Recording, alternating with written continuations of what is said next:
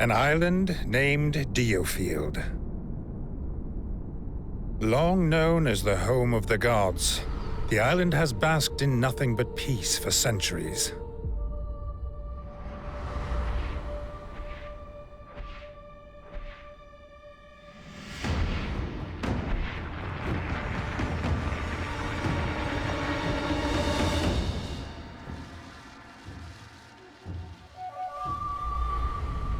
Alas, an inescapable wave of chaos and change appears to be approaching. While sojourning in Leicestershire at the Leicester residence, the fourth-born prince, Levantia Shaken, comes under attack. Amidst the chaos, Andreas and Frederick hurry to his aid, and under their courageous protection, he escapes the manor. However, they are ambushed, and Levantia is felled by an assassin's hand.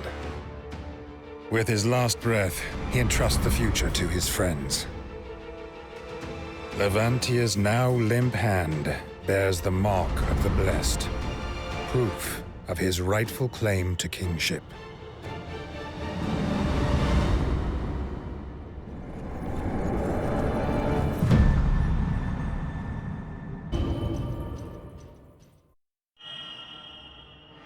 A way of life.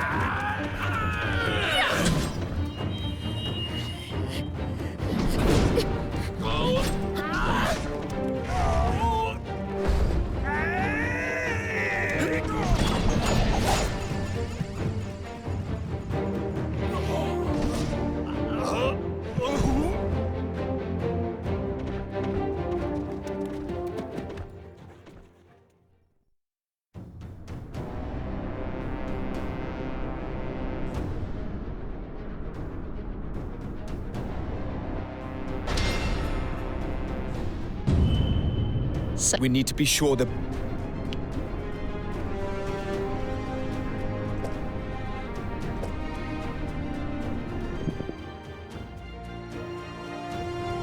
Are you hurt? Who are you? Let's just say that we're soldiers. Soldiers? Then might I ask you to secure this area? You will be rewarded, of course. Oh, and take this as well, just in case. It's a prototype, but it should serve you well. Certainly. Please, seek shelter and leave the fighting to us. Who do you lot think you are, sticking your nose in where it don't belong? Hand her over! Everything's going according to plan. Thank goodness you were here. Would you mind if I asked your names? My name is Frederick Leicester. My companion here is Andreas Ronderson. And our third is Isla Wigan. We are in the employ of the Wigan family. I see. I am Lorraine Luxshore. Are you familiar with Duke William Henday of the Lord's Council? The Duke is establishing a private military unit and has entrusted me with the task. From what I have seen today, the three of you would be an ideal fit, should you be interested. If you are, visit our headquarters at Elm Camp. I will see to it you are let through.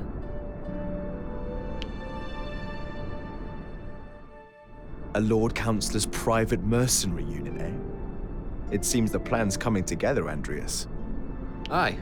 Onward and upward. Let's go.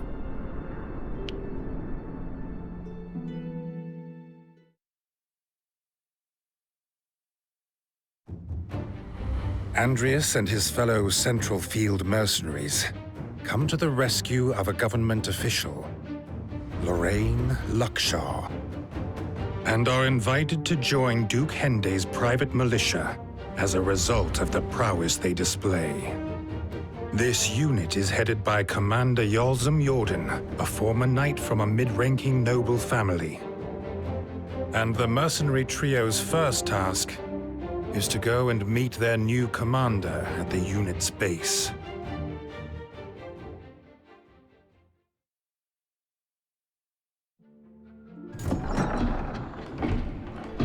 Here we are. Whoa! Look at this! It's amazing! Wow! The Duke is said to be a connoisseur of foreign culture. This, he would have had specially imported, I'm sure. Well, well, well. Not just a ragtag band of sellswords after all. I'm intrigued.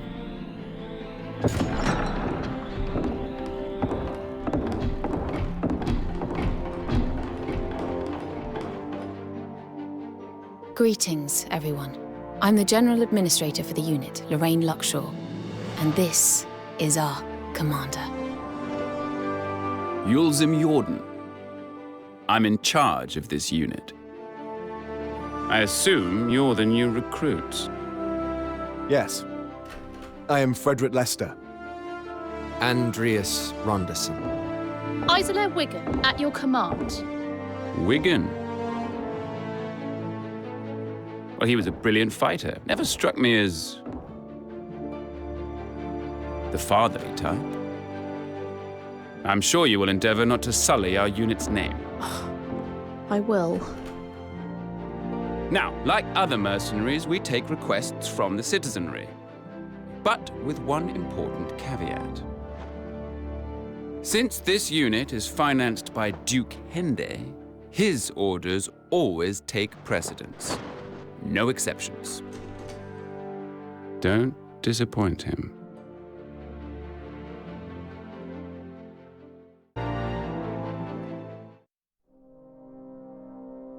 Things are going rather well, wouldn't you say? Yeah, I mean, finding out those bandits' plans? Talk about a stroke of luck. I mean, I know you have your ways, Rias, but where did you pick up a tidbit like that? I simply happened across it. This is a big step forward in any case. For Izzy as she strives to prove herself, and for you and I as we aim to bring peace to the country.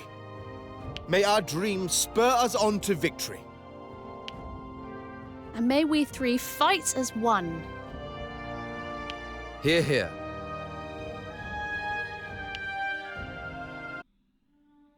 The era of myths gives way to an era of great turmoil.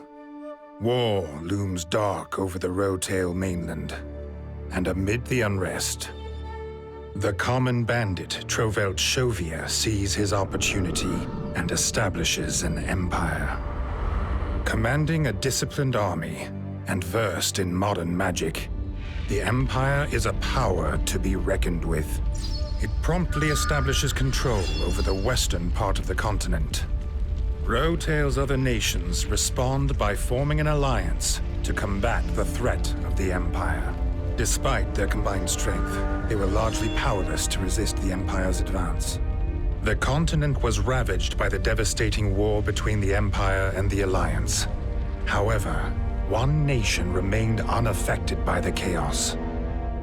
The Kingdom of Alatane, on Diofield Island, situated off the northwestern coast of Rotail.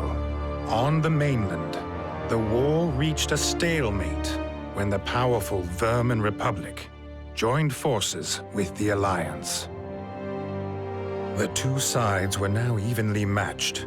However, localized fighting continued to intensify in a bid to secure Jade, a resource for modern magic. With jade believed to be abundant on Diofield, the attention of both the Empire and the Alliance inevitably turned towards the island.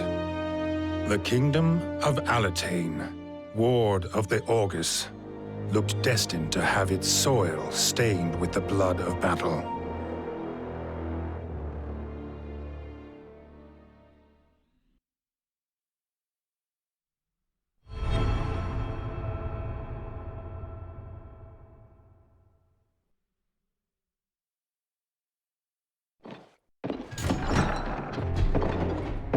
Our next mission has come directly from Duke Hende. It will be carried out along with other mercenary units. The target is a large-scale bandit camp in the Raegia Highlands, on the border between Centralfield and Westfield. Droves of mercenaries from across the region have been mobilized for this particular task. We will combine to make a large strike force and attack in concert. So, any questions? Commander, numbers are hardly a boon when the way to the bandit camp leads through a narrow gorge. Indeed. Rather than engage the enemy head-on, we could target their leaders in a stealth attack. Yes.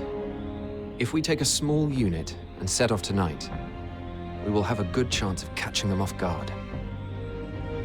Then there should be only a handful of surviving bandits left. The main force can mop them up when they arrive at the break of day tomorrow. You suggest merely pretending to work jointly with the others to steal a march on the enemy? Yes. I propose that Frederick, Isolair, and myself form a separate task force for this purpose. I also suggest that you join the main group, Commander Yulzim. To draw attention away from our movement, you better keep up the pretense. Very well. If it is a diversion that's required, I would certainly help to make it convincing. I feel we would also benefit from having a talented sniper join our ranks. The Knight-Errant Iscarian would certainly fit the bill, Commander. He is one of the mercenaries participating in the raid. A self-proclaimed knight, no? Very well. I will visit him at the encampment after you set off and ask him to join you. Thank you, Commander. Now, we had better set off for the Raegia Highlands.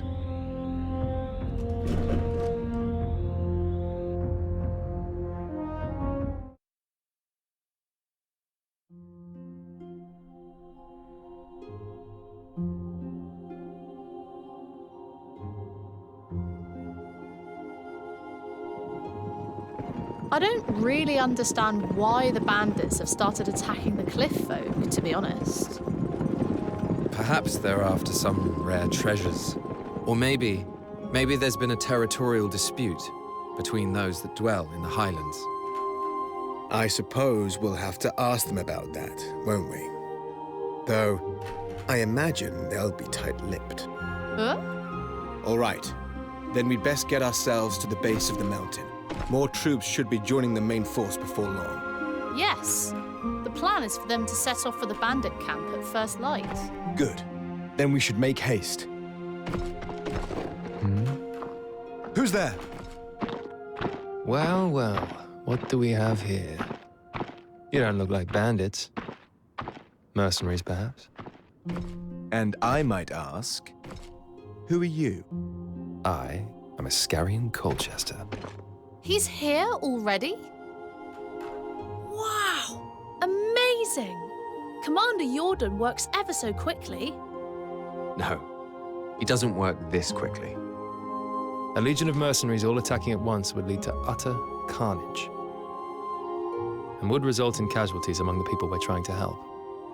Also, unlike a regular army, mercenaries are not used to cooperating, meaning they are looking out for themselves and only themselves. A full-on assault is bound to fail.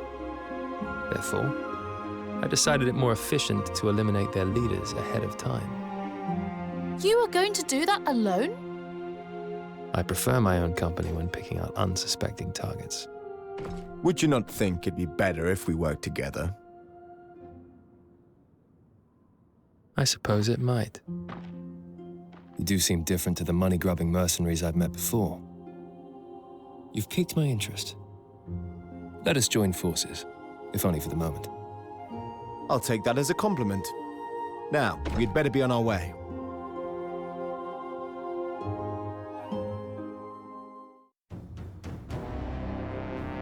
Get your bow ready, Iscarian. Your famous archery skills are required. Very well. And please, call me Iska. As expected, the enemy are focused on our main battle group, leaving an opening for us. Sounds very much like my time to shine. I'll provide cover should the enemy spot you.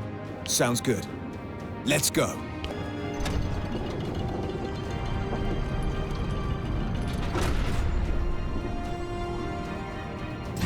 What are you dogs here for? He must be the leader of those bandits. Take him down, and his mob will surely scatter. Indeed. We'll be done with these scoundrels before the break of day. Excellent work.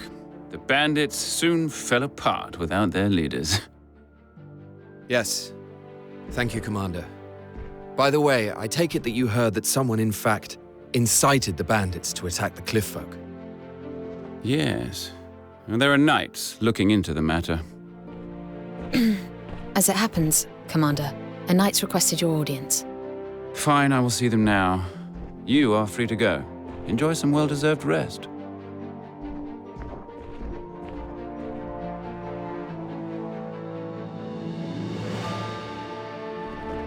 Well, I suppose we should turn in for the night. Iska? Frederick, long day, wasn't it? It was indeed. Not as long as it would have been without your help. There's a place for an archer of your caliber in our unit. Won't you consider joining us? Thank you. I know I told you before that I preferred to work alone, that I valued my independence. But I admit, last night, my limitations were laid bare. I realized the importance of having allies, not for my own sake, but so I might help more people than I could ever help alone. Iska, let me make something clear to you.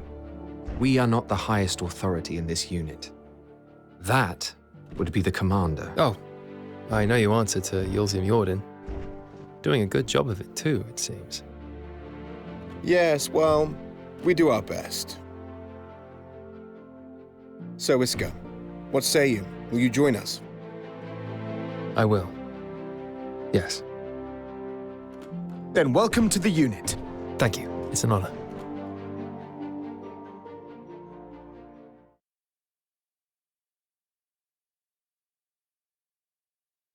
After proving his worth in the fight against Goffrin, Iscarian Colchester is asked to join the unit.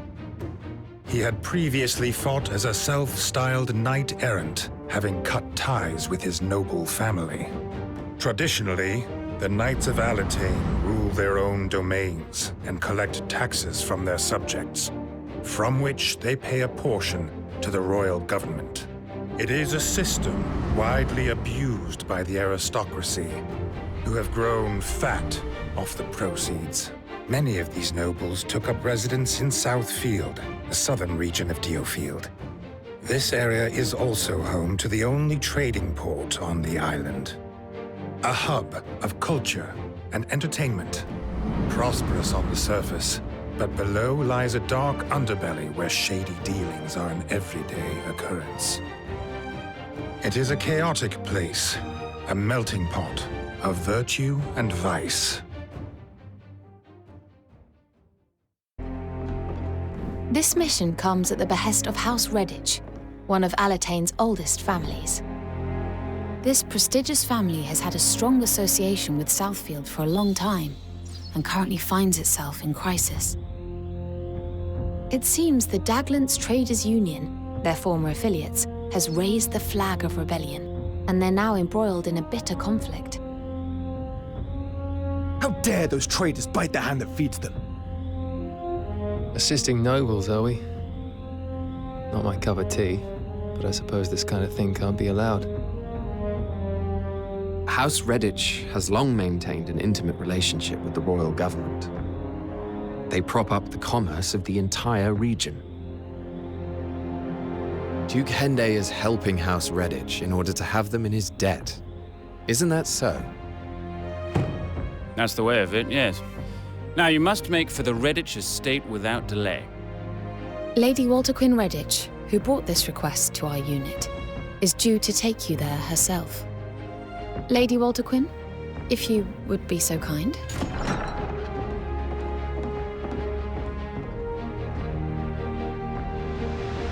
Greetings, everybody.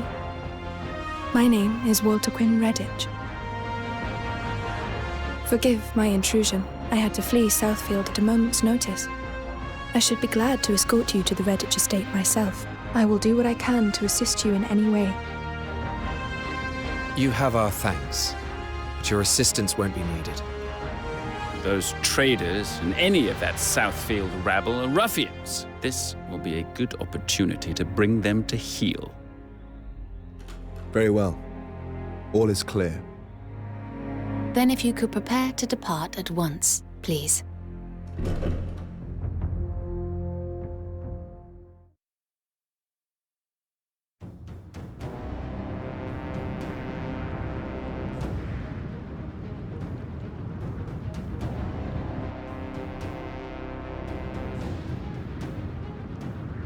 Central Field sellswords, are ya? What have you dogs come here for? You are from the Daglands Traders Union, correct? Curse you, Zachariah. You cozied up to my dear father only to betray him. Have you no shame? Well, if I ain't young Lady Redditch, so quick to find new islands. We're up, my lady.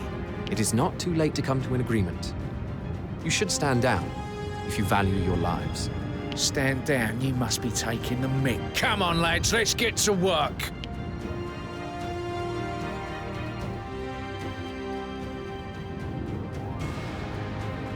Well, well, if it isn't the government's flea-ridden hands coming to foul our turf. There doesn't seem to be any prospect of negotiation. We will have to make a stand here. The barricades should hold against some of their attacks, but they won't last very long. We mustn't allow the enemy to reach the mansion. It won't be easy. They'll attack in great numbers. Brace yourselves. Now it's only Zachariah and his henchmen. Shouldn't be too much trouble. Wait. Something doesn't feel right.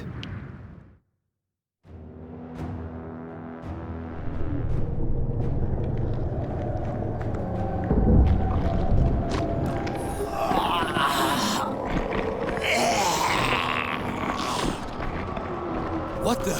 The dead have risen.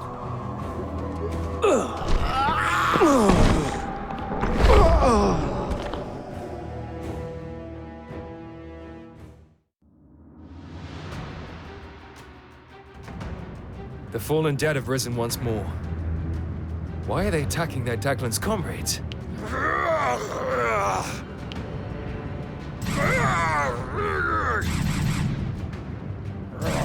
More of them are coming this way!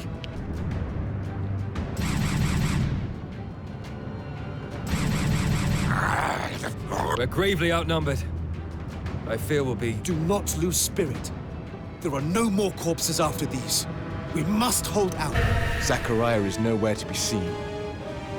Was he perhaps able to flee? The undead attack gave him the chance to evade us, and evade interrogation.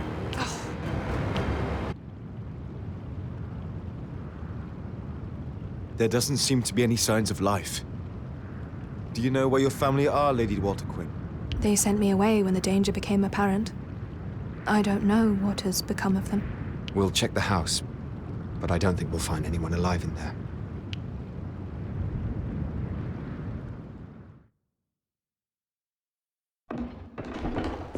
No survivors, regrettably. Perhaps they suffered the same fate as the traders. We must discover what caused the dead to rise like that. What do you mean? They're just monsters, aren't they? Fred, tell me what monster materializes like that. No, this is some yet unknown phenomenon, or a scheme of man. Lady Walter Quinn, any insights for us? I do not. And yet you do possess considerable power, milady. Is ancient sorcery passed down through your house? No, there's no such sorcery in House Redditch, to my knowledge. I acquired my powers during my time in the church. During your time in the church? Is that so?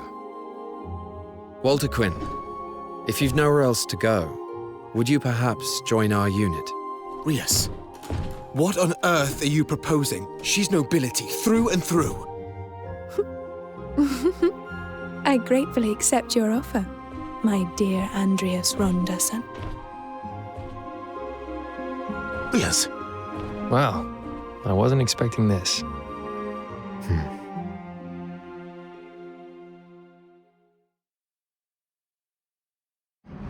The unit's latest recruit is the adept magicker, Lady Walter Quinn, the sole surviving member of the prestigious House Redditch. Many thought her unsuitable for mercenary life, given her aristocratic background. But she quickly proves her value in battle, gaining the trust of Frederick and Andreas. House Redditch had many unofficial ties to the land-owning nobility of Centralfield, and these connections were said to have given them the ear of the Lord's Council. This 10-man organization is a powerful body made up of officials selected from powerful families. Its role is to serve the kingdom by advising the king. Each Lord Councillor also leads a faction made up of lower nobles who seek their protection.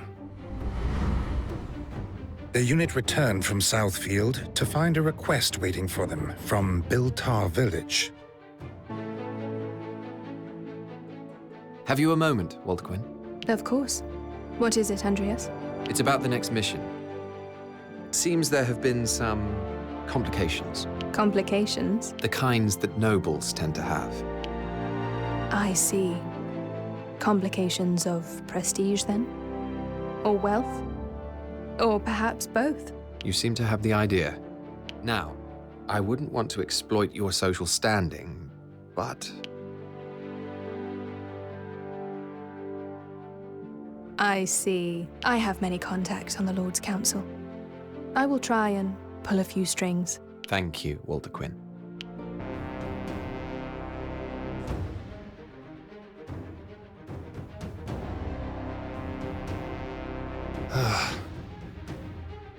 What do you say?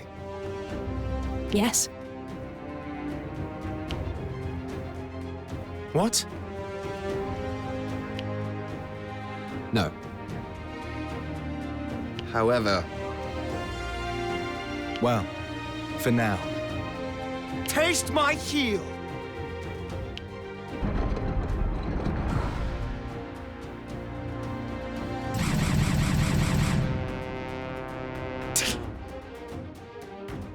You'll die nice and quick.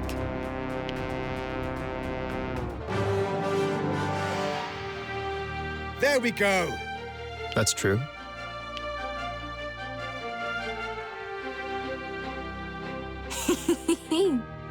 Great.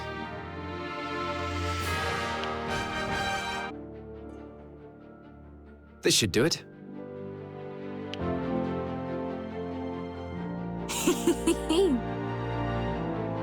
What? How about? My thanks.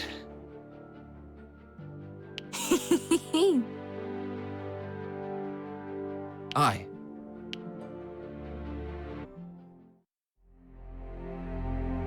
Our mission is... A tiresome task.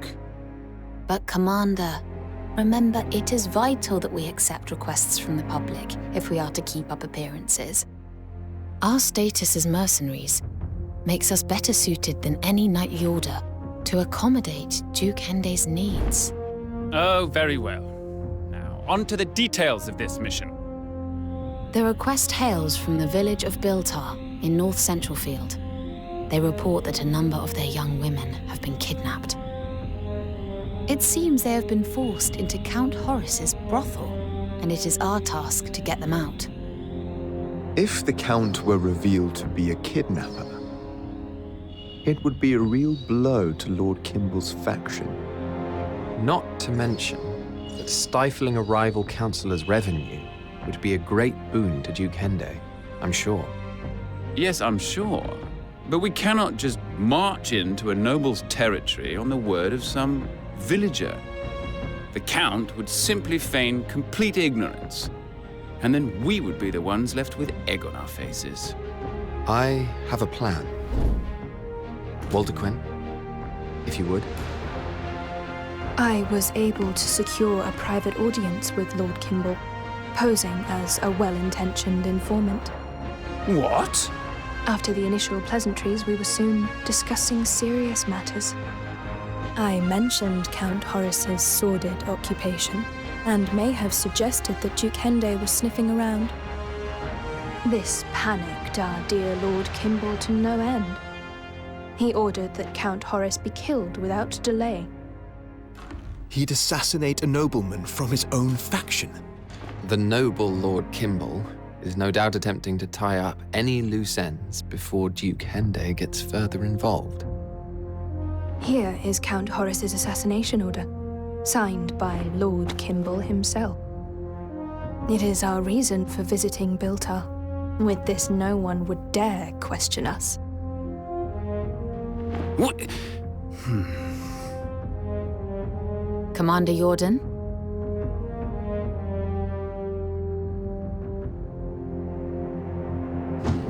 Do as you see fit. Count Horace's domain, Biltar, is not far from here. It shouldn't take more than half a day on horseback. We should set off at once. I fear for the safety of those women.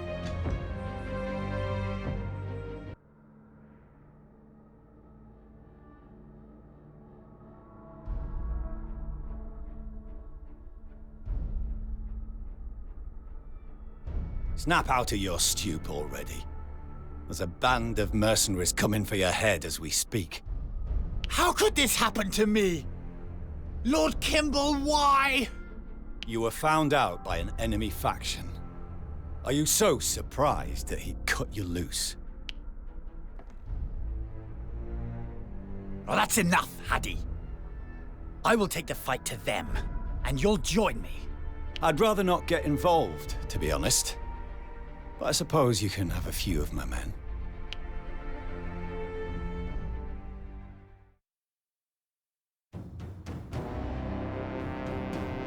The enemy looks willing to fight to the death.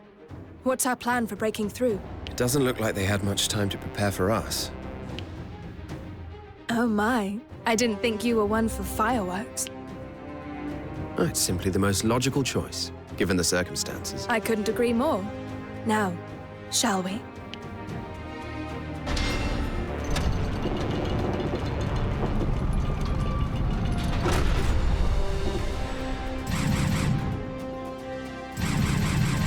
The bridge is down.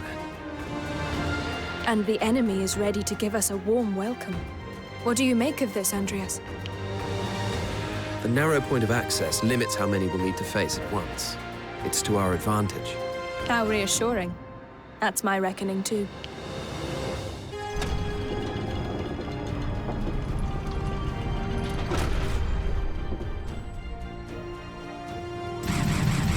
It won't be pretty if we get surrounded. What's your take on the situation, Rias? Archers and magickas are powerful from a distance, but vulnerable at close range. We should take them out first, and create a gap in the enemy ranks. Yes, that would be my strategy too.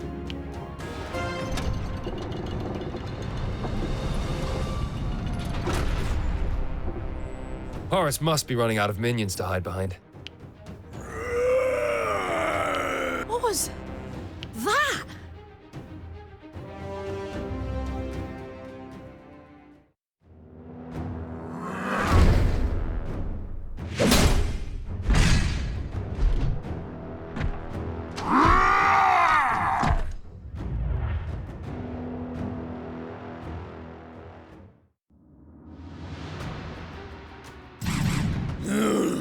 It seems they're willing to try anything in order to stop us. What do you think, Riaz? It's a simple, dull-witted creature. We can defeat it. Nothing phases you, does it?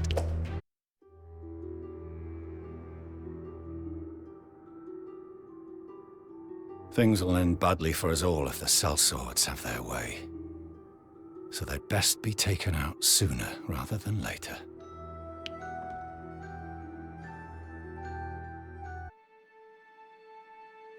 Your groundwork made for a successful mission, Walter Quinn. Indeed it did. Eliminating Horus was a simple matter, and all the women came away unharmed. I would gladly do the same again. Though I never imagined my upbringing would lead me to this.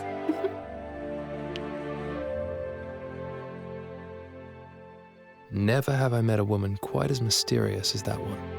Well, whatever she's hiding, it's no concern of ours. Not for now, at least. You know, you're quite the mystery yourself, Andreas. Oh, yes.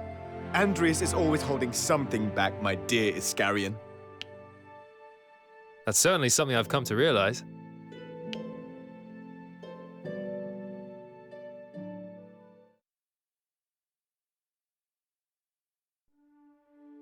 The Granville Church. Having split from the mainland's old communion a millennium ago, it exists only on Diofield. Its core belief is the worship of Nathal as the one true God. It teaches that the people of Diofield are God's children, that praying to him will sate the soul.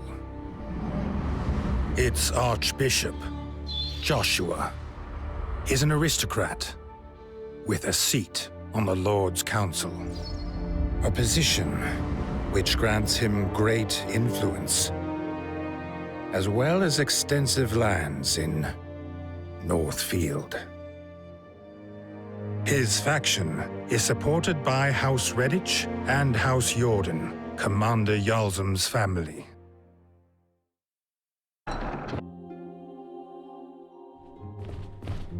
Andreas. As expected. How does that sound?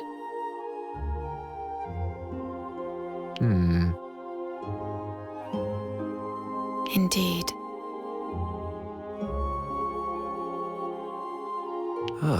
I suppose so. However, if you wouldn't mind,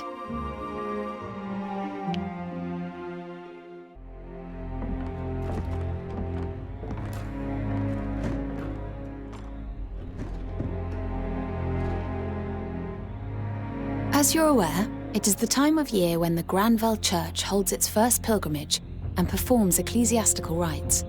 And we have been tasked with accompanying the pilgrims and providing any protection as and when necessary.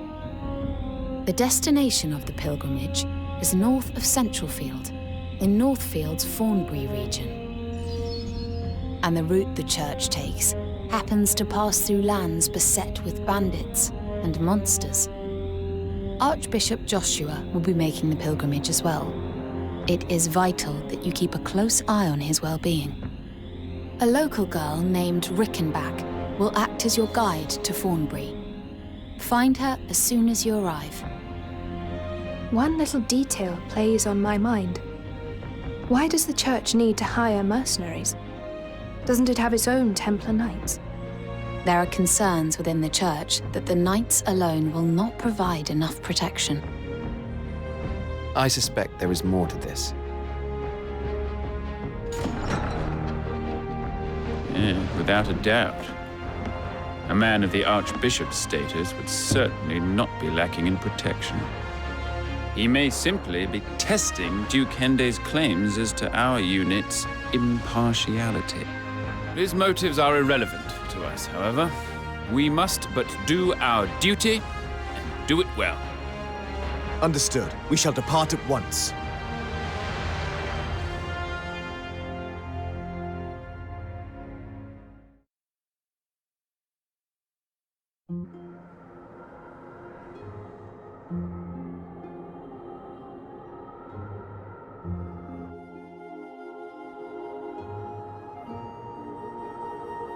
The rights for the... Yeah.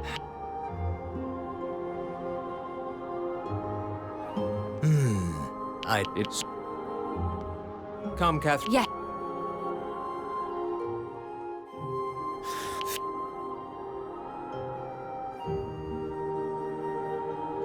The commander... What are you trying to imply? Oh, nothing.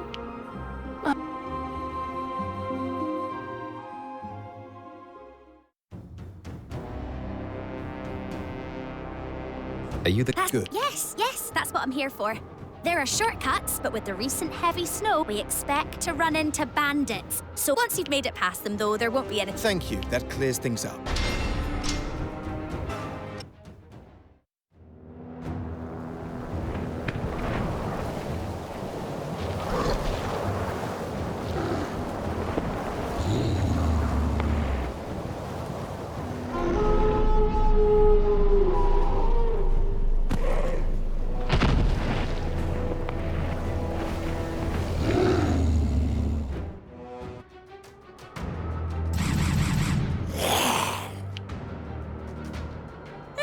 It's a monster!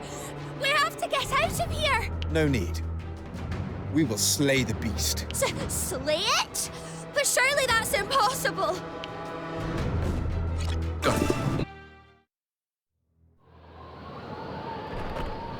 An irksome foe indeed. Easily slain. Brave news! The commander has been shot! What?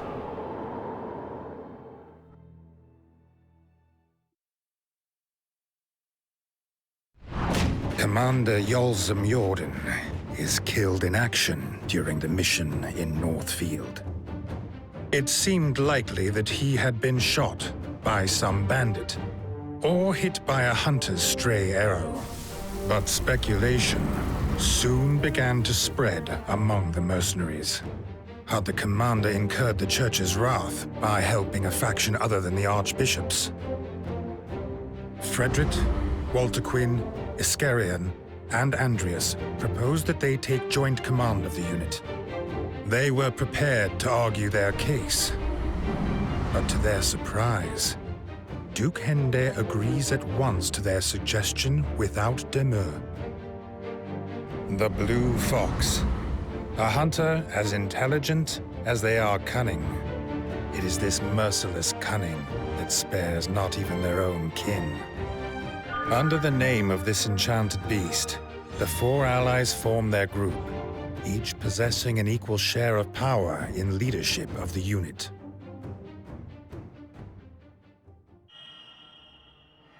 A stronghold breached.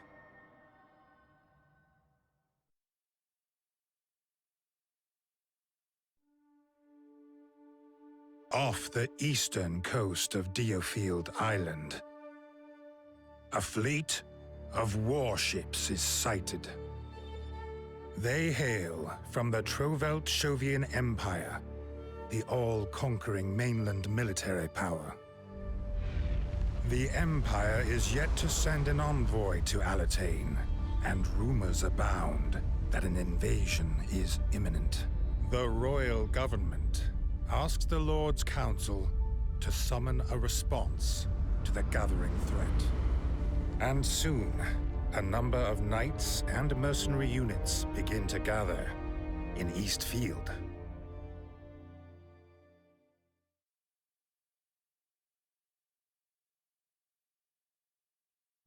A month has passed since the Blue Fox's formation. Its leaders, Frederick, Walter Quinn, Iscarion, and Andreas, have spent this time expanding the unit. This has involved handling military drills and escort missions, as well as recruitment. Then, one day, the unit are ordered to make for Westfield to deal with rampaging demi-humans. The town is awash with talk of those Imperial warships. About 50 of them are inbound from the east, with 5,000 enemy soldiers thought to be on board. However, the Royal Army in Eastfield will number 10,000 once assembled, mercenaries included. Our troops are double their number. One would think our victory assured. The force being 10,000 strong isn't an assurance. They could very well be a stronger 5,000. Indeed. The Empire's expansion has always been founded on superior logistics and armaments. Yes, especially their use of modern magic. It is entirely different to our ancient sorcery. It uses jade not as a catalyst, but as an energy source, draining it of its power. This causes it to break into pieces or lose its radiance, turning it into a lump of rock. Of course, the advantage of modern magic is that it is easily weaponized and requires no training. If all its soldiers have magic at their disposal, it's no wonder the Empire has expanded so quickly. Jade has been used as a catalyst for ancient sorcery since before records began. It is bountiful here on diofield, but not on the mainland, where it fetches a pretty penny. Take all that into consideration, and the purpose of the Empire's expedition becomes evident. Yes, and with vast amounts required for their expansion, a resource war looms on the horizon. It was inevitable from the moment the Empire's call for negotiations was refused. They never intended to negotiate. Invasion has been their aim all along. Indeed. We were right to refuse. And now we must await the call to arms.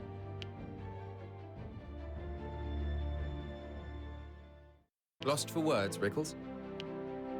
This base is so well equipped. I can't believe it. It's full of stuff I've never laid eyes on before. Well, they do say that Northfield is one of Diofield's more Spartan regions. You'll find that life in Central Field isn't quite as frugal. Elm Camp is rather state-of-the-art. I can see that. And I can see that you think I'm just some country bumpkin. I didn't say anything about the countryside. Well, I am a country bumpkin. And I'm not ashamed of trying to make a better life for myself.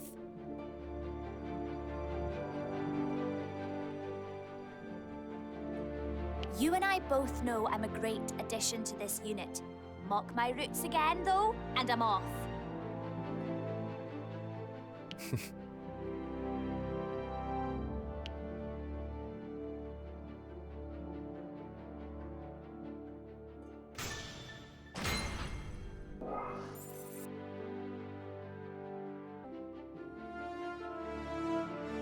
If I may, Andreas, I'd like to buy some pure jade. Also, some ancient sorcery tomes and lab equipment.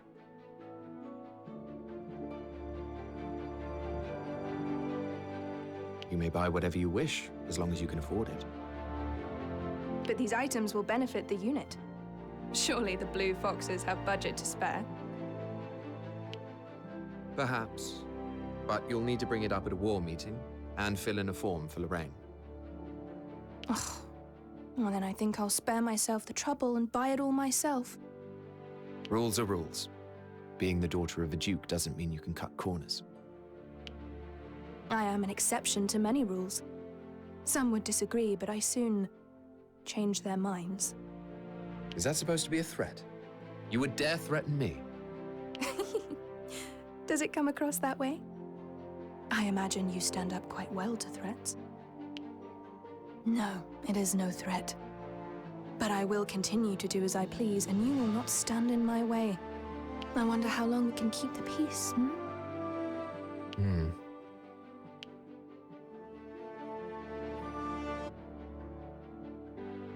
Have you a moment to spare, Andreas? What is it, Lorraine? A town on the northern fringes of Northfield is under attack by bandits. The local people doubt whether they'll be able to fight them off and have requested our help. Won't the town have been taken by the time we get there? It seems a defense force, led by a veteran warrior, is currently keeping the bandits at bay. Do we know anything about this warrior? He is a former knight, apparently, much vaunted for his service to King Rhaegalt. His name is Donovar Sullian. He has served as the town's guardian since resigning from his order. I have heard of Sullian. His performance in battle has earned him a fine reputation. We must hurry to his aid. Oh, yes, of course.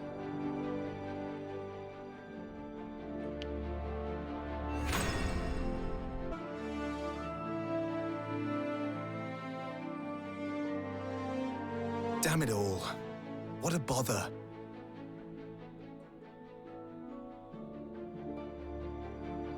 What's the matter, Fred?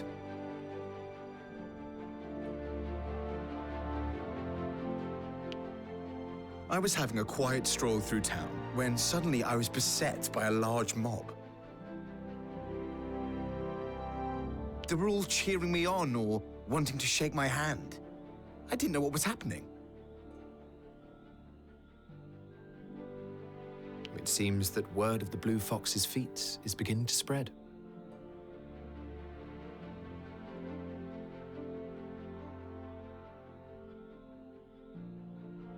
And it would appear that you're being seen as the mightiest of our soldiers, Fred. Me? Of all people? Ridiculous. Whoever would start such an odd rumor? There's nothing wrong with having the glowing adoration of the people. I suppose not, but I'd rather not be hounded every time I take a walk. You never know. That popularity of yours may come in handy one day. That's easy for you to say, when you are too surly to garner such adoration yourself. Perhaps sorting out that pout of yours might improve matters. That's enough now.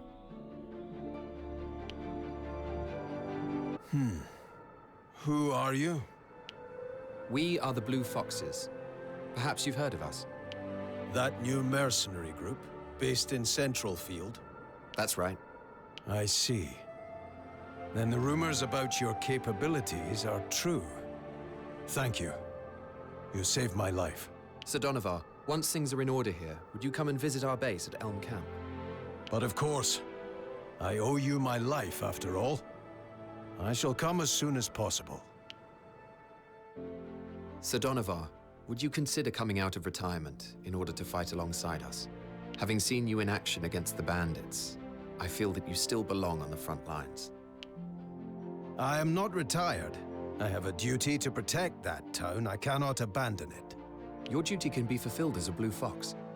Defending the kingdom will keep the town safe. Perhaps you are right. And perhaps our meeting was meant to be. Very well. Long in the tooth I may be, but I shall draw my sword once more in the name of the Blue Foxes. I shall be glad of the opportunity to die an honorable death. Thank you, Sir Donovar. It seems a demi-human swarm is running rampant in Westfield. Word is that they emerged from the western woodlands and are destroying local settlements. Yuldum would appear to be their next target. Our mission is to defend it.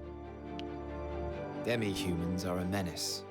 Their minds have been warped beyond remedy by Jade. For years now, any who approach those woods have met with an ill fate. Well, they're no different from monsters, are they? Perhaps not. But these attacks are not normal monster activity. They're clearly coordinated. Ah. So that's why Duke Henday and the royal government have called for their eradication. Yes. So, we wipe out the demi-humans, then identify the cause of their rampage. Sounds like a good chance to bolster the Blue Fox's reputation.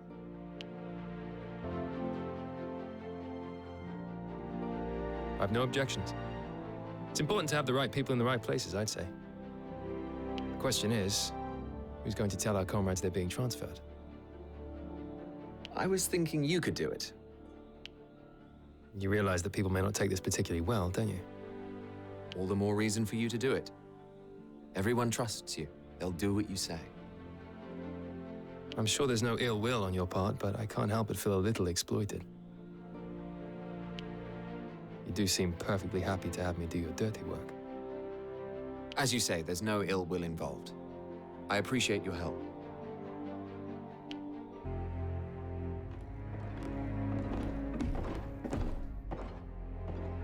This will be the Blue Fox's first long-distance deployment. Expect a major battle.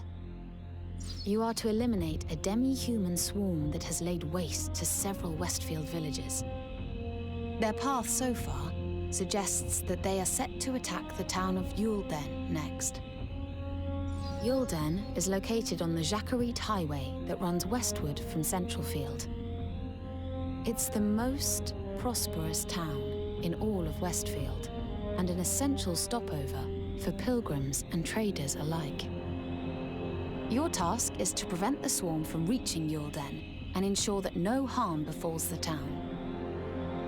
All while the Imperials draw ever closer. There have only been reports of minor skirmishes with the enemy fleet descending upon Targaryen naval base. A major engagement has yet to occur. There is still time before the battle truly begins. Time aplenty for you to fulfill this mission. It's just all so underwhelming. There is just as much meaning to be found in defending Yulden as there is in fending off the Empire. Please, I am in no mood for such nonsense. Enough. We must hurry.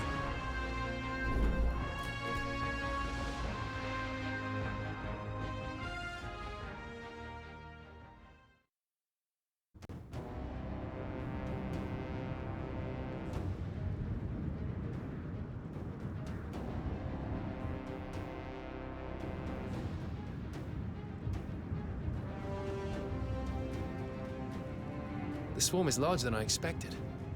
It's unheard of for demi-humans to amass in such numbers. They certainly didn't all gather together by chance. Indeed not. We ought to find out what's behind this. We can think about that later. For now, our priority is eliminating them. Here they come again.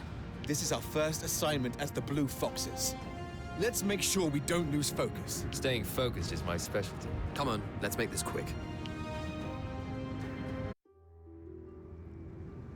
I expected little in the way of fun, yet I was still disappointed.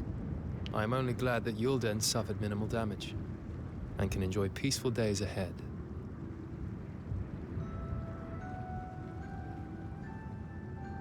Indeed. Now, we had better return to Central Field. There may be news from the front.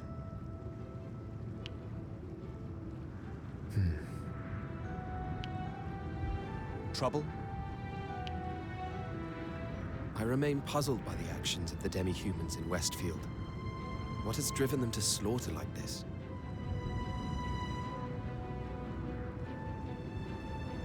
Forming swarms and attacking settlements in a coordinated way is simply not in their nature.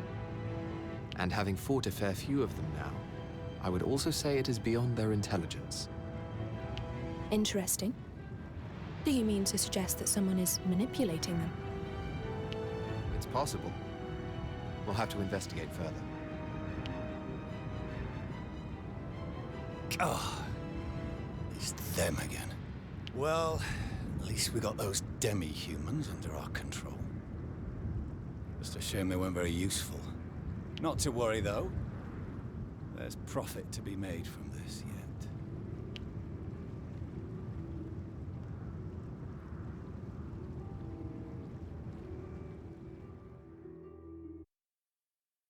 The Blue Foxes eliminate a demi-human horde that had been launching violent attacks in Westfield. Left with suspicions regarding the horde's behavior, Andrea sends out a scouting party. It soon emerges that the attacks were instigated by Hattie Solbay of the Ardwolf Thieves. This is reported to the Duke, who orders that the Ardwolves be put to the sword at once. Meanwhile, the knights and mercenaries of Eastfield are mobilized by the Lord's Council, and an army of 11,000 strong gathers at Targaryen Naval Base. The army is led by Alatane's Crown Prince himself, Ivangar Shatham. With the Imperial fleet looming ominously, the Alatanians prepare to face an imminent assault. Prince Ivangar has set out with his troops to Tagaria Naval Base. The prince is expected to be king one day, and not only because he's the firstborn. His skills are unmatched, while the Mark of the Blessed affirms his right to the throne. Then we shall do our utmost to be of service to him. Because of Levi? Yes. The fact that he has the mark makes me feel that Levi's spirit lives on in him. Well, his ascension to the throne is not set in stone, despite being the most likely candidate. Are you hinting at something? Not at all. The future is unpredictable, that's all I meant. Levi's unfortunate fate is proof of that. True. We can but do our best to deal with what life throws at us.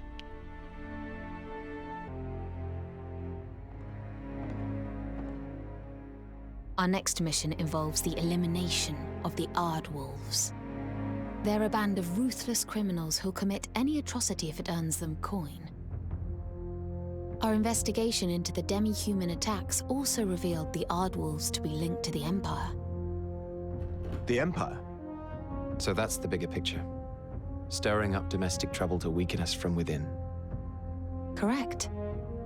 And the Ardwolves' leader, Hadi Solbay, is particularly notorious for his vicious crimes throughout the country. He's the one who arranged the attacks by the Gothrin bandits and the callous kidnappings of young women for Count Horace. The Duke feels we can ill afford inaction when our kingdom is already in dire straits. The Ardwolves have long been elusive, but we have at last found their camp in Udine, West Central Field. We can spring an ambush on them if we make a detour to the camp via the crags on the western side of the forest. Understood. We must vanquish them before they move camp.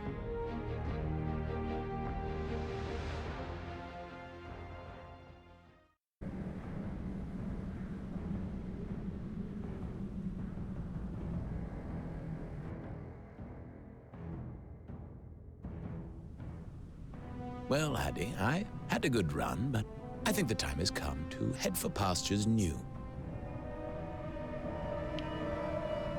You're leaving? Shiva, you traitor! I'll allow it. What are we, if not a bunch of drifters? All drifters get itchy feet eventually. I knew you'd understand, Hadi. And you never know. I might come back if the fancy takes me. Don't you get cocky with me now. This isn't a brothel you come to when you feel lonesome. If only it was.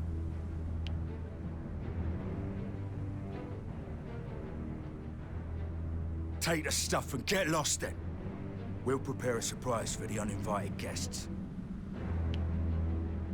Over to you, Josel. We'll regroup later.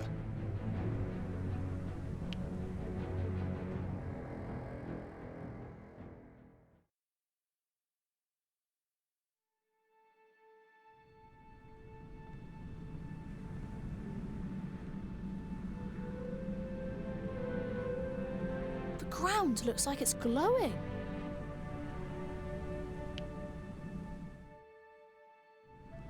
Jade crystals. The Udine forest is under royal government control. It is used as a jade mine. This is what the bandits were after all along. Most likely. Jade deposits are also said to have been found in the Regia Highlands recently. And we heard that Hadi had ties with Gothrin's bandits. The web is starting to reveal itself.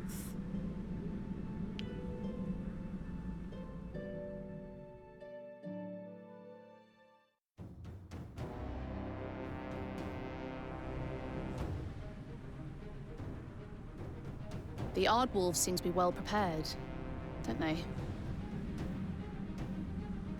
Indeed. Almost as though they knew we were coming. Perhaps they're looking to be rid of us for good. This may require stealth. Once the patrolling guards have been dealt with, we'll take the turret. There are plenty of guards over there as well, and they're sure to see us coming.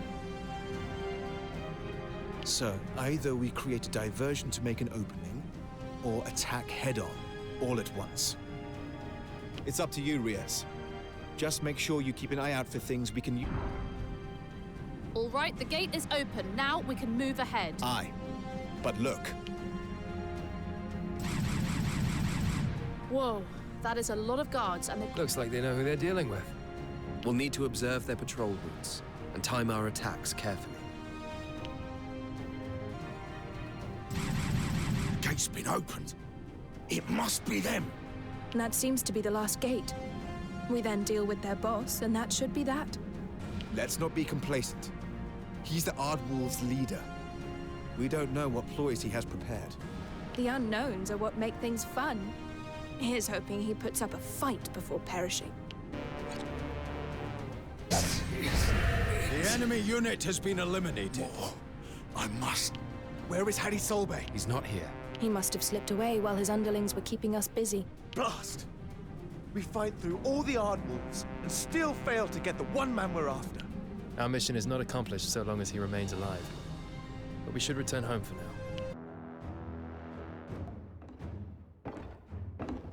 Lady Walterquin, you have a visitor. Who?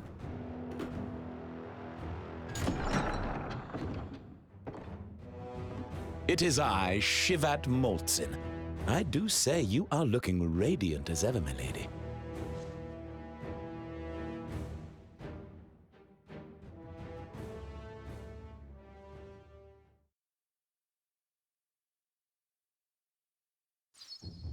The Ardwolves fall prey to the Blue Foxes, but their leader, Hadi Solbay, manages to escape. As the group considers how best to track him down, they are paid a visit by one Shivat Maltsen. He had once been a retainer for House Redditch, and more recently, a high-ranking Ardwolf. Though he showed no hesitation in divulging the location of Solby's hideout, it seems he has taken to hiding in a cave near the Riodale River in Central Field. The unit are all set to depart for the river when they receive an unexpected visitor. It is Duke Hende himself, Lord Counselor and patron of the Blue Foxes.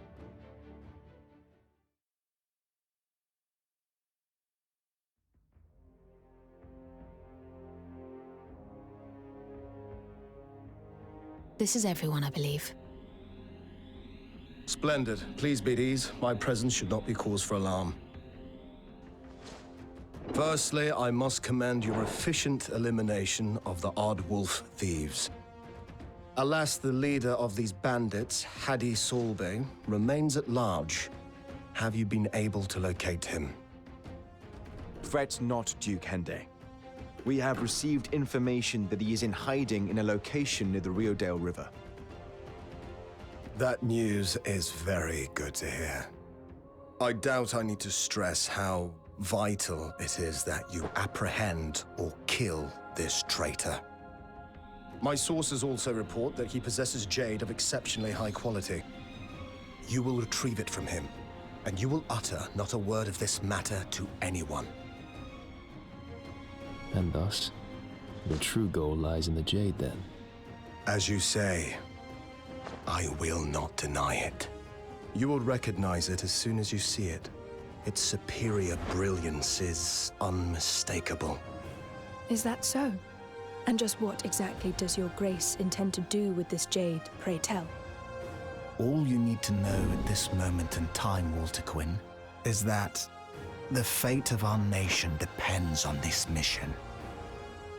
Such a grandiose statement. Personally, I don't care what happens to the country. Keep your thoughts to yourself, Walterquin. Loitering around, Shivat.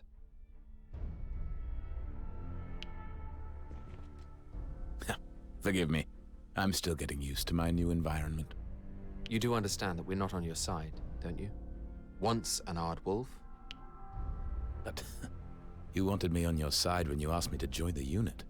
That wasn't a matter of taking sides. I merely recognized you as a potential asset, that's all. An asset? Huh. I see. Then I had better make sure that I am of use to you. Yes, you had. Perhaps I should start by entertaining you with tales of Walter Quinn's past. Later, perhaps.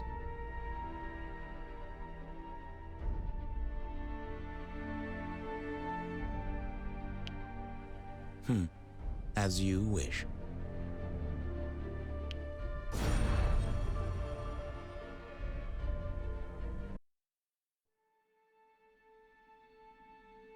What did you do before you started working for the Duke, Lorraine? My family were nobles, but of low status. All I ever tried to do was please my father. I was schooled in etiquette, taught to know my place. At 15, my father chose a husband for me. But I wanted to complete my studies, and luckily the Duke's Academy accepted me as a student. A clever way of avoiding marriage.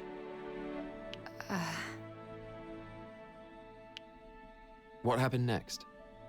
His Grace approached me directly to ask if I would work for him. And so here I am. I see. Choosing between your fiancé and the Duke wasn't much of a dilemma, then. If you're insinuating romantic interest, you are mistaken. He is like a father to me. The father you would have liked to have had, by the sounds of it. Would you say you know His Grace better than most, on account of being his trusted assistant? I'm fairly confident I know him better than you do. But of course. What is it that you want from me, Andreas? Oh, nothing in particular.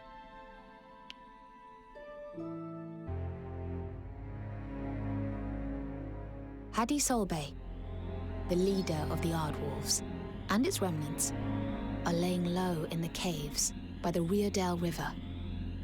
The mighty Riodale raises in Centralfield, and then crosses Southfield on its way to the sea. That means Solby might be planning to make his escape to Southfield by boat. He cannot be allowed to get away with the Jade. Blue Foxes pounce on him in his burrow before he has the chance to set sail. He won't escape us this time, Your Grace. And of course, we'll try not to forget about the Jade while we're at it, yes? Naturally.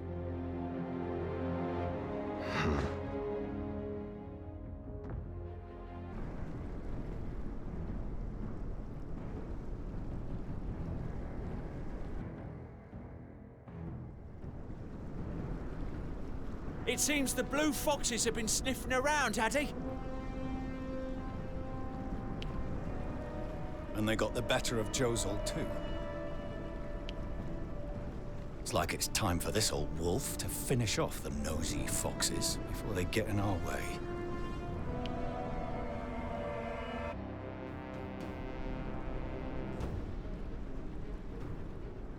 It seems that cur, Hadi Solby, has kept plenty in reserve.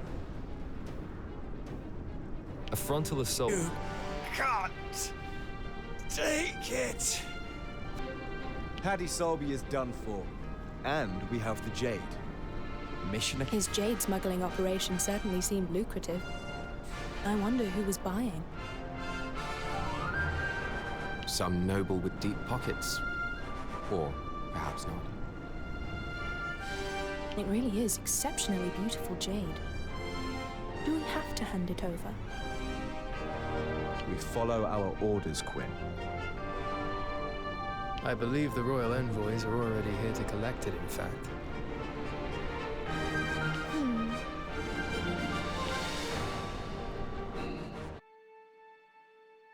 Excellent work, Blue Foxes. Your efforts will be handsomely rewarded. The violence in Centralfield will hopefully end now, Hadi Solbay is out of the picture. But what about the jade, Your Grace? Where are you keeping it? What are you talking about? The royal envoys collected the Jade. Did you not see? Were they royal envoys? I was sure I'd seen them at your mansion. I'm afraid you're mistaken. If Your Grace says so. Now then, I had best be off. Continue in this vein going forth, blue foxes. Sir!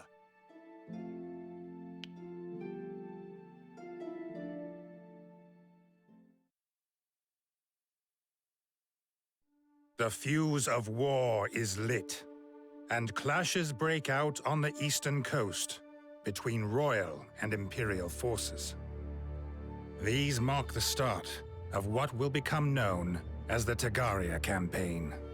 The royals boast numerical superiority and a mastery of ancient sorcery, and initially succeed in pushing back the Empire.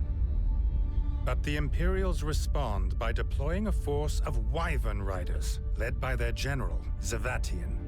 If this Wyvern aerial assault breaks the Royals' line, the Empire will make landfall. A brutal struggle ensues, with neither side willing to give an inch.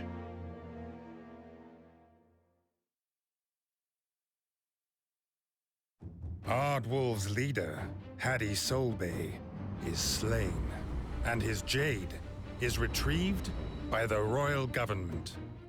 Some blue foxes grow suspicious of the Duke, but given the escalation of military action, there is no time to entertain such doubts. The royals fighting the Empire in the Tagaria campaign have sent a formal request for help. Shivat, there's something I've been meaning to ask you. Well, well. So you have some interest in me after all. You previously worked for House Redditch and occasionally associated with bandits. How did you come to be so well versed in ancient sorcery? I wouldn't say I'm well versed. I only picked it up because I thought it would put food in my belly. It's no different to how knights and mercenaries train in order to make a living. That makes sense. Could you tell me more about your experience of working for House Redditch? Well, I had hoped it would help me develop my ancient sorcery skills, to be honest. Their daughter was conducting research into it after all, but I soon gave up on the idea. You see, the strain of sorcery she was researching is as dark as it comes. Oh, is that so? What can you tell me about it? Not much, I'm afraid. Only that it's far beyond my reach. Or rather, that it's something I dare not touch. I just realized that you remind me of her. Lady Redditch, that is. What do you mean? Oh, nothing. It's just a feeling, that's all. You aren't courting, are you, Andreas? That's none of your business. Sounds like a no. I might consider stepping out with you, if you shared all of your secrets with me. I have no secrets, and no desire to step out with you. You're so full of lies. It's part of your charm, though, I suppose. Stop your prattling. If it's marriage you seek, surely your family can find some rich boy for you. Don't be silly. What could be duller than marrying into some prim and proper household? You'd rather have me, would you? You're finally getting it. We fit so well together. A secretive man and a woman who can't keep things to herself. You think that's a good match? Ah, so you acknowledge that you do have secrets after all. I was only borrowing your phrase. No. Enough of this. Really? But I was having fun.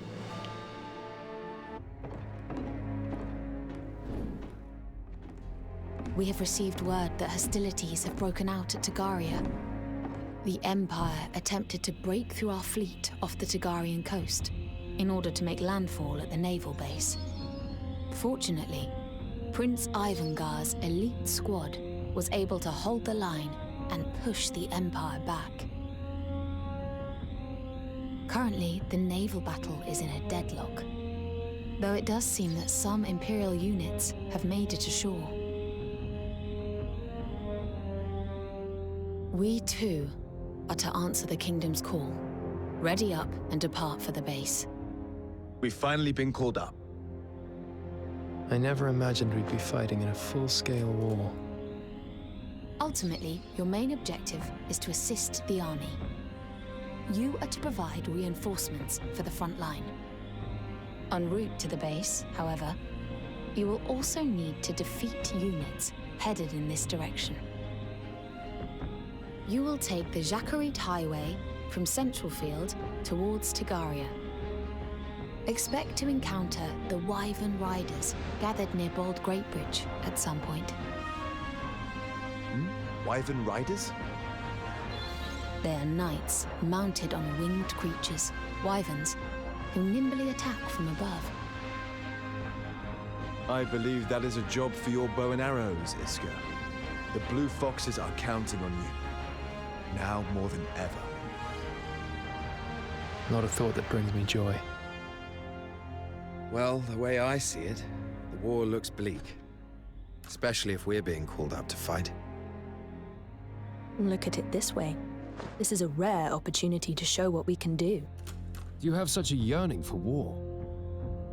I can't comprehend it. Enough, Iska. We're to make for Eastfield at once.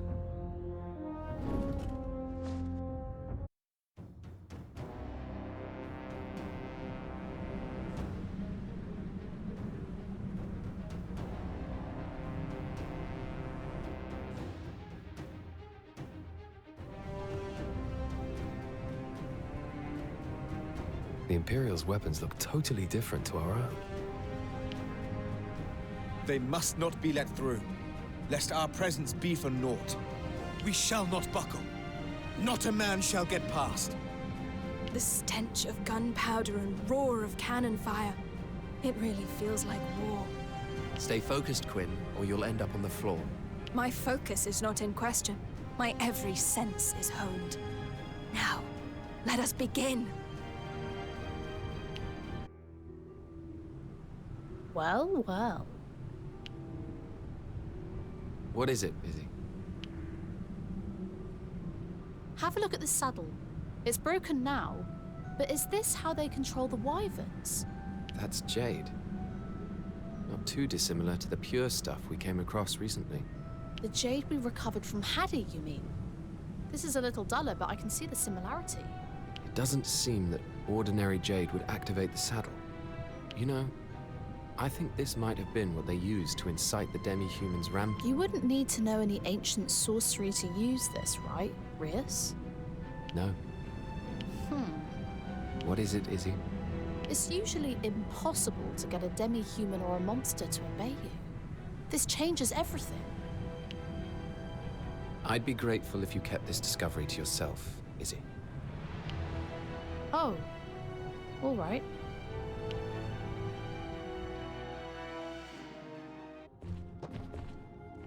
Hello there. In any case... Naturally. Aye. Or, how about...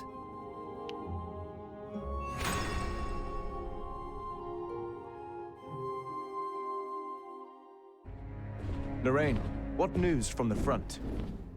Reports state that royal forces temporarily repelled the Imperial advance, forcing them to retreat to the Eastern Sea. Since then, however, they have headed north and are making landfall once more near Nonda. Nonda? But that area is surrounded by precipitous crags. An army could never pass through there. Nevertheless, they are finding a way to cross the range. By what means, though? I have yet to confirm. All that can be ascertained is that they now appear to be marching southward from the heart of the Nondaran Mountains. Prince Ivangar anticipated their movements and mobilized 8,000 of his own elite fighters. They intercepted the invaders in the foothills of the Nondarans. So far, the Empire's weaponry and discipline means they hold out despite inferior numbers. Of course, Ivangar's troops are the best in the kingdom, and the terrain is favorable. But is it something that ought to concern us? scouts have reported that further Imperial reinforcements are en route to Tagaria. That means the naval base is at risk of capture. The garrison there would be easily overrun if the Empire attacked, as it now only consists of a few remaining guards and mercenaries. If the port falls, Ivangar's troops would be left vulnerable. The Empire would crush them. Of that there is no doubt. This is no mere coincidence. It must have been their intent all along. Then it's up to us to deal with the Imperial reinforcements. Duke Hende has issued no such order. The Blue Foxes are currently on standby. However, needs must at times like these. If we do nothing, Lord Ivangar could meet his end. But even if we were to overcome the reinforcements, there's no guarantee of victory. We must have faith in our Prince Iska and concentrate on doing our part. Let's go!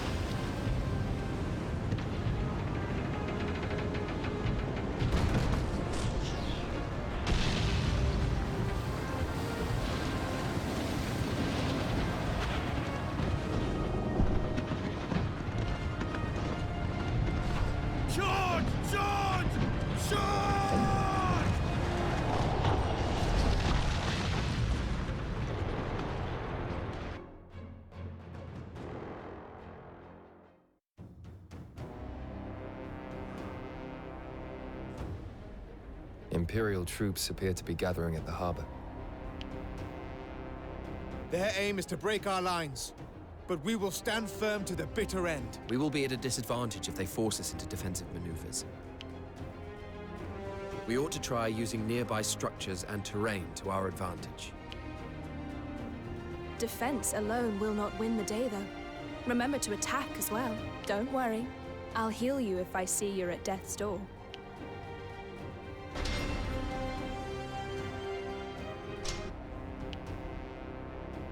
Their aim is to break our lines, but we will stand firm to the bitter end. We will be at a disadvantage if they force us into defensive maneuvers. We ought to try using nearby structures and terrain to our advantage. Defense alone will not win the day, though. Remember to attack as well. Don't worry. I'll heal you if I see you're at death's door.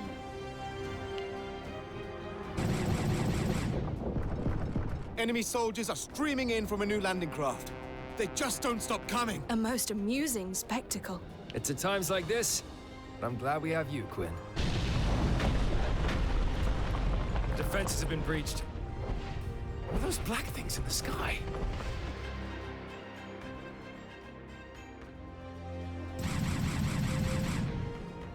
Blue Foxes, our next targets are the airborne enemies. Do not let a single one through. The Empire's first invasion attempt appears to have been unsuccessful. A mercenary unit known as the Blue Foxes, stopping their reinforcements from coming ashore. The main conflict, however, takes place in the north, where Ivangar and Zavatian's armies clash violently. Zavatian and Ivangar engage in single combat, but the prince's fearless onslaught is easily repelled. At last, a fateful bullet pierces the prince's chest, and as his life is snuffed out, so too is the morale of his army. With the now leaderless Alitanians in complete disarray, Zavatian's forces press their advantage and march south. Word of this spreads quickly through the royal ranks. And before long, the entire army is ordered to retreat from Eastfield. The order also applies to the Blue Foxes, despite their victory.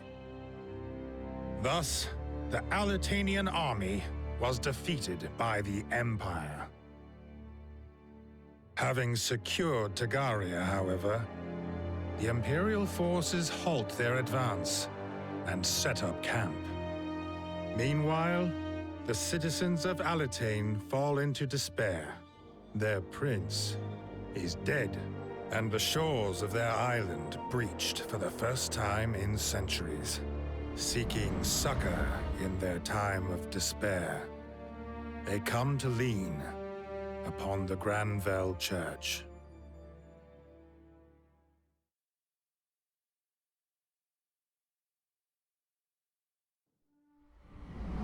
My first ever encounter with Levantia Shatham was certainly a vivid one. On the day I was assigned to be his chamberlain, he introduced himself to me not as a prince, as one would expect, but as an equal. He had a calm smile and exuded wisdom that belied his young age. One day, it was decided that Levantia would be sent to House Leicester, whose head, Arlim, was a close ally of the king. A decision made in secret. Among the bustling activity surrounding the prince, an air of uneasiness had started to brew. He seemed aware of it, yet as we spoke in the carriage to Leicestershire, there wasn't a hint of worry in his voice, nor was there the slightest change to his smile.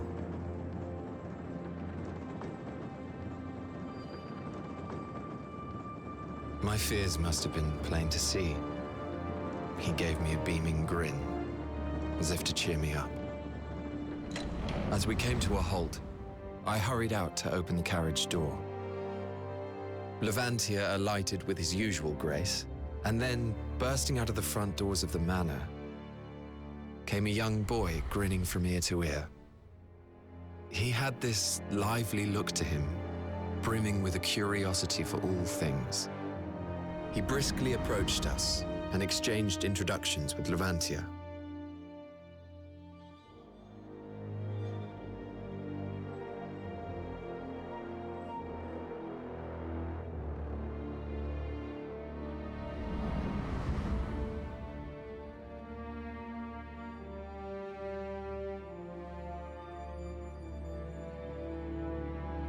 There was a youthful warmth to his voice that assured me that he bore no malice, and I began to feel at ease. Having already become fast friends, the two then turned to me and called me over. Even today, I can't explain my feelings in that moment.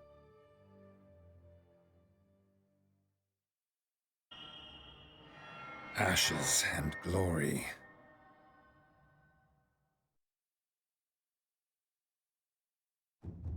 After capturing Tagaria, the Empire's relentless progress appears to have temporarily abated. Alas, this does little to assuage Alatanian fears, and they begin to seek refuge in religion. In response to this demand, the Granvelle Church carries out its activities with increased vigor. Among its new initiatives is a promise to rescue a number of children from Westfield. They were orphaned following a disaster in the barren lands of Baladin Wilds and left to fend for themselves. The church enlists the Blue Foxes to rescue the orphans and bring them to safety.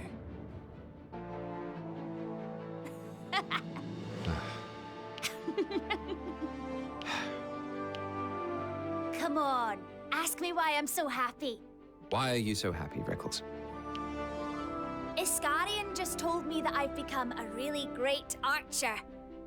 I suppose he is a good teacher, and I've been practicing like a madwoman. I did think that your accuracy had improved of late, but I had no idea that Iska was your teacher. Yep, Iskarian's amazing. And he doesn't just know about archery, he understands politics too. He's been telling me all sorts of stories about the continent. I hope I can be like him someday. You grew up hunting in the harsh wilds of Northfield, didn't you, Rickles? It takes talent and experience to survive in an environment like that. Iska likely saw that in you and decided to help you fulfill your potential. Thanks, Andreas. Sometimes you know exactly what to say, don't you? Not as much as Iskarian, though. Oh, really?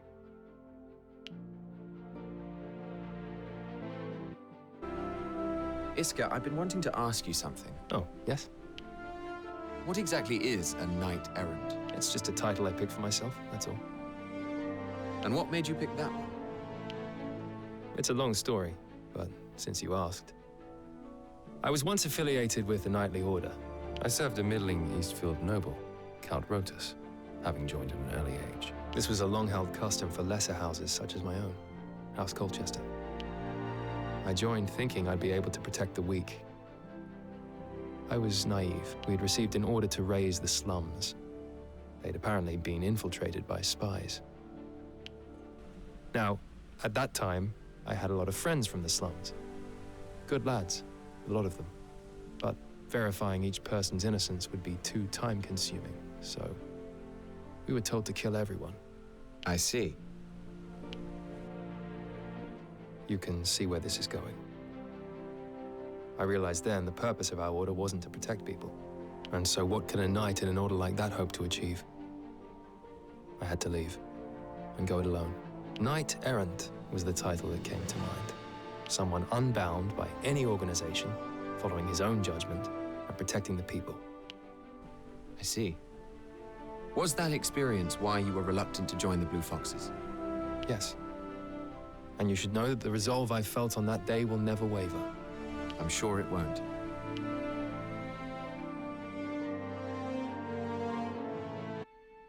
Has there been any more news about the situation in Tagaria? Donovar should be able to answer that question. Yes. I did make a few connections within the Imperial ranks during my time as a knight. According to my source, General Zavatian has left the front. His Lieutenant Osmaldo is in charge. There's no sign they're preparing for a new advance, but we must remain vigilant nonetheless. And what of the royal government? They remain content to watch and wait? Yes, though the Lord's Council has put conscription orders in place throughout the kingdom. Numbers alone are meaningless. Unmotivated soldiers do more harm than good. Aren't the people keen to take up arms? That they might avenge Prince Ivangar? Not keen enough to risk their own lives, it seems. The faction conflict is also a significant factor. Faction conflict? What do you mean? With Ivangar Shatham dead, the two remaining heirs are vying for the throne. Victor Shatham is second in line, and Staris Shatham is third. The Lord's Council has split into factions, each of which is trying to influence the succession. Needless to say, the faction which backs the right heir can expect to be amply rewarded in due course. This means that attempts to reclaim Tagaria may be more competitive than cooperative. With the faction seen to have contributed most to the victory, sure to win immense popular support. The Council couldn't have picked a better time to start squabbling amongst themselves. This mission has come from the Granville Church. You will be heading to Westfield's Baladin Wilds. Wilds is not a misnomer. The region is all but uninhabitable. The land there is barren and ill-suited to agriculture. A true wasteland, plagued by natural disasters and infested with monsters. A recent tornado laid waste to one village, and many of the local children were orphaned. Escort the priests to Baladin and bring the children back to enter the care of the church. This is to be our mission, while Tagaria remains occupied. There's no need to be preoccupied with Tagaria, Fred. Right now, we bide our time till the right moment. We must be patient. And besides, we're mercenaries, are we not? We simply go where we're told. But is our assistance actually required? What became of the children's parents? It is reported many died trying to protect their young. I wonder what brought them to that place. It is such a desolate and dangerous region. Their village borders the frontier, the only region of Diofield Island that remains completely uninhabited. It's one of the Granville Church's holiest sites. All those tales are simply nonsense. People are foolish to believe in such fanciful legends. Foolish or not, let's head for Baladin.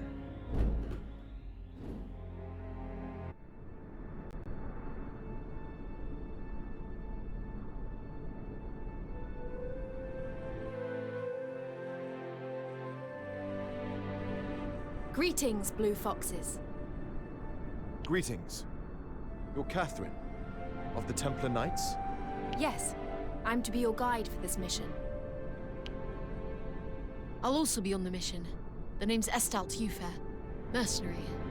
I hear the way ahead is plagued by monsters. Is the boy really up to the task? Please don't underestimate me because of my age. I'll wager I'm far more capable than some of you. As long as we don't have to look after you, all shall be well. Andreas, are you listening?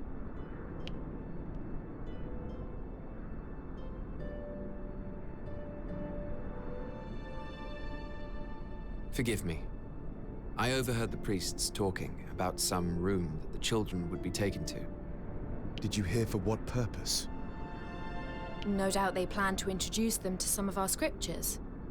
Does that thought trouble you? Have we some kind of problem here? No. I don't think we've heard the end of this.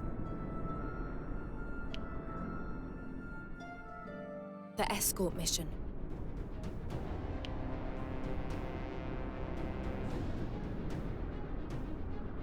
To rescue the children, we must ensure that the carriage arrives safely at its destination. This area is infested with fearsome monsters. Be sure not to get bogged down in battle. Fighting talk. I like it. You'll make an excellent decoy. What? Pay her no heed, Estalt. Her barbs belie her prowess on the battlefield. Aye. The beasts are closing in. Everyone, prepare for battle!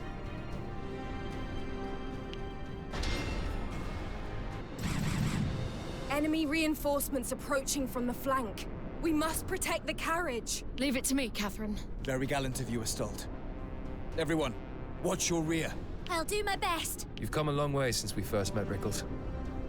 Now, just keep calm. Focus on the enemy. Okay, Iska. I won't let you down.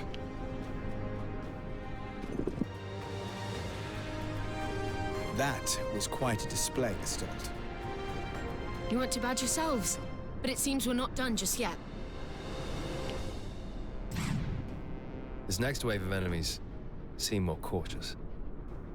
As though they're scoping us out. Keep an eye on the rear, and let's clear this up, quickly. Thank you for your assistance, Blue Foxes. The children have been escorted out of the wilds. They are now safe under the care of the church. Safe from falling prey to monsters, perhaps. What are you implying? Human experiments.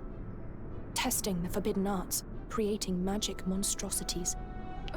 That's preposterous. Calm now, Walter Quinn. You don't have proof of any of this. Perhaps not. But I've heard plenty of rumors about the church's humanitarian missions. Tell me, Catherine, do you know where the orphans taken in by the church are living now? Forgive me. I must return to the High Temple at Harleg Lynn.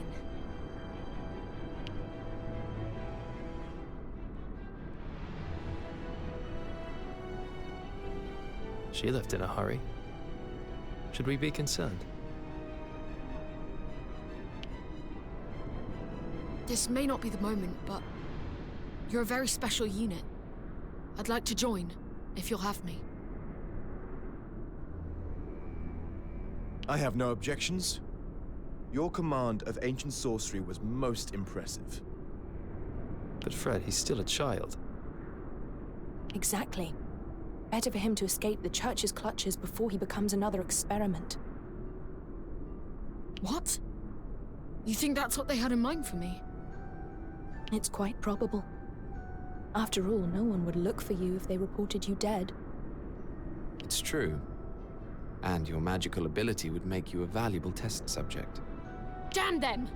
My life is my own. Mercenary I may be, but I am no mere commodity. That settles it. I must break free of this hell. Huh. Then join us. But be aware that it's not an easy life. You may come to miss your hell. Try me.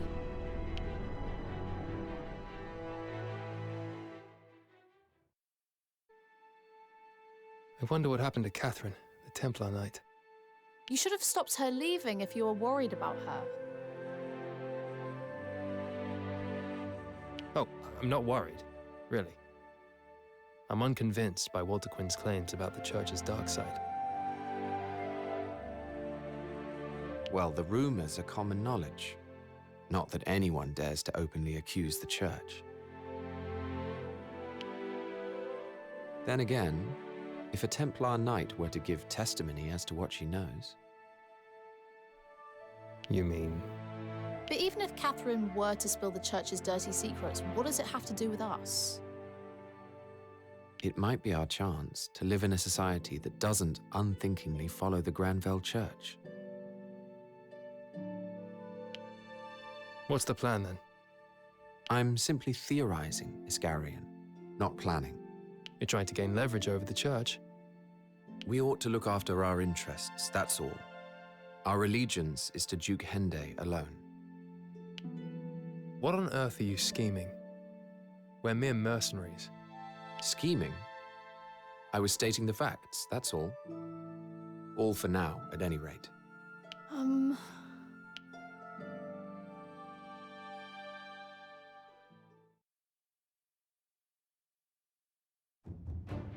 Having helped the unit rescue the Baladin orphans, young Magicka Estalt Ufair is allowed to join the Blue Foxes.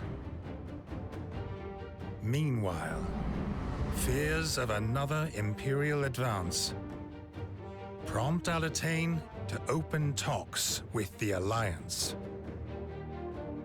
The Alliance was formed in order to halt the Trovelt-Shovian Empire's relentless expansion.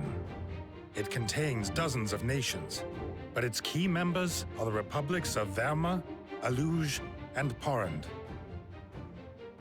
The Lord's Council chooses Duke William Hende as their representative to lead the negotiating delegation. The first round of talks takes place in Southfield with representatives from Verma and Porrand. The Blue Foxes escort the Duke to the summit and are tasked with ensuring his safety throughout. Alas, the Duke rejects the Alliance's conditions outright, and negotiations are suspended. This rejection infuriates a Vermin diplomat by the name of Dalmazio, and he is seen cursing the Duke's name as he leaves the summit.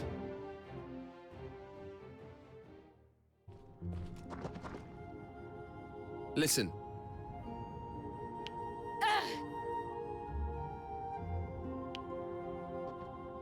Dearie me.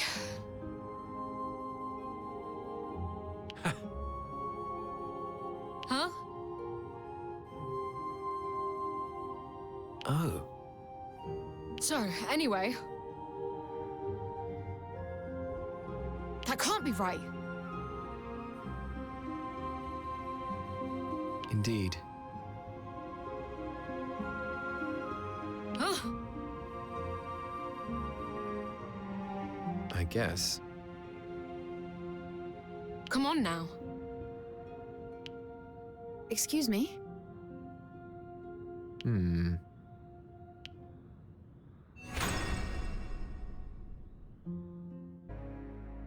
I am afraid that talks with the Roadtail Alliance have broken down. The terms they proposed were simply unacceptable. True shame. And these terms were? They demanded exclusive jade extraction rights from the Gaian mines for 50 years, no less. A preposterous request. Duke Hende! What's the matter, Lorraine? Alliance troops advance. And on this position, no less. This man will brief you on the situation. My name's Castivir Bernal, a knight of the Republic of Verma. If I might be so very bold, Duke Hende, this is a predicament of your own making. The Alliance's diplomats lost great face when you summarily rejected their offer.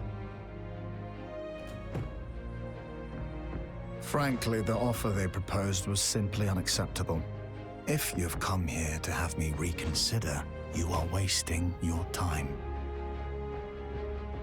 These Alliance troops, they've been sent as an unofficial message. You are surrounded, but I will aid you nonetheless. Why would a vermin knight betray the Alliance to assist us? Simple. Because my country has already betrayed me. I can no longer return there. Given the circumstances, we've no choice but to trust him. If he's a spy, we know what to do. I have requested military support from the Royal Forces stationed in Southfield. We must buy some time until they arrive. Whatever happens, please stay inside, Duke Hende. We will protect you at all costs.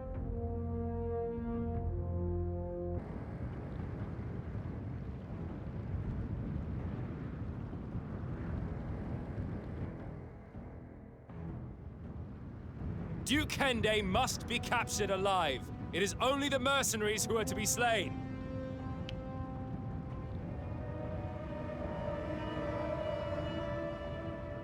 He's brought a sizable force. Let me handle this. I'm familiar with their tactics. Very well. But if you make a hindrance of yourself, we'll leave you behind. Don't underestimate my abilities, Islander.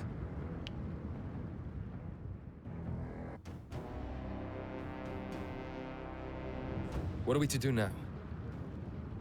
There's no way out from here. The Alliance has strength in numbers. Alone, its members are weak, but together, they overwhelm. They excel at scale and attrition. In small skirmishes, they tend to struggle. Our rear should be safe.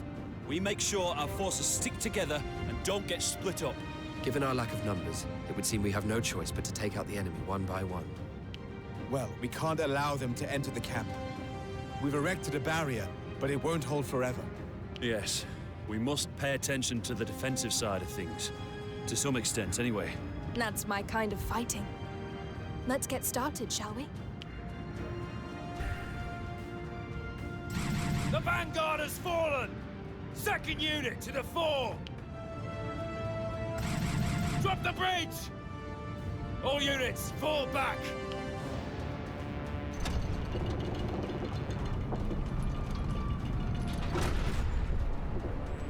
They're using bridges to create new routes, trying to split our forces, no doubt. We mustn't allow them to do so.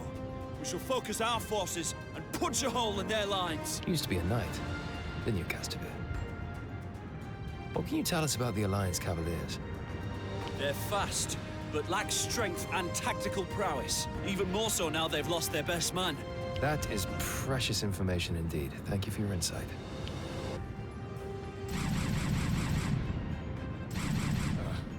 There's not many of them, but they're really putting up a fight.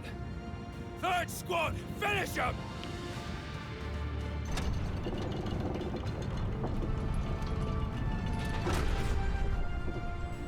I can't believe how many of them there are. Is everyone still holding out? Aye. No worries there.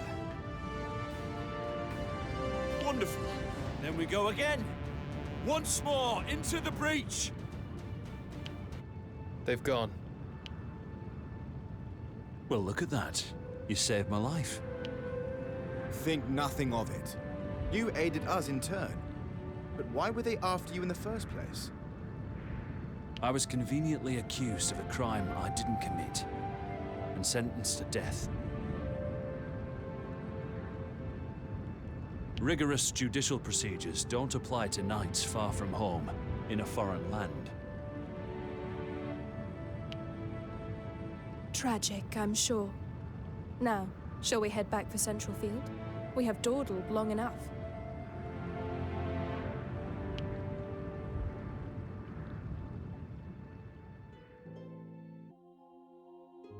I've been wondering, Castamere, why did the Alliance double-cross you? It was simply a case of a lizard shedding its tail to save its life. Verma has always been the Alliance's dominant power, given its military and political might. However, a cloud of suspicion has long hung over our delegate. There were certain rumors. Aluge and Porrand sent spies to Verma to investigate whether those rumors were true. Only for them all to be killed, murdered with a modern magical weapon, smuggled from the Empire. What was this weapon? A gun grit.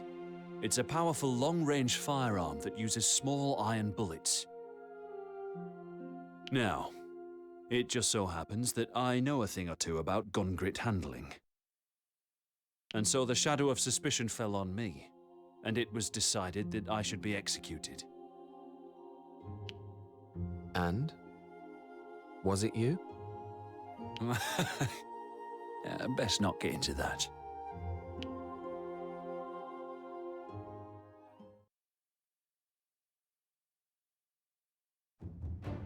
Negotiations with the Alliance break down, causing Dalmazio to summon his guard and unleash them on Duke Hende. The Blue Foxes fend off the attack, and Dalmazio returns home with his tail between his legs. Yet the unexpected breakdown of discussions angers the mediating Southfield nobles. With House Redditch out of the picture, House Engram became openly critical of the royal government, playing into the Southfield aristocrats' fears that they would lose control of their territories. Before long, House Engram had succeeded in organizing a rebellion to overthrow the monarch's rule. In response, Duke Hende orders the Blue Foxes to nip the nobles' uprising in the bud. What is it, Estelle? I was visited earlier by some Templar knights. They wanted to hire me.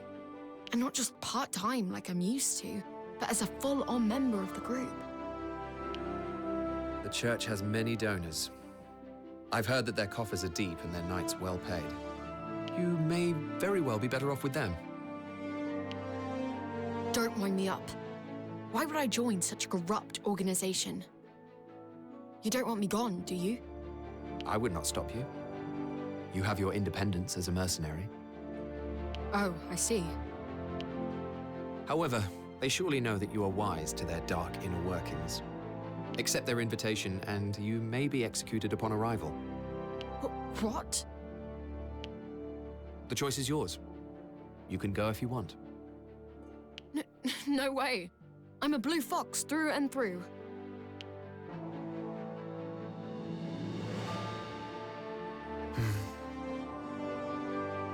Is something the matter, Fred? Oh, I was just reminiscing. Reminiscing? About the time we spent together in Leicestershire. With our old friend. Ah. He picked up everything I taught him so quickly. Hunting, riding, fishing. We'd spend days out in the fields together. He had a weak constitution, but such a sharp mind. What's brought this on all of a sudden? Come on, Riaz. It's just the two of us. There's no need to be so wary. All right. Well, I'd say you're the main reason Levi got on so well at the House of Leicester. Really? I always thought he trusted you more than anyone. No. I was just his attendant. Well, aren't we both ever so modest? I'm not even sure what's true anymore. I know what you mean.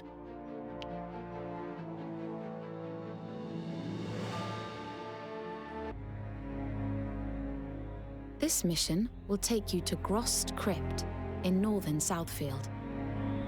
That is where the nobles of Southfield are gathering to make preparations for their insurrection against Centralfield. Your task is to prevent this rebellion. I used to play in those catacombs all the time when I was but a little girl. Some fools like to claim that they're haunted. Have we managed to determine the instigator of this insurrection? Yes, he's called Zachariah, a fixer and middleman for members of the upper class. He has allied himself with House Engram and has been recruiting local nobles to their cause. All this in retaliation for the breakdown of negotiations with the Alliance? Perhaps. In any case, it is a futile effort. I'm surprised the Duke has reacted with such urgency. Wouldn't it be because he's planning to expand his sphere of influence to Southfield? Excuse me? There would be nothing untoward about it. Duke Hende is on the Lord's Council, after all. He's a representative of the kingdom. Yes, well, it doesn't explain why the nobles of Southfield would try something so utterly foolish. I suppose we'll soon find out.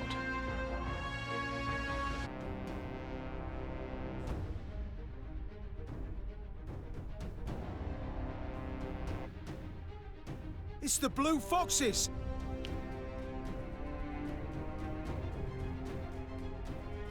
Why are they here? Did they catch wind of our plans? Keep your composure. They're giving us an opportunity to test our secret weapon.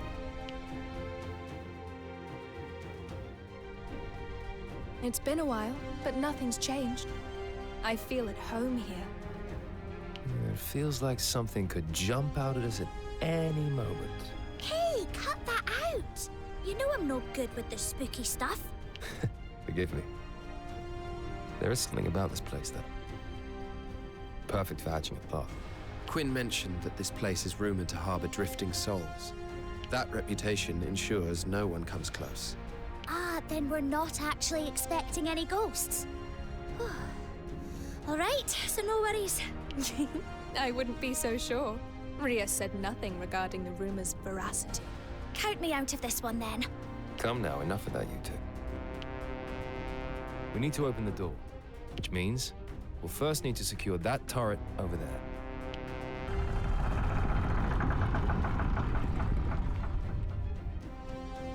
Great. It's open. Now we need to capture those two turrets in order to open the door within.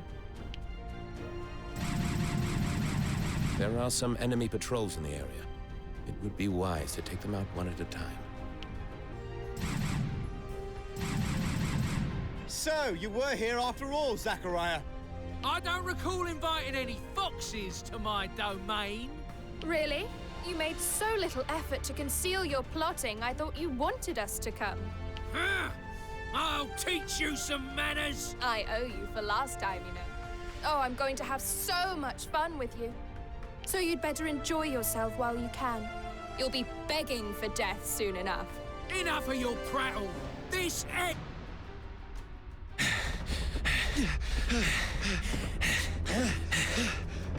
It's now or never.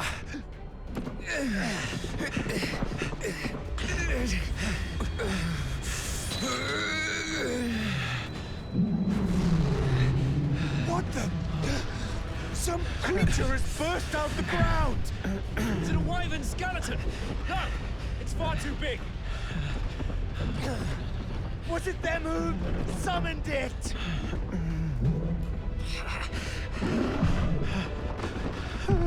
This isn't right! Why isn't it listening to me?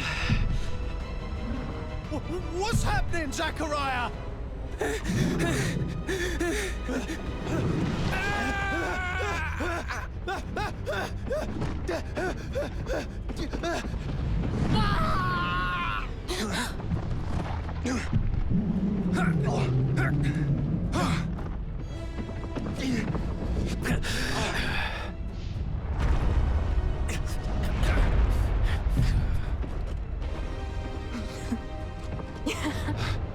Walter Quinn. What a treat. I simply cannot resist.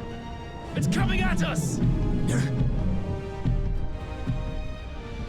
Rise from the dark depths of your tombs, my corpse army. Now is the time to unleash your rage upon this hapless puppet. Walter Quinn?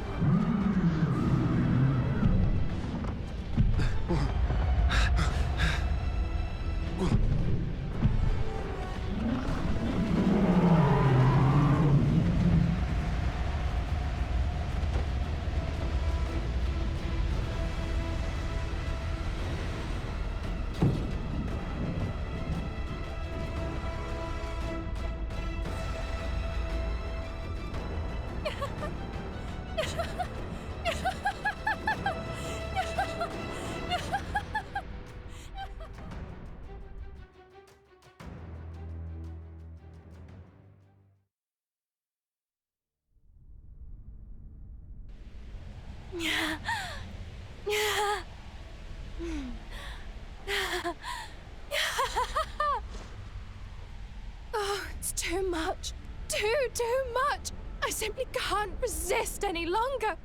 This hex is too delicious. Walter Quinn. Yes? What is it? Walter Quinn, are you listening? Of course. Why are you pulling that scary face? Enough of the little girl act. You summoned the dead right in front of us. Ah, you noticed then? Of course we did. When were you planning on telling us about your powers? I never knew I had them. It's just something that happened on impulse. How did you know how to do that? I must have a knack for these things. Does this mean that it was in fact you who made the corpses rise at House Redditch? Well, if it wasn't for them, we wouldn't have been able to make our escape, no? But does that mean... Did you kill the Redditches? Your own family? I wonder. I don't know what to say. Surely you're not all that surprised. Look, let's talk about this later, shall we? I'm keen to leave this place behind.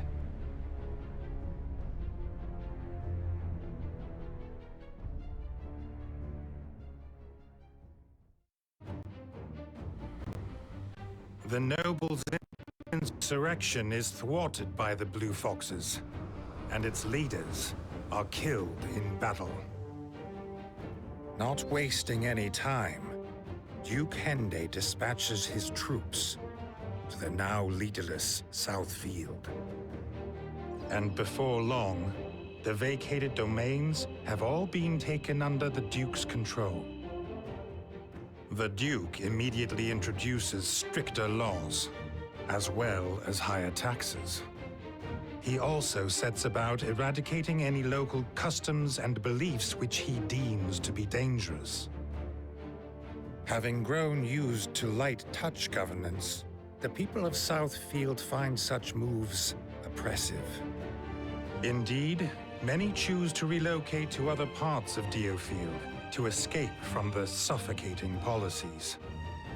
A number of the recently displaced Southfield natives come to Central Field, advocating the adoption of democracy. This new political movement gains followers among those dissatisfied with the royal government. Riots ensued, instilling fear throughout the government. The Blue Foxes are brought in to quell the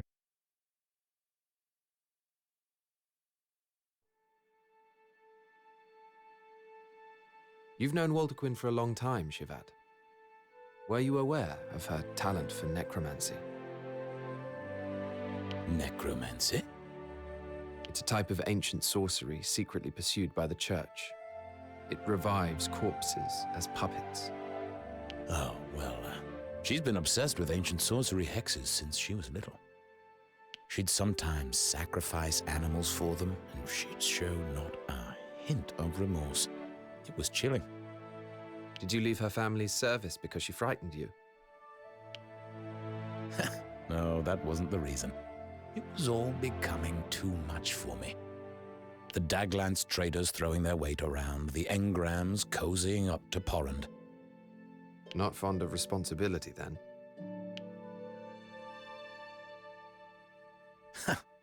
I'd have thought a mercenary would appreciate that, but perhaps I got you wrong. Yes, perhaps you did.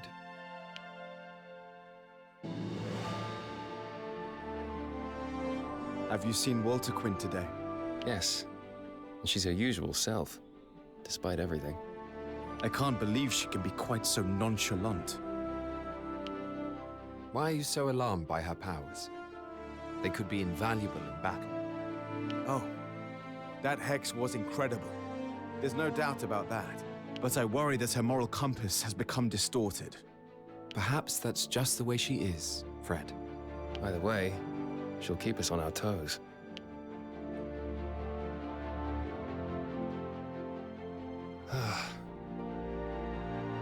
Indeed. All right.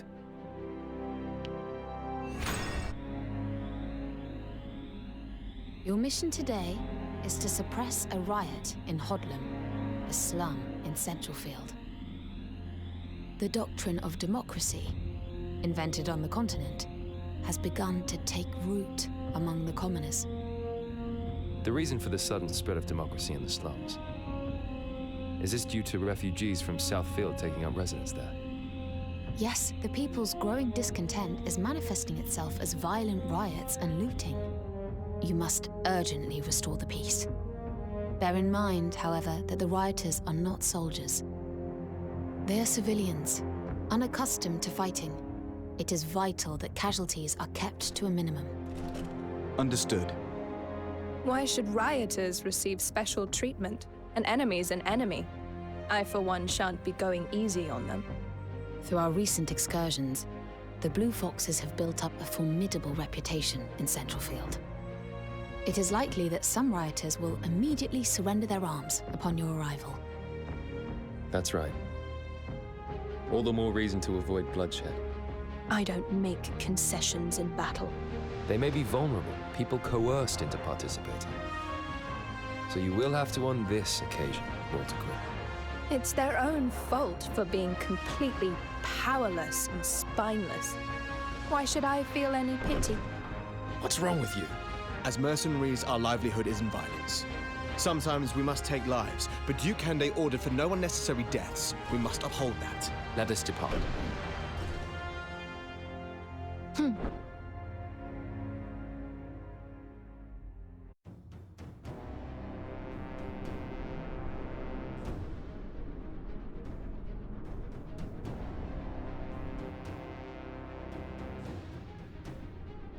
No one told me we'd have to fight the Blue Foxes. I'm out. There's no way we can beat him. You think this is a game you can quit anytime? You want to die a dog's death in poverty instead? But what chance do we stand against them? They're disorganized. Without a strong leader, they can't fight as a unit.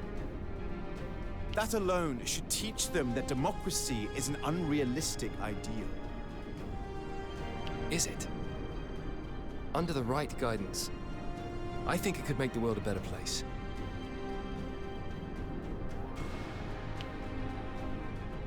Guidance?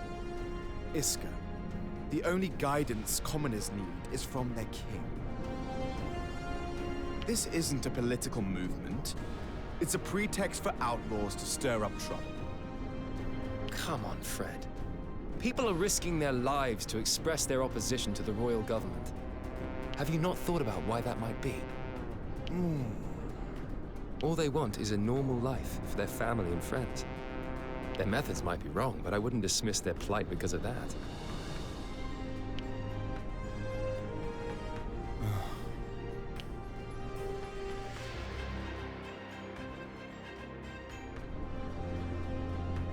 We must seize control of this place and ensure our defenses remain unbroken. Stay focused. The enemy is right in front of us.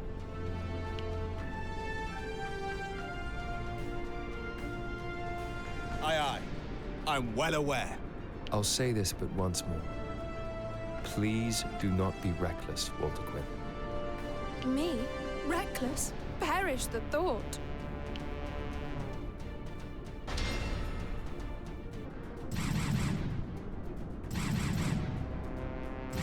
It's the bloody blue foxes! We're dead if we don't take them out! There's nothing more terrifying than a man with nothing to lose. And a whole mob of such men is even worse. But quell them we will.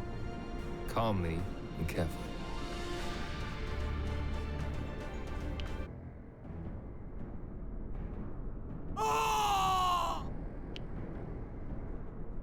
Have you lost your mind?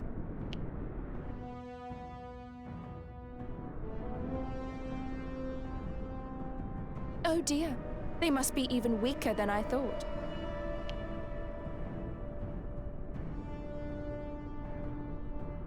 Walter Quinn, our orders! That's the last one, I promise. Last one? How many have you killed? Maybe 10? 10? These are ordinary people, fooled into disorder by the hollow promise of a better life. They may have broken the law, but they certainly don't deserve death. Look, we stopped the riot, didn't we? What's the problem? The problem is that the Blue Foxes have slaughtered defenseless civilians. That's what people will be saying about us now. We've lost the good reputation we worked so hard to earn. But a bad reputation has its advantages too, no?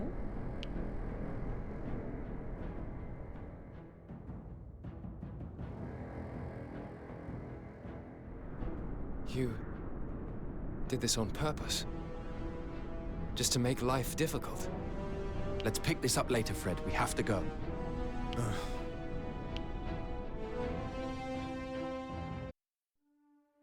Over 6 months have passed since the Troveldshovian Empire captured Tagaria Naval Base. Several attempts were made to retake the base during this period, but Commander Osmoldo Selica's garrison has proved impossible to displace. Osmoldo's forces are clearly superior, yet he has made no attempt to push on beyond Tagaria.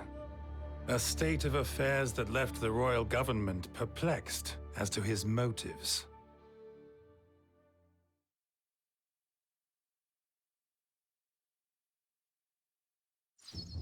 In the meantime, the Blue Foxes have been put to work suppressing riots in the slums of Central Field.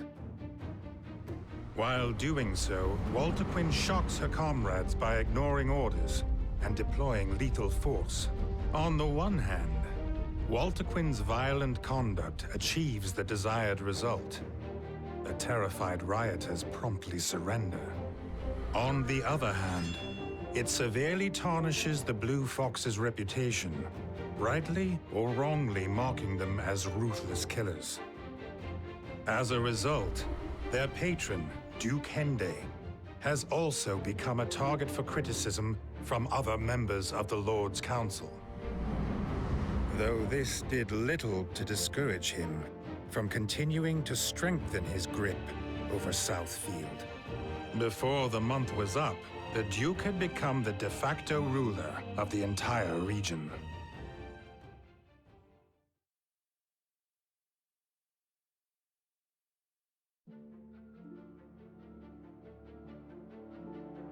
Lorraine, we require an urgent update regarding the situation at Tagaria. Of course. But may I ask why? We're going to retake it. What? Duke Hende hasn't mentioned any such plans. He's preoccupied with Southfield at the moment. A preoccupation that is causing his position on the council to grow weaker by the day. It's not a problem for us yet, but it will make life difficult in the long term. However, if we liberate the base, well, then the Duke's detractors would have to stop their carping about his involvement in Southfield. And have you thought of a strategy? The Royal Army appears to be at a loss thus far. I have a strategy, and I'm confident that we will succeed. Very well. Andreas, I have a question for you. What is it, Donovan? How do you go about selecting members for the Blue Foxes? The unit contains knights, mercenaries, foreign soldiers, thieves, capable warriors, one and all. I find people with talent, that's all. Indeed. I doubt I have ever seen such a force. Not even in my time in King Rhaegal's guards. You defended King Rhaegal? Yes. Our ranks were full of honorable knights, but over time their dedication waned. They began to act for their own profit, thinking only of ways to best their competition. You left out of disgust for what they had become. I did. And now I pray that the Blue Foxes do not fall prey to the same ailment. We shall not. You seem very certain of that. I have not a single doubt.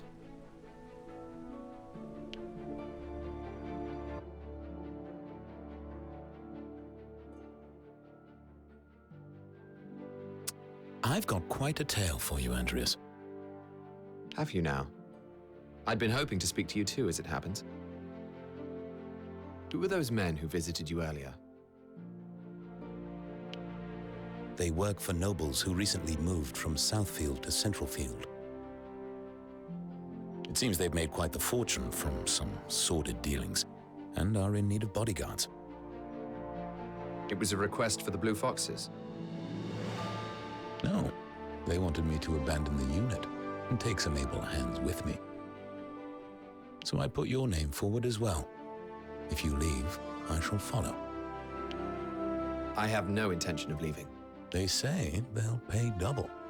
It could be quadruple and it would make no difference. Very well. I know a man who can't be convinced when I see one.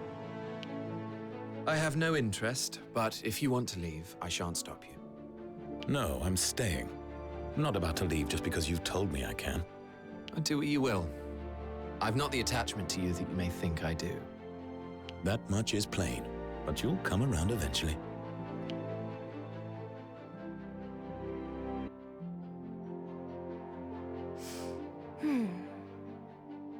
Who's this Rias? Eumerida Barrius, a bounty huntress. She had been set to join the army as a private, but I offered her a place with us instead. She seems capable. Oh, I'd say you were. Wouldn't you, Eumerida? Yes. What about her background? She used to serve a noble house in Southfield. They were traders. They lost their estate, and Eumerida decided that the Royal Army was her only option. I see. Well, good work, Rias. I never knew you had such an eye for talent. Hey, what do you mean?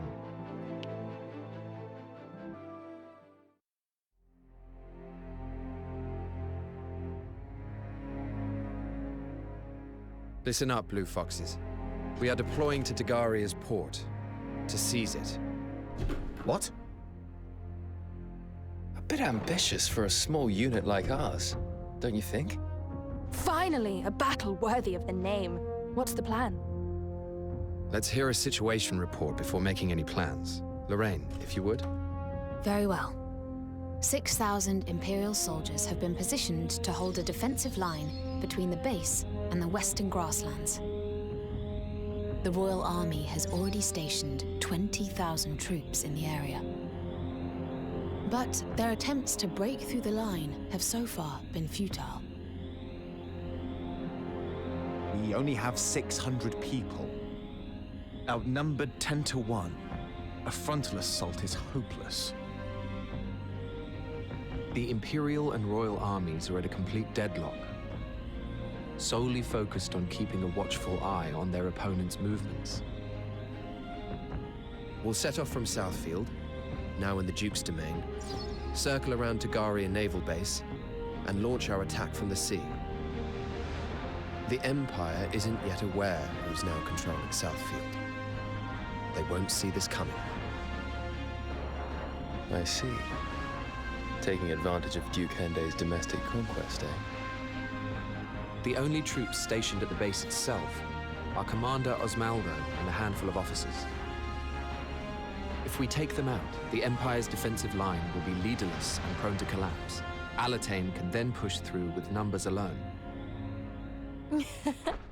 Using our hapless allies as bait while we sneak up to stab the enemy in the back. Genius! I don't share Quinn's enthusiasm, but I agree that it is time for us to seize the initiative. I suggest we deploy at once.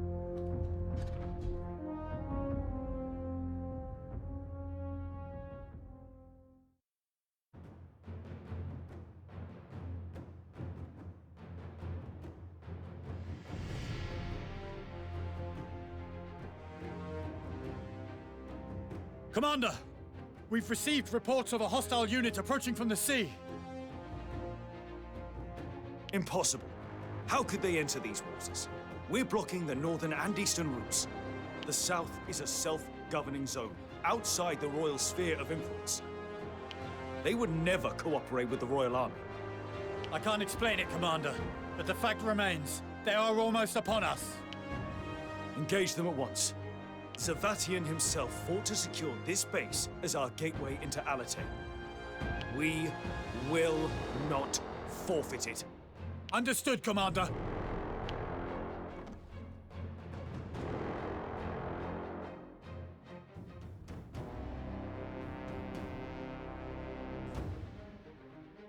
We're under attack! All units, prepare for battle! Why are Alatainian forces attacking from the sea? The plan worked. We've taken them by surprise. Stay focused, everyone! Patrols, attack in waves! Buy us time to intercept! They reacted quickly. They must have a fine commander. Yes. And if we take him out, his forces will crumble. We've done it before, and we can do it again.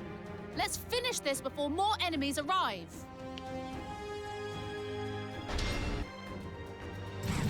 They're here!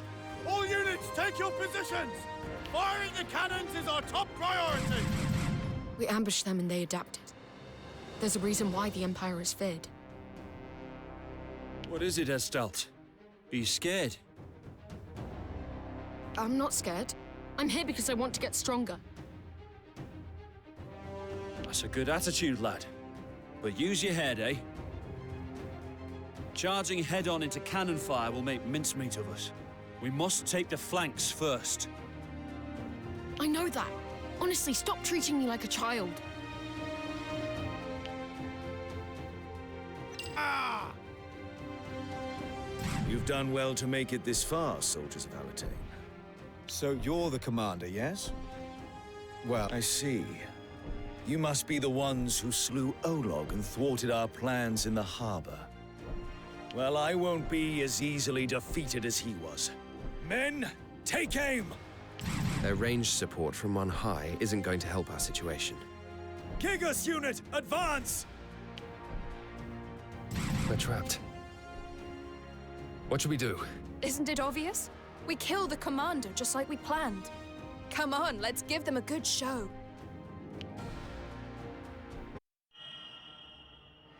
Close-kept secrets.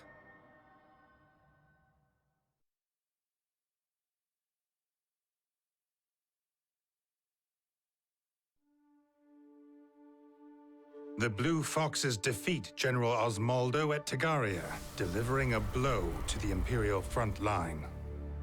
Seizing their opportunity, the Alitanian forces pour forward into the base, striking the Imperial troops as they reel from the previous attack.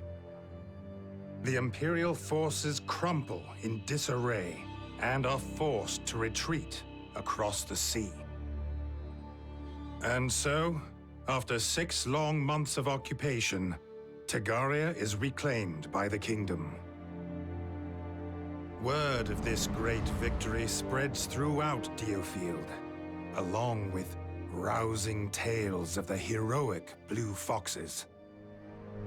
Frederick, Walter Quinn, Iscarion, and Andreas all receive accolades from the royal government. And the Blue Foxes are promoted from mere mercenaries to Knights of the Lord's Council. Their triumphant return is celebrated lavishly, with glasses being raised all over Central Field, voices echoing their names across the land.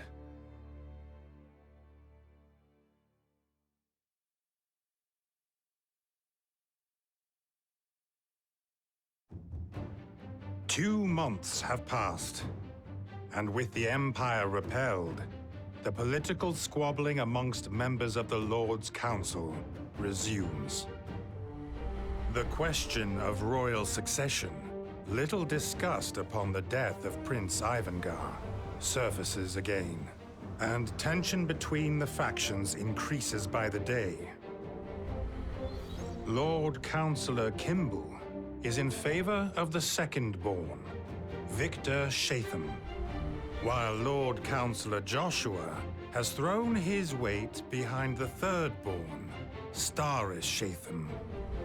Duke Hende declines to pick a side, instead biding his time, waiting to see what might develop. While he waits, the Duke begins to search for new jade deposits, ostensibly mindful of the potential for war.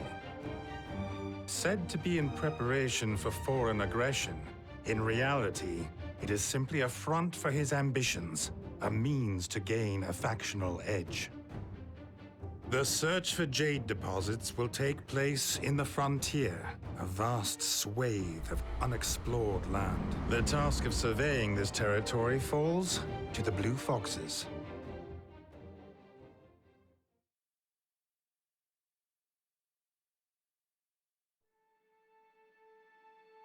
Fred, I think it is better if you stay here while I head for the frontier.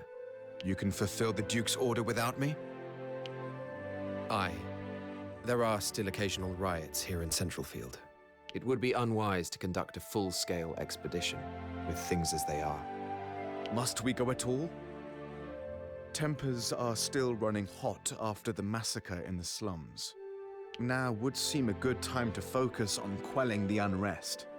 Still, I suppose we cannot simply ignore an order from Duke Hende. Indeed. I knew you would understand. And as I said, setting out in force is dangerous. Better that I take a small unit with me. Then have Walter Quinn accompany you. Walter Quinn? Why? Having her here, with the massacre and all, makes me uncomfortable. She makes me uncomfortable. It might also be a good idea to keep her away from Duke Hende for a while. I can't be her babysitter, you know. Iska and I will hold the fort here. Please, Rias. Fine. But you owe me for this one, Fred. Oh, I know it.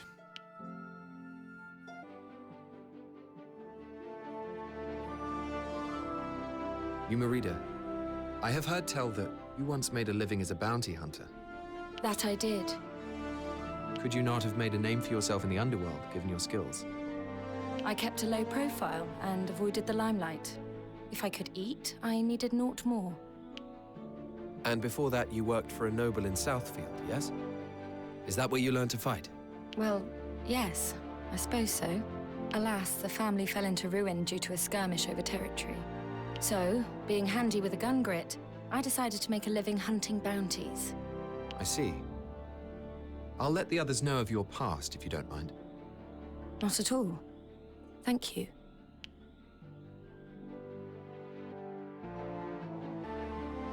Rias! Were you and Fred fighting again? Fighting? I wouldn't call that fighting. I overheard you in the war room. Fred was shouting at you. We disagreed about the plan for the next mission, that's all. I should have known. You two are as attached to your old quarrels as you are to each other. Though I've always wondered how you've stood each other for so long, being completely different. Izzy, we're just giving me a headache by making me the mediator every time. Look, just make sure you give him a proper apology, all right? I'll tell Fred to do the same. Fine. Good. You'll be back to being friends again in no time. You and Fred are like brothers to me, and this unit would fall apart without you. So you have to get along, all right? It's hard to argue with that.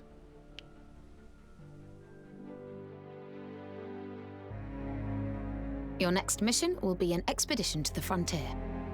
You are tasked with locating jade deposits and securing them with all possible haste. A Sorcerium-rich river has been sighted near Bearfess Cataract, in the east of the frontier. It is believed that there is a plenitude of jade to be found in proximity to this area. However, the frontier is the only unexplored part of Diofield Island. Powerful monsters and demi-humans have been seen there, making this a very dangerous mission. Walter Quinn and I will undertake this expedition. We are well versed in both ancient sorcery and jade. Iska, you and I will remain stationed at our posts in Central Field. The Kingdom's magickas have sufficient supply already. What is the point in stockpiling it? The reason is simple. It is better that we acquire it before the Empire or the Alliance claim it for their own. While I understand that the instability in Central Field may suggest that we have more pressing priorities, Duke Hende seems very set on securing this crucial resource. How strange. I wonder what dastardly scheme he has in mind. Enough speculation. Look sharp. We have an expedition to prepare for. Oh, indeed. And I expect to be properly escorted. We're counting on you, Rias. We'll take care of it.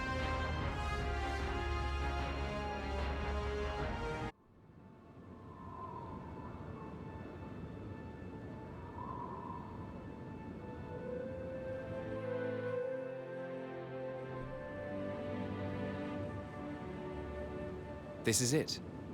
Bearfess Cataract. There is indeed a flow of Sorcerium here.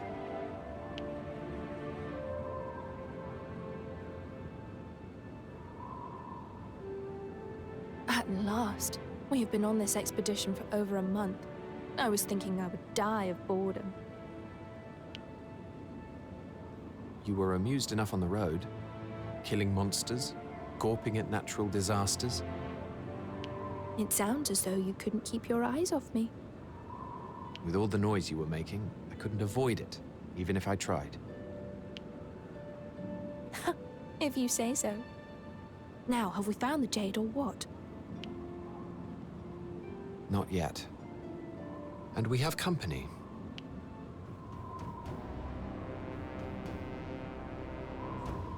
I know I'm a terrible distraction, but do try to keep your eyes on the enemy.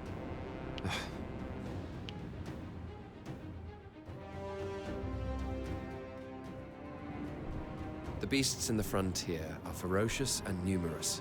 We mustn't underestimate them. The place pulses with the power of jade. There are doubtless new veins here lying undiscovered. Perhaps we should start by investigating that hill.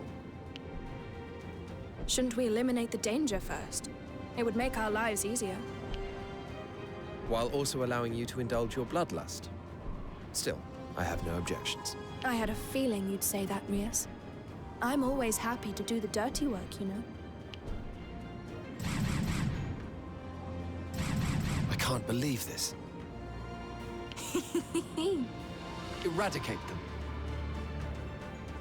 Ah, yes.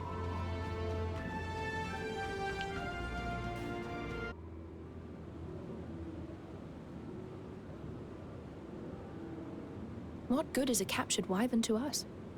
What will we do with it? Take it with us. Wait, you're not thinking of riding it, are you? Don't be so quick to draw conclusions. I won't be mounting any wyverns today. All will become clear. Anyway, the important thing is that we've spotted the vein of jade. In fact, that hill itself looks to be the remnants of an augus. See those staves of pure jade?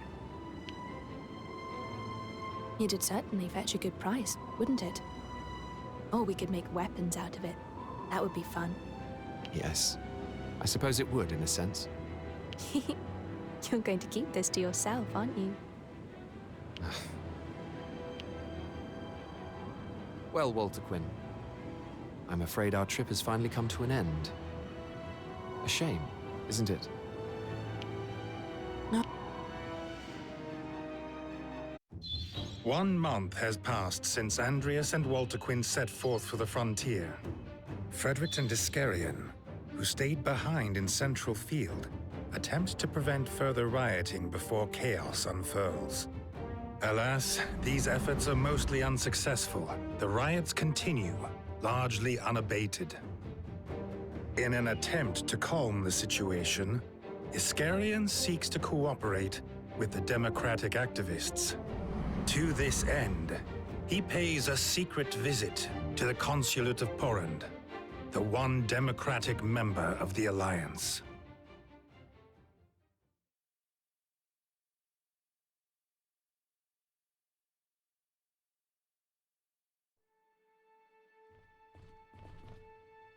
Greetings. My name is Iscarion Colchester.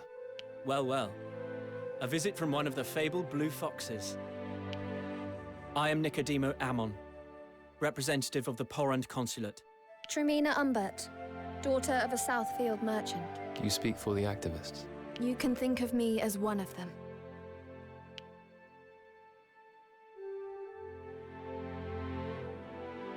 I am here today because Nicodemo asked me to come.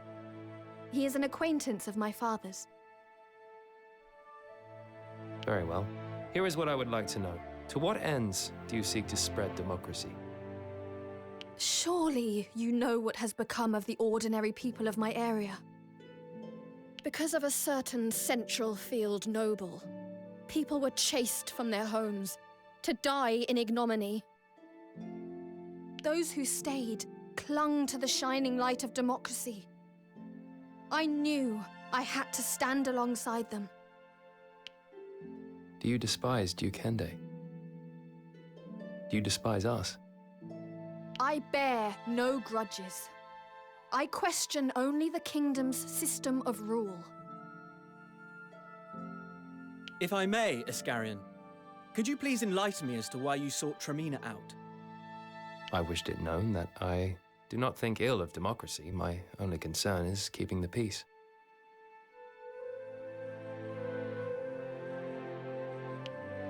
The rioters abuse the ideology. They take up the mantle of democracy out of convenience. If the anger of the mob were quelled, a rational discussion could be held, I'm sure of it. I have no desire to hurt common folk. But if they are violent, we shall have to respond in kind. Is that a threat? I came here to forestall military action. My words alone would not calm the situation. The Blue Foxes would have to withdraw. If you sincerely wish to avoid bloodshed, then your entreaties should be to the royal government. The people will not abandon their cause until they believe themselves on an equal footing. I fear that what you propose will prove difficult. But I am also aware of the need for action. I will relay our discussions to my unit. In the meantime, please let the people know that I will do my best for their cause. Mm-hmm.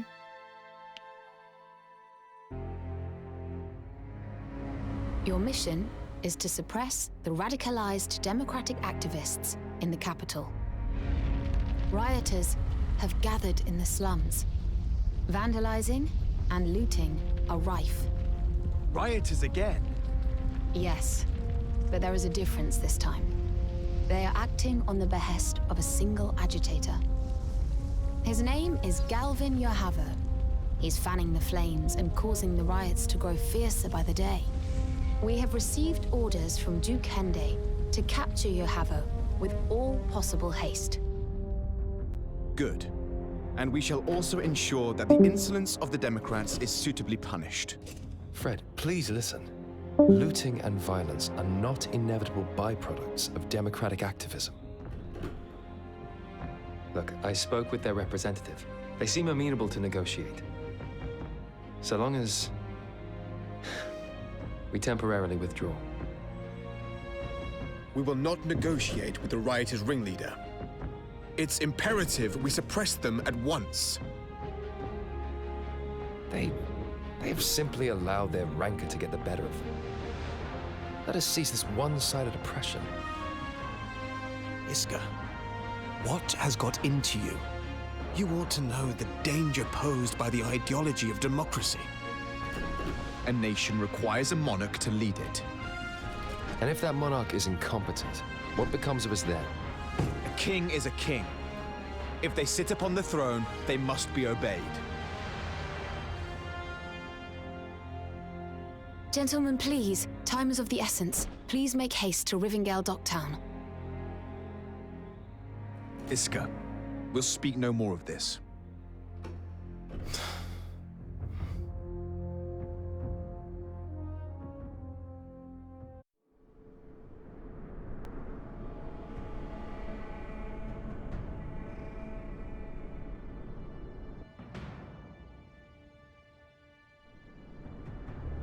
There's the storehouse. That's where the greedy nobles have squirreled away our hard-earned coin.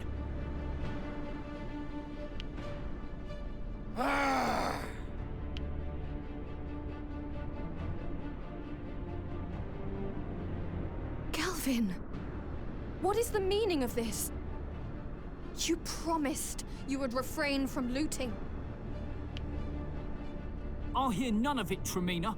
Not from the daughter of a wealthy Southfield trader. Now is the time for the people to take back the reins of power. You cannot understand our plight. Violence will solve nothing, Galvin. You're just enriching yourself behind the guise of democracy. Well, feel free to explain that to these people.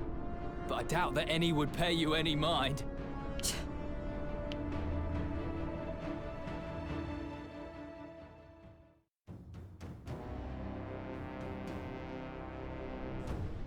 This is the true face of democracy.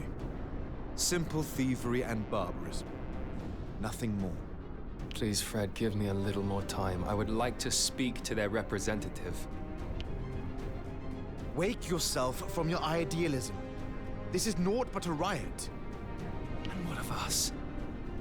Know we not any solution beyond violence? Enough of this. We deploy.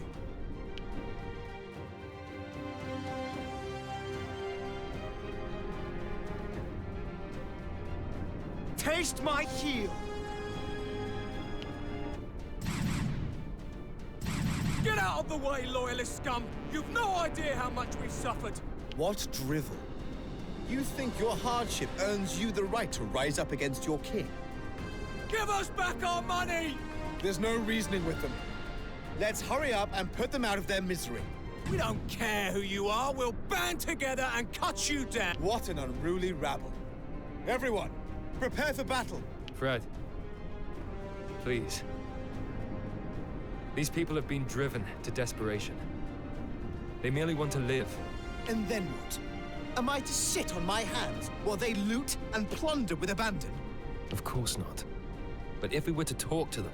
You're delusional if you think they'll listen. Our mission is to secure this area, nothing more. So, you're Galvin Yohavo, eh? You'll get your dues for instigating these riots.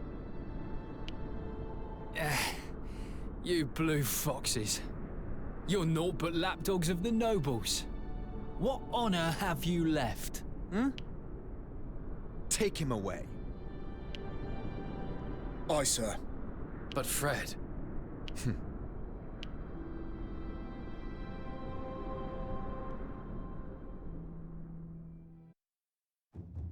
The Blue Foxes suppress the violence in Rivendell and capture the instigator, Galvin Yohavo.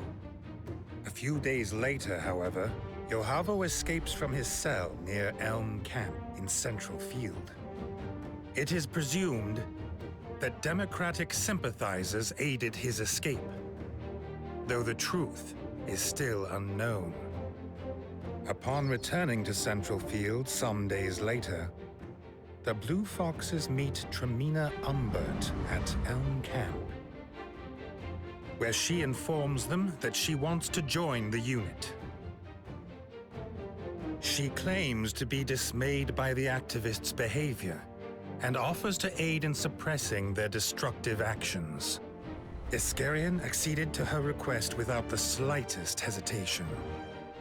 Frederick initially refused to let Tremina join the Blue Foxes, but eventually gave in to Iskarion's insistence.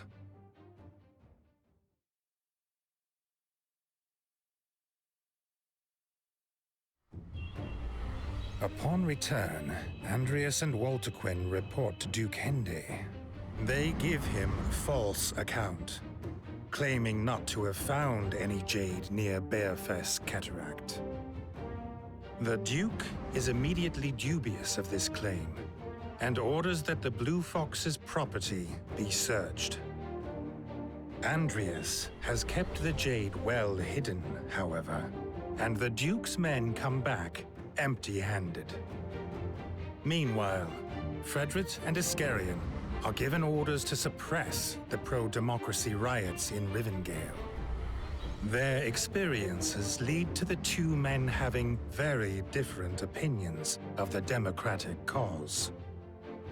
The Blue Fox leaders, Frederick, Walterquin, Iskarion, and Andreas, reunite after several months apart. Just as their divergent desires are becoming apparent, Estalt appears, bearing a letter. In it are laid bare the deepest inner workings of the Granville Church.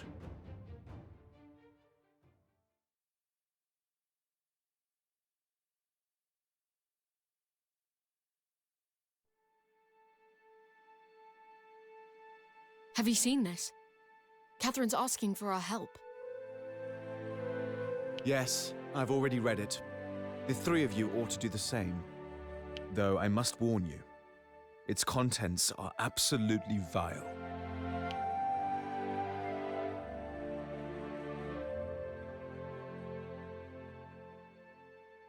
She must be in some danger to turn to us.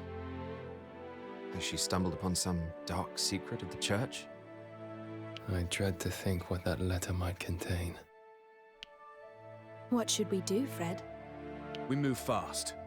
Let's make our preparations and get ready to depart.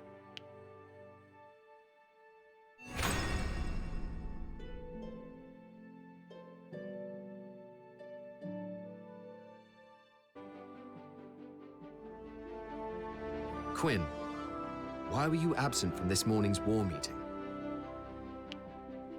I forewent sleep to finish my experiments, so I slept in. I'm still sleepy, in fact.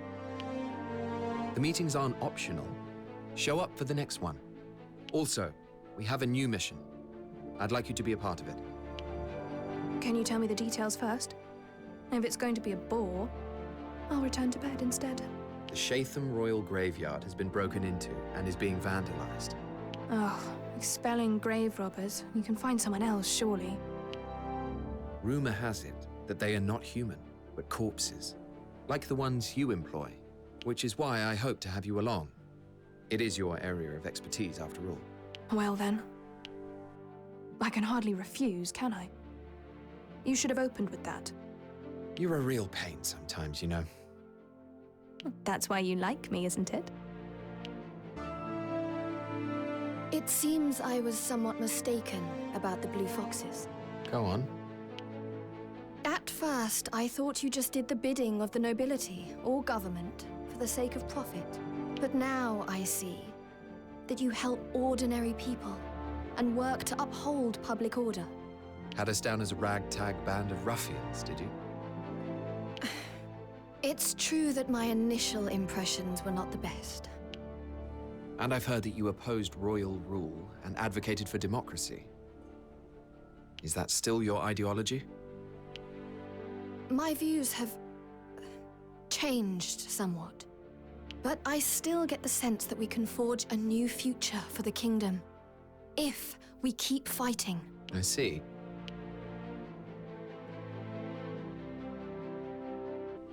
Good work on that mission, Rickles. Oh, sometimes I just get lucky, I suppose. Luck doesn't come into it. We won because you found the enemy in good time. I also took down their commander with one shot, remember? That you did.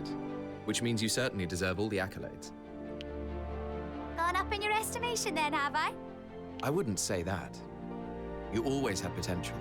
Some doubted your ability when you first joined, on account of your age. But even then, your archery, tracking, and navigation abilities were outstanding. And now you've become even more accomplished. I suppose I'm something of a veteran now. Anyway, I've been sending the money I earn here back to my hometown. It seems to be making a world of difference. They sent me a letter to say thank you. I thought you were just sending money to your parents. My parents passed away when I was little. It was the townspeople who raised me. I wanted to repay them. I see. Talking of home has made me want to visit. I can't for a while though, can I? After all, you'd be lost without Master Archer Rickenback. That's the spirit, Rickles. Keep it up. Of course.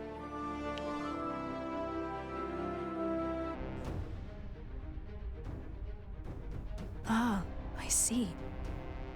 Now it all makes sense.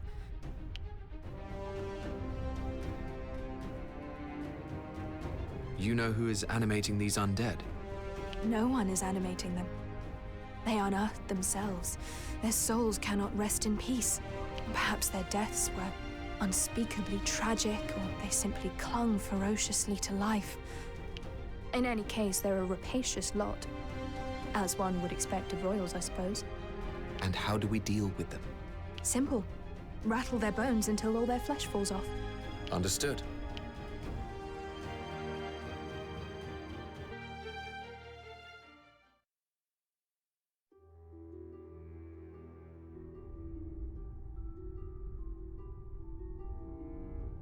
That's all of them. Thanks for your help, Quinn. That was less arduous than I expected. Oh, not satisfied, are we? Ha! They hardly put up a fight. Still, we have witnessed a rather rare phenomenon. This peculiar behavior might just have indicated a new avenue of research for me.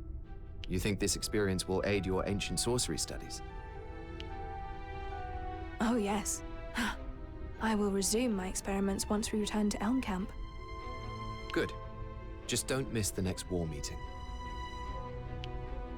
I wouldn't dream of it. It feels so good to be wanted. Just be there, all right? Your necrotic soldiers seem to be fighting with greater force and precision these days, Quinn. It's thanks to our graveyard foray. I was able to refine my techniques following that battle.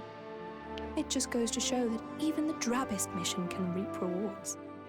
Perhaps you just know how to get the best out of these situations.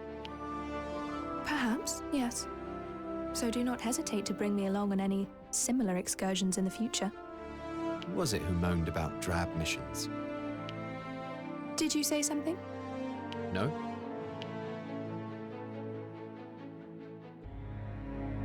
We're going to rescue Catherine. Are we? But why? Because she's asked us to. What's more, we can expose the secrets of the church in the process. And assuming we can actually pull this off, the Blue Fox's credibility will be stronger than ever. Not only would our reputation grow, it would also drive a wedge between the factions. A welcome development. Surely we ought to discuss this matter with Duke Hende. Or with Lorraine, at the very least. We lack the time. Catherine might be killed while we stand around waiting for permission. Have you any other objections? Oh no, none at all. I was never opposed to the idea in the first place. On the contrary, I can't wait to get one over on those pigs. There is a secret passage that leads into the Granville Church headquarters. If we take that path, we should find ourselves where Catherine is being held. All right, lead the way.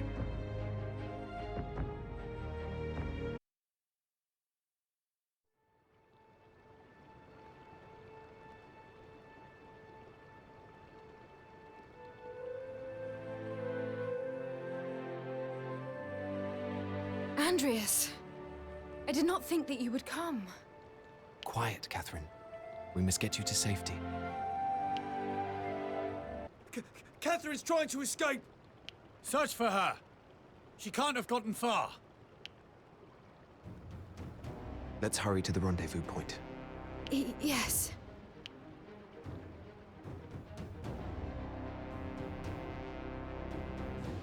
So, where is the rendezvous point? On that bridge. It's a long way. Are we really going to make it? The Templar Knight forces here are far from strong. And look. The path is narrow. It'll allow us to engage them one at a time and force our way through. All right. Let's give it a try.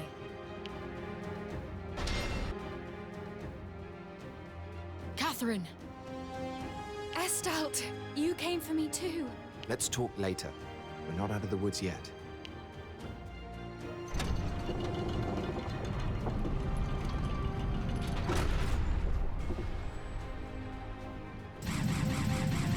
Hey, Catherine, you can fight, can't you? Let's put you to work. Oh, yes. I will not be a burden. That's the spirit. We'll be all right, don't worry. You saved me. I don't know how to thank you. Your safety is more than enough. Yes. We simply did what Estalt asked us to do. Though, there is one thing you could do for us. Oh, yes? Join the Blue Foxes. It would be a shame for your talents to go to waste. Do you really think she can cast away her faith? After so many years of devout service? I can. Pray, allow me to do so.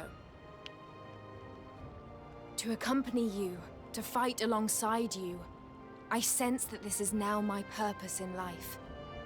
The Granville Church misled me. But now, I have a new path. A path that will serve as your new faith, perhaps. You have already taken the first steps, Catherine. Why, thank you. I shall devote myself wholly. Now, it's about time we headed out, isn't it? Aye. Let us be off.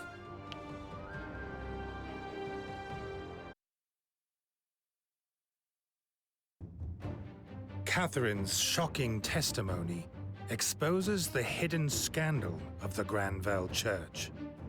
The resulting furor causes Archbishop Joshua's influence on the Lord's Council to wane as the turmoil amongst its members increases. Meanwhile, warships from the Trovelchovian Empire are sighted along the coast of Southfield. And by morning, the Dagland trading port has been captured by a fleet of 30 ships. The fleet made the unprecedented move of advancing via an alliance trading route. Taken by surprise, and with Duke Hende's local forces offering seemingly no resistance. And so, once again, the Kingdom of Alitane surrenders a foothold to the Empire. To compound matters, word starts to spread that King Rhaegal Chatham has fallen critically ill.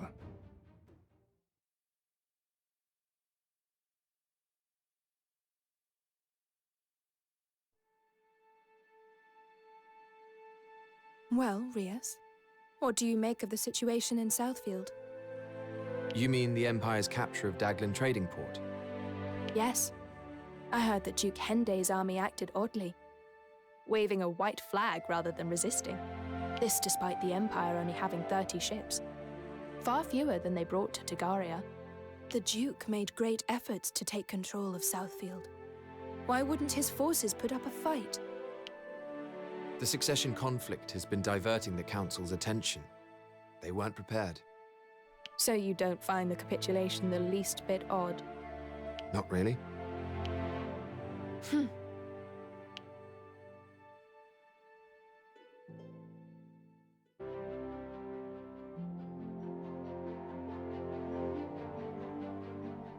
Father! Izzy. And Rias as well. You've both changed so much. Do you really think so?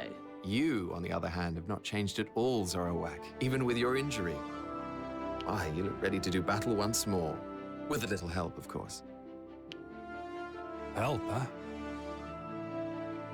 You mean to use a modern magic device to have me ride a wyvern, do you? Well, I suppose it can't hurt to try. I have grown weary of the hermit lifestyle. I should be glad to fight alongside you. I'm not sure about this, Father. I know you wouldn't need to use your legs, but... Have you forgotten my strength, child? I would hold my own against you even now, despite how much you have grown.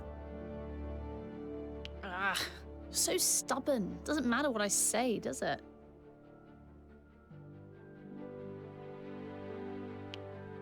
Now all I need is an opportunity to test out this contraption. We're going to deal with a demi-human horde in Eastfield, as it happens. What say you join us? Sounds perfect.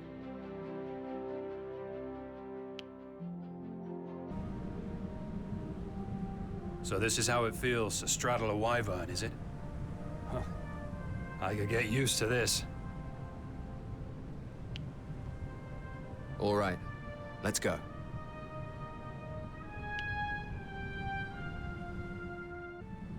Father, are you okay? Izzy, please. You saw me fight, did you not? Did I display any weakness? Even for a moment? Well, no. You seem to be a natural at wyvern riding, Zorowak. Not that it was ever in doubt. I watched your unit fight as well. It seems I have finally found myself a worthy cause. Therefore, from this moment on, I shall lend you my strength as a member of the Blue Foxes. Thank you, Zorowak. Welcome to the unit. Look, Isker, I'll get straight to the point. All right. Are you and Tremina lovers? There's a rumor going around Elm Camp. Why? Are two blue foxes prohibited from falling in love? Not at all. You may do as you wish. Fred insisted that I ask, that's all. I see. I suppose he doesn't look kindly on Tremina, given her democratic activism. He could have asked me himself, though. I said the same, but he would have none of it. Well, it is true that we have developed a good relationship of late. That is an interesting way of putting it. We aren't married or anything, but I can't say what the future holds. It could be a fitting match. She is the daughter of a prominent Southfield merchant. And you? Well, you are of noble stock. You're suggesting I return to the family fold. Such things don't concern me. Then what does? Why the sudden interest in our relationship, Rias? This isn't like you. Oh, I have no particular interest. I'm merely making idle talk. Really? Anyway, I'd best be off.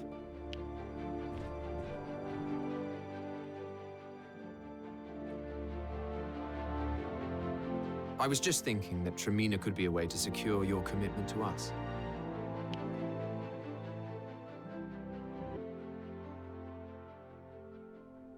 Andreas, I need to tell you something. What is it? You remember they were taken in by an orphanage. It seems they're safe and well. I see. You aren't happy. Are you? You didn't seem to care very much about them during the mission. It was only afterward that we heard the rumors about the church. It is hard not to fear the worst for the children we put in its care. That's not all there is to this. Am I right? Don't tell anyone, but I was born in the Ballyden Wilds myself. I could have been one of those kids. I see. Your prowess as a magicka makes sense now. Yes. Those born near the frontier do tend to have a knack for magic. Does Catherine know? Of course. Catherine was the one who told me about your rescue mission.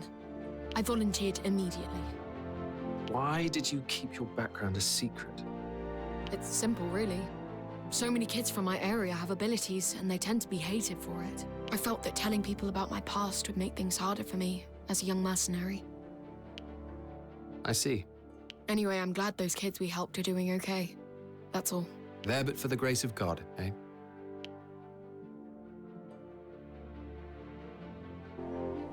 Oh, what to do? What troubles you, Catherine? I gave sweetmeats to the children of the Hodlam slums, and now they want me to come every day. You must stop it immediately. They'll never become self-sufficient if they start expecting handouts. Not everyone is as strong as you think, Andreas. They are children and they need my help. Charity was an important part of my work at the church. If only the church had been so benevolent when it decided to have you purged. Do as you like, but take responsibility for your deeds. God is not to blame for one's lot in life.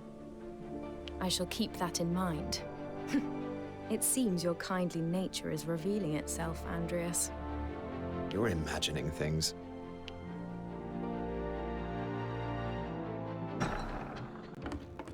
Listen. I understand. Lorraine, there is something I must discuss with you.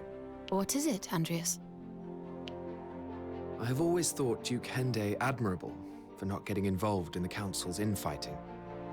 But what if he is planning to seize control once the two dominant powers have worn each other down? Excuse me? Such an approach is not unheard of, and the way things unfolded in Dagland is odd indeed. What does the Empire's capture of a Southfield port have to do with factional disputes? Each faction has backed an heir to accede to the throne, but Duke Hende made no such move. Perhaps you can see what I am implying. You mean to suggest that Duke Hende has the Empire behind him? It would explain why Southfield was handed over with barely any resistance. But what proof do you... The signs have been there the whole time. First, the jade taken from the thief Hadi Solbay was never handed in to the royal government.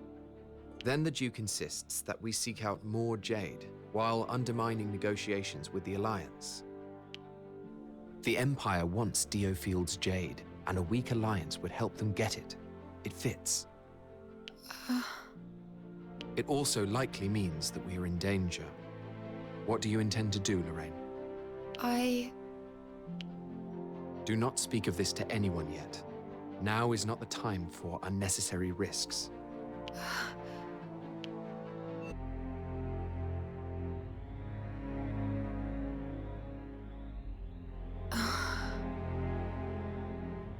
Lorraine, what's the matter? Lorraine is unwell. I shall brief us in her place. My scout has sighted a group of Imperial troops heading north, although they do not appear to be an invading force. Nevertheless, the Lord's Council have given us permission to engage and prevent any further advance, if they reach Central Field. If we deploy to Barngor Marshes immediately, we should be able to intercept their front line. You seem unusually well prepared, Rias. This feels strange. What are you up to? Yes, what's this all of a sudden? Indeed. I see what Walter Quinn is getting at. Rias, just what exactly is going on? Let's talk about this after the battle. Matters that are unclear now will resolve once we engage the enemy. Very well. Fine. We'll talk about this later. For now, let's make haste for Barngor Marshes.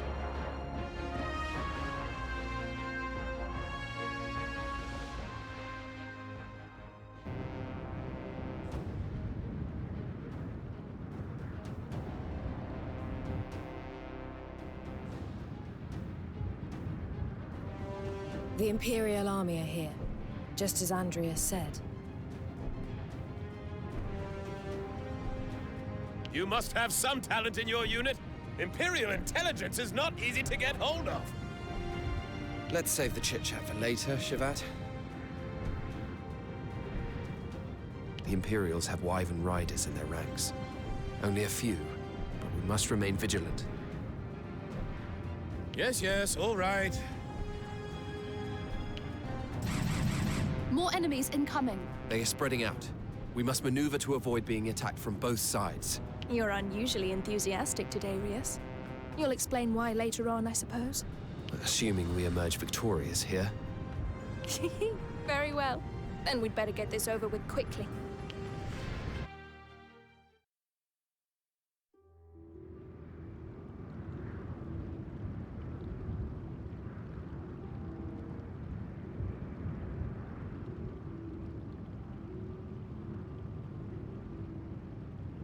The enemy has been driven out.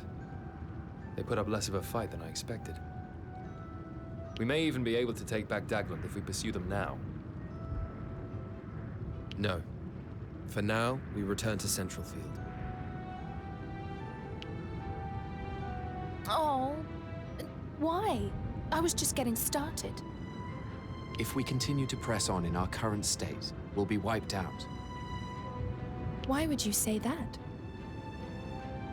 Because we would find ourselves surrounded.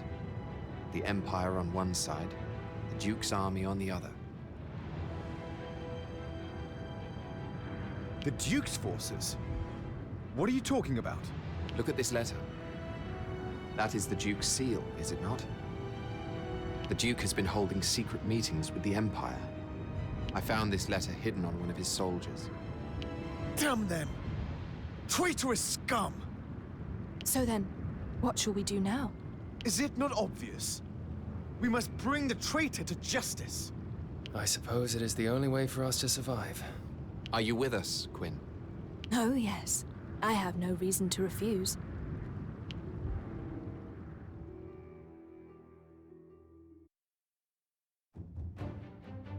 The Blue Foxes deployed to Barngor Marshes and routed a detachment of Imperial troops.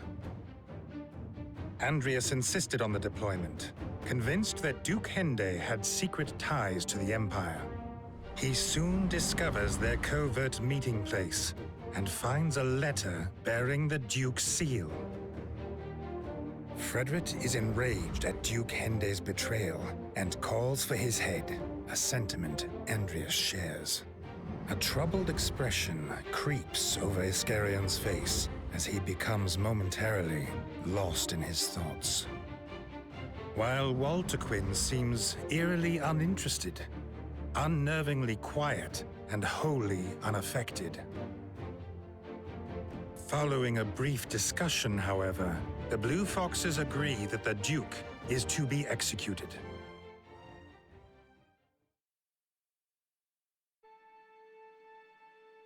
Listen, Lorraine. Yes, Andreas? The next battle will seal your fate, one way or another. We destroy the Duke, or the Duke destroys us. You must choose where your loyalties lie. I am a Blue Fox. Good. Thank you, Lorraine.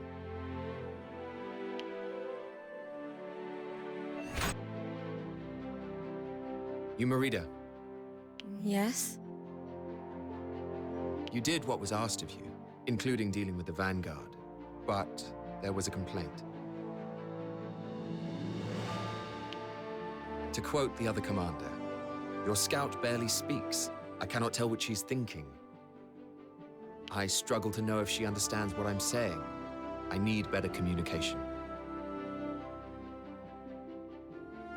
Oh, I'm sorry. I did not come here to have you apologize. After all, I myself have a similar disposition. No, you're different. You can communicate with just about anyone. That's why all the Blue Foxes look up to you, and why you were selected as a leader. That's enough about me. So, what is to be my punishment? I told you. No apologies and no punishments. I'll just find you a different role, that's all. I am sorry. Stop that. I will find a suitable role for you, and you will give it your all. All right? Right. Andreas, I have a favor to ask. What is it? There's a military unit that serves a Southfield nobleman that I would like to have eliminated. Why?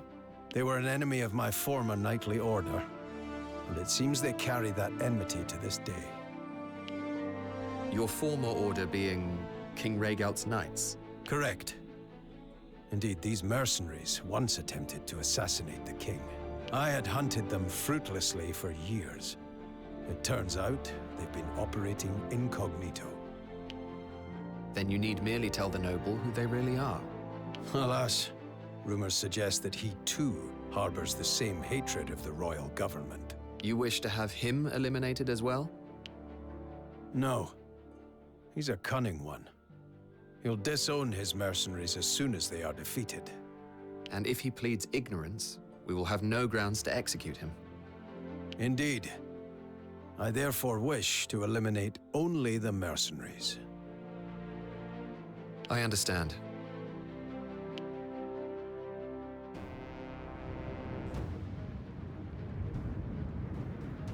They are aware of our approach. Good. I'm curious, Andreas. Why did you agree to help me? This fight yields no benefit to the Foxes whatsoever. You seldom make your own desires known. I assumed it must be important. But let us talk later. The enemy are coming. Yes.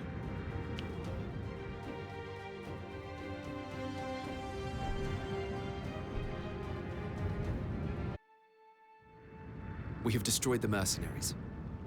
Alas, we have no choice but to leave their patron be. That is of no consequence. He is powerless without his attack dogs. Then let us return.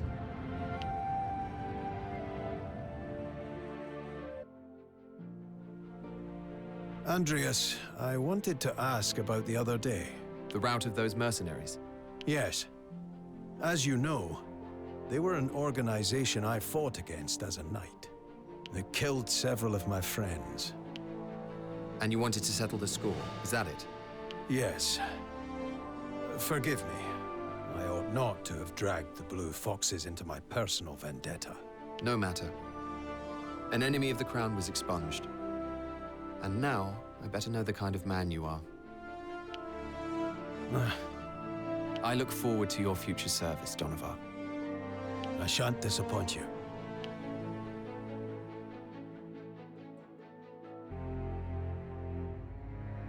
We must make for Duke Hende's manor at once. Let us take him by surprise and finish this quickly. Yes. We will not report to the Lord's Council until after it's done. The Duke is not to be warned. Duke Hende's manor has many a back door, the least guarded of which faces the woods to the west. If you sneak in through there, cross the back courtyard, and go to the top floor... No. Wait. Your best bet to get to the Duke would be to head directly for his master bedroom. Lorraine, do you truly support our plan? I do. My mind is made up. Once the Duke is dead, what becomes of us? Iska, no longer need we serve as Duke Hende's pet army. We are Knights of the Lord's Council, an independent force. Do not forget that. The royal government is too fractured to deliver justice. And that is exactly where our services come into play. As long as Lorraine serves as our intermediary, there should be no issues between us and the Lord's Council. Very well. And you are certain that what we are doing is best for the people of the kingdom? From how I see it, I believe we are. Then, in that case, I'm with you all the way. Walter Quinn, what about you? Oh, I can't wait to get started. I haven't been this excited since we took back Tagaria.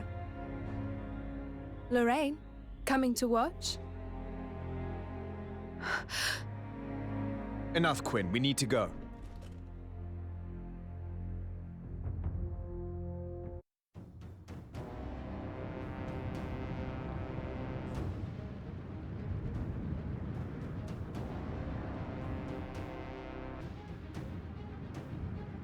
Intruders!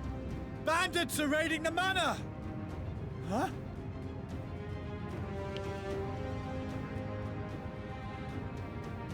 What the... You're the Blue Foxes! What are you doing here?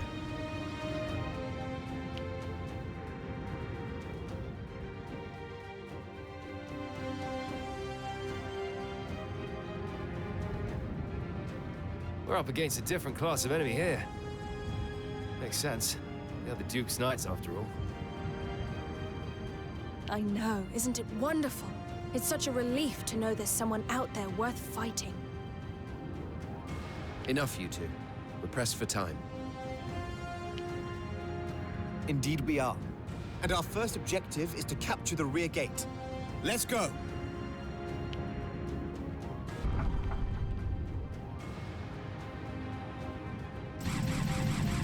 There are knights in the courtyard as well.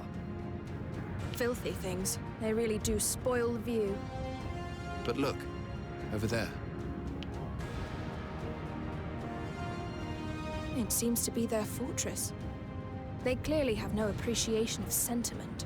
They'll need more than that to stop us. Those who would oppose Alatain must be crushed. Advance!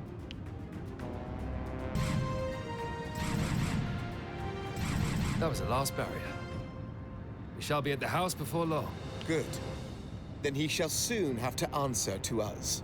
He's led us a merry dance, hasn't he? It's time for a little payback, I'd say.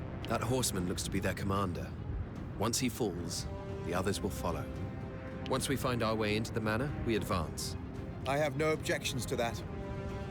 You're best suited to it. We shall deal with the others. Having slain his way through the guards, Andreas was finally face to face with Duke William Hendy. Putting aside the debt he owed, Andreas informed the Duke that he was a rebel against the state and was to be purged. Yet, rather than fall into Andreas's hands, the Duke took poison, electing death on his own terms. Andreas silently observes the Duke's final moments.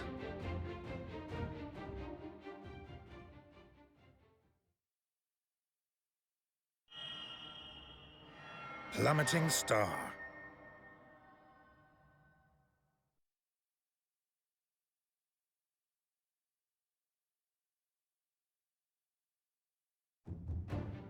The Blue Foxes present the Lord's Council with evidence linking Duke Hendy to the Empire. They also report that he has paid for his treason with his life. The Council denounced the Blue Foxes' unilateral action, but with the factional conflict worsening apace, they are in no position to punish them for it.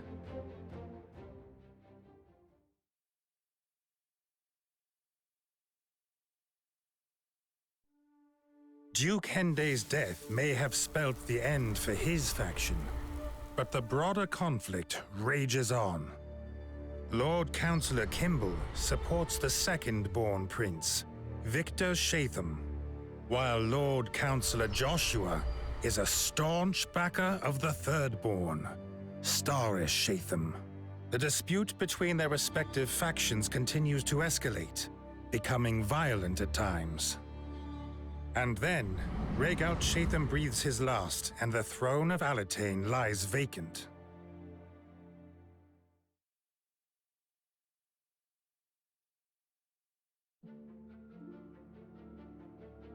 It seems King Rhaegal passed away yesterday.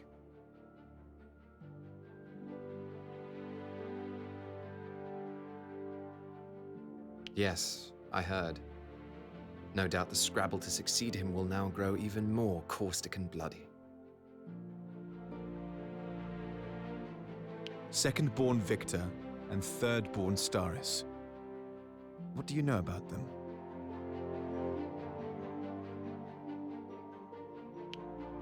Prince Victor is aggressive, a man of pride, yet also a suspicious, jealous type. Prince Staris, on the other hand, is an opportunist, keen to avoid conflict when he can. Neither rival the talent of Prince Ivangar, and neither are fit to succeed their father. Most damningly of all, they both lack the mark of the blessed. What would Levi do if he were in our shoes? You need not ask Riaz. We already know the answer. The mark acts as proof of one's right to rule. And I should know.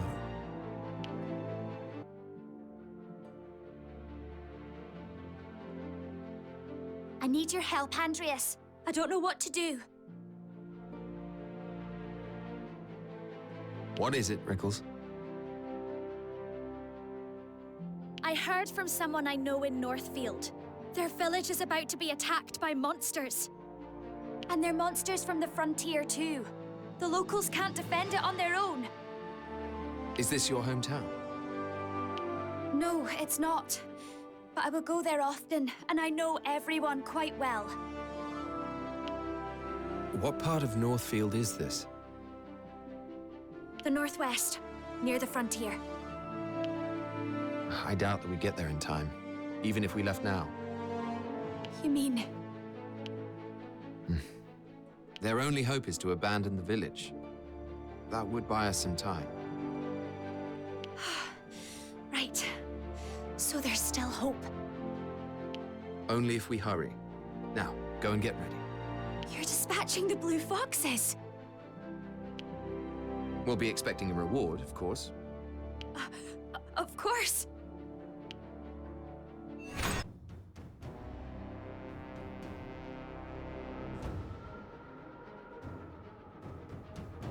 Those seem to be our monsters.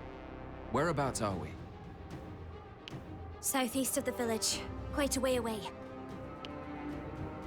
There are no villagers anywhere to be seen, though. Are we too late? Did the monsters already attack? We'll think about that later. First, we kill them. Right.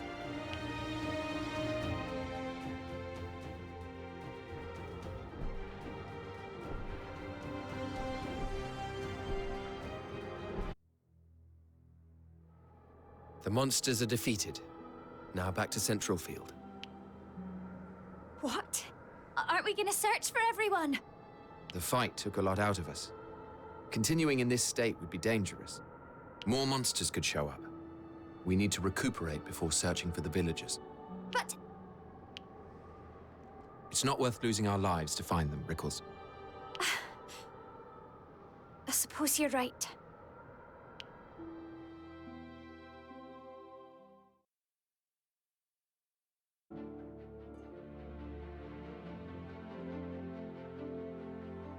Rickles, I have news. What is it, Andreas? It's about the villagers from Northfield. One of my scouts has tracked them down. It seems they fled to a nearby settlement, and everyone is safe and sound. Really? Aye.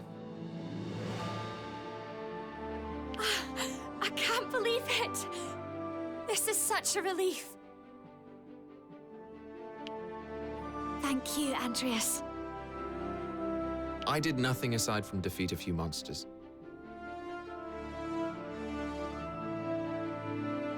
That's not true. You also found the villagers. I just didn't want you to get into trouble looking for them by yourself, that's all. Oh, really? Well, whatever your reason, I'm eternally grateful.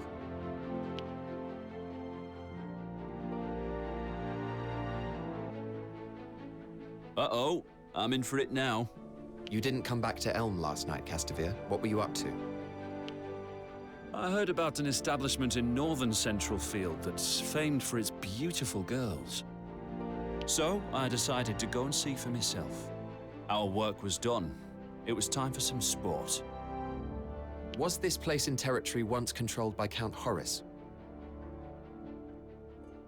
You keep tabs on this kind of thing too, eh? Nothing gets past you.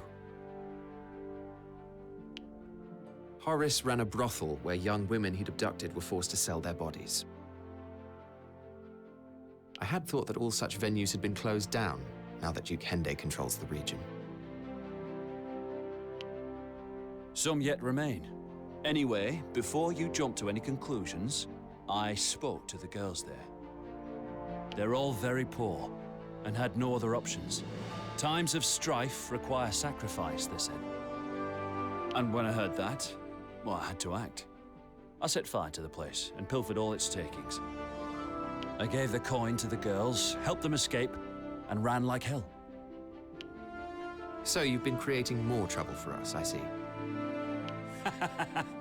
I suppose they might work out that I did it. If that happens, I'll be sure to apologize. On your head be it. Let me be clear. I have no regrets. I will never allow damsels to remain in distress. Be honest. You went there looking for a good time. But of course, had the girls been agreeable, I would gladly have enjoyed an evening together. I despair.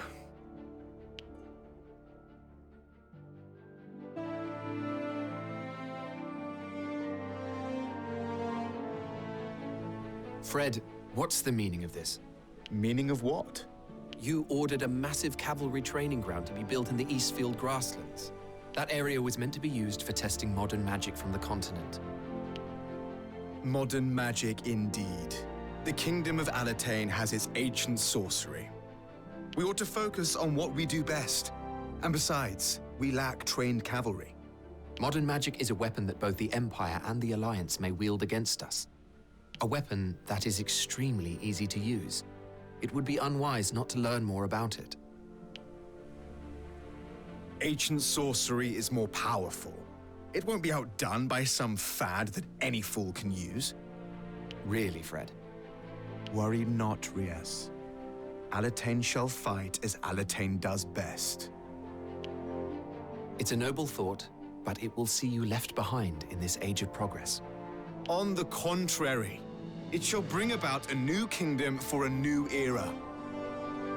You had better steel yourself for the future, Rias. Listen, Fred. What? Never mind.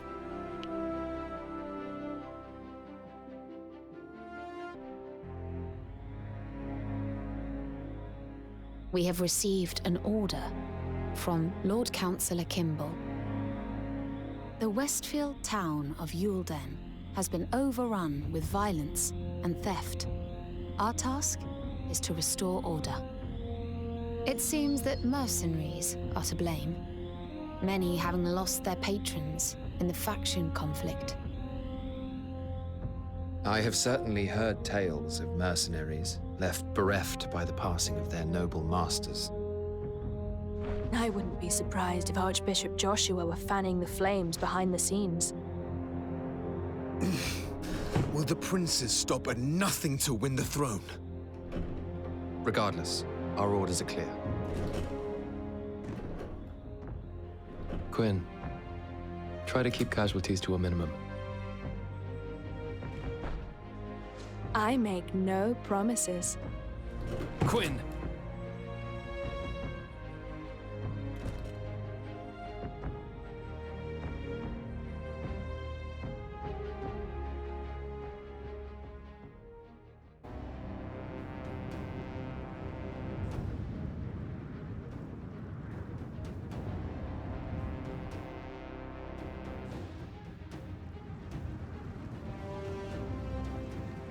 Every last member of Victor's faction will die!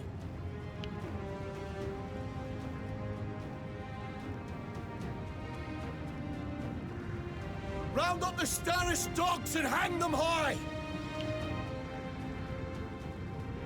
So much hatred and lawlessness. All because of the succession dispute.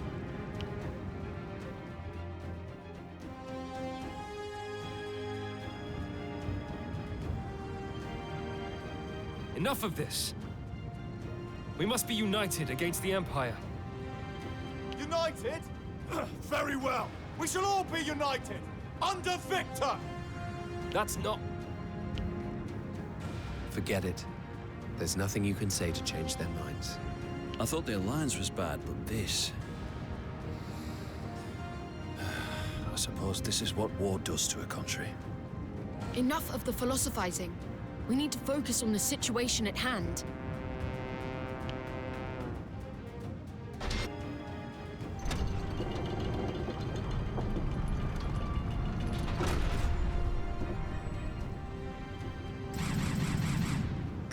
They just won't listen!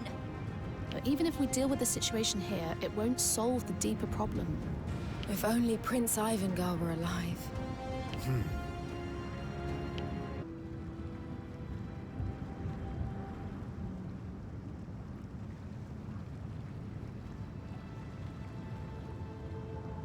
If this continues, the kingdom will crumble.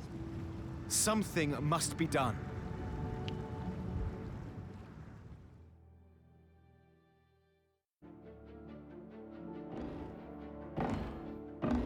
Thank you for agreeing to meet me. What I'm about to tell you must be kept secret, at least until the time is right.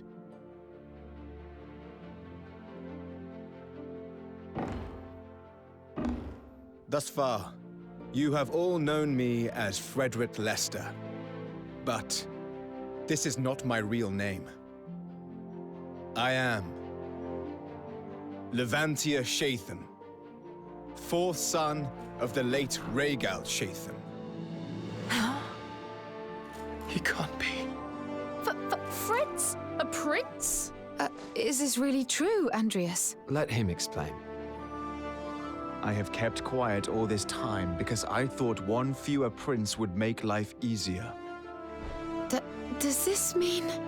I had always thought that Prince Levantia had been assassinated when he was a child. The one who was killed that day was Frederick Leicestershire, a boy of my age from House Leicester.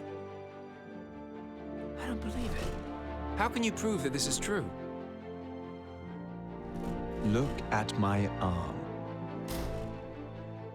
This mark only appears on members of the Shatham family. This proves my lineage. That's... the mark of the blessed. We all bore witness to the destruction that beset Yalden. I cannot abide this carnage any longer. It is time to fulfill my destiny as the true royal heir. Therefore, to right this kingdom's wicked path, I ask you all to lend me your strength. What? Well, that's my son. How can this be? How can Fred from the That is one creepy You're smile. really a prince? Please stop that. You're telling me that Blue Fox's lead personality. I'll have no part in it. I'm leaving. I've finally got a glimpse at your true intentions, Rias, and I for one shall not be caught up in it all. Quinn! The rest of you might want to consider following my lead. Rias, is this really what you want?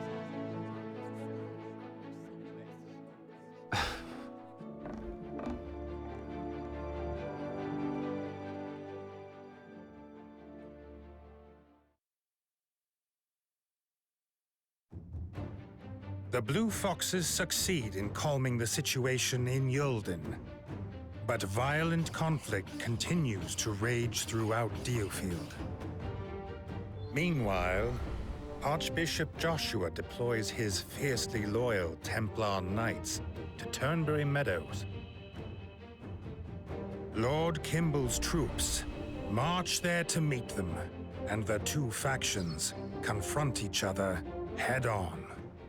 Elsewhere, the Blue Foxes are called to a meeting where Frederick reveals himself to be Prince Levantia, to the shock of the unit. Unwilling to support Frederick's bid for the throne, Walter Quinn leaves the unit. With the factional battle imminent, the Blue Foxes receive an order to eliminate the Archbishop.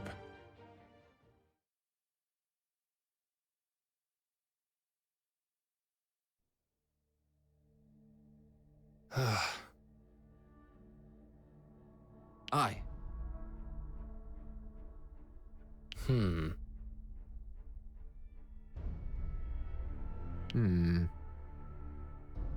However...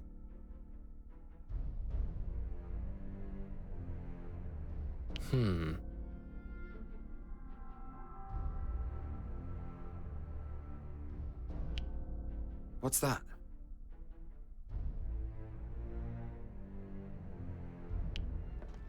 I cannot agree. Aye. Sorry.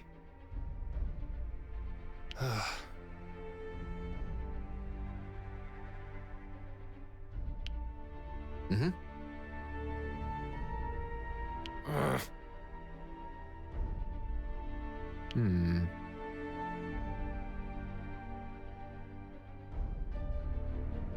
I cannot agree.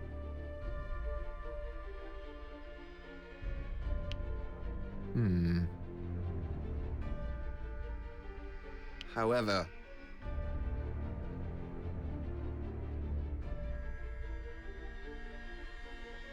However...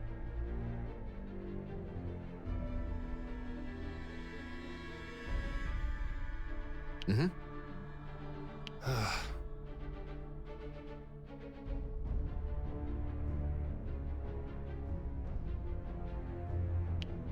Enough. Sorry.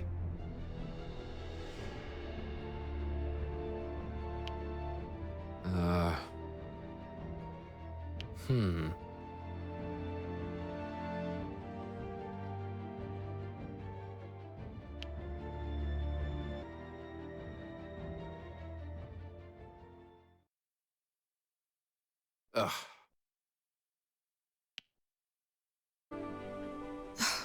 What's the matter, Estalt? I've come a long way since I first met you. Haven't I, Andreas? Well... yes, of course. There are few magicers in the unit who could claim to rival you. I had doubts about your mentality when you first joined, but those have since been dispelled. Exactly. Why do you ask? Catherine's always treating me like a child, reminding me to pack my food before setting out, telling me not to go too far out on the front lines. She's so overprotective. You've known each other a long time, haven't you? If she met you when you were a child, I can see how she might still see you that way. But now I'm a soldier, and I can protect her. Ah, I see how it is. Huh? What do you mean? Oh, nothing.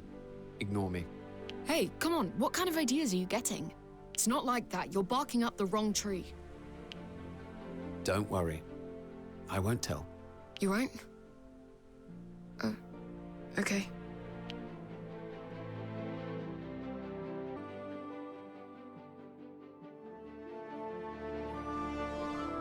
Something feels off lately. Don't you think, Rias? Off?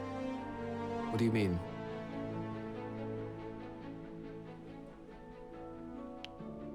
The mood among the blue foxes. Everyone is so uptight.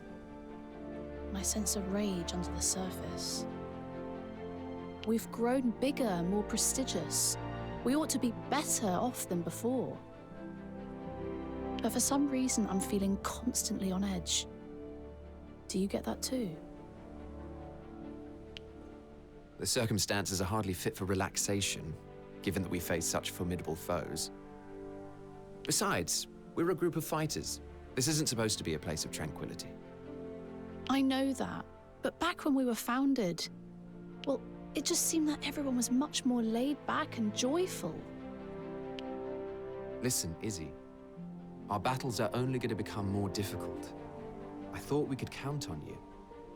But if you don't like the way the units... Don't you dare finish that sentence, Rias. I've been with you from the start, and I have my pride as a mercenary and as a swordswoman. I'm sticking with you and Fred till the end, until I breathe my last breath. Got it? And what if you had to pick between us? Huh? Nothing. Forget about it. What is it, Zorowak?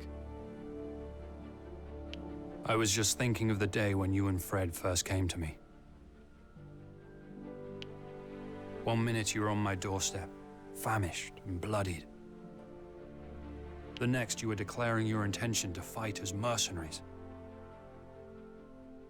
It was Fred's father, Arlim, who told us to go to you. He said you were old friends. The journey nearly killed us many times over. Yes, you seemed ready to fall over at any moment. But you had a fire in your eyes. Fred more than I, to be sure. His family had just been murdered after all. Nay, I saw more fire in you. Really? Neither rage nor obsession, but a cool, unshakable, unwavering spirit. And it seems to have persisted to this day. What are you trying to say, Zarowek? I'm just glad you'll have my back, that's all. Is that so? Iska, we must prepare to deploy. There are more rioters. What is their complaint this time? They claim to be clamoring for democracy, though perhaps that is merely a pretext. According to our scouts, all that is really going on is the usual looting. More violence without justification, then. Very well. I'll get ready. I just hope you aren't twisting the scouts' words for your own ends. Go and see for yourself. I'm sure you'll be proved right. You always are. Do you see anything contradicts the scouts' report, Iska? No, it is as you said. The only means of stopping them is force. Good. As long as you're convinced. Let's go. Aye.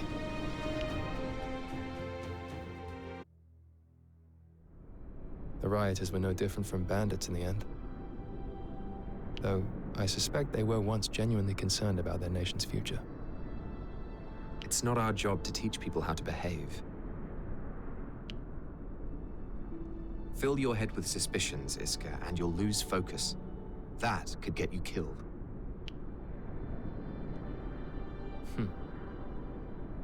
Thanks for the advice. But I shan't stop thinking for myself just yet.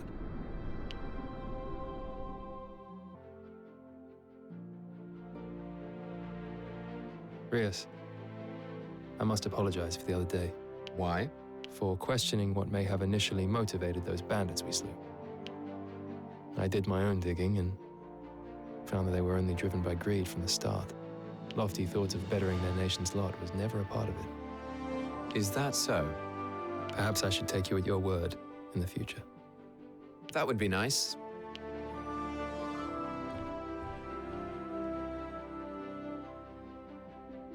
Though I suspect your doubting nature will always be your main vulnerability, Iska.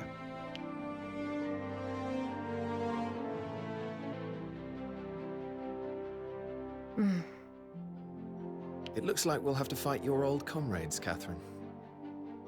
I cannot object. It was my choice to leave the church, and I do not regret it.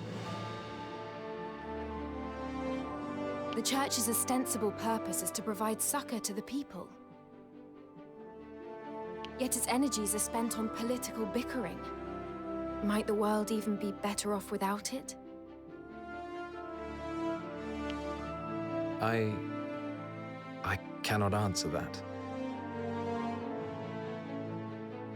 Of course. My apologies. We should focus on the mission. Yes. There will be ample time to contemplate more abstract matters should we survive.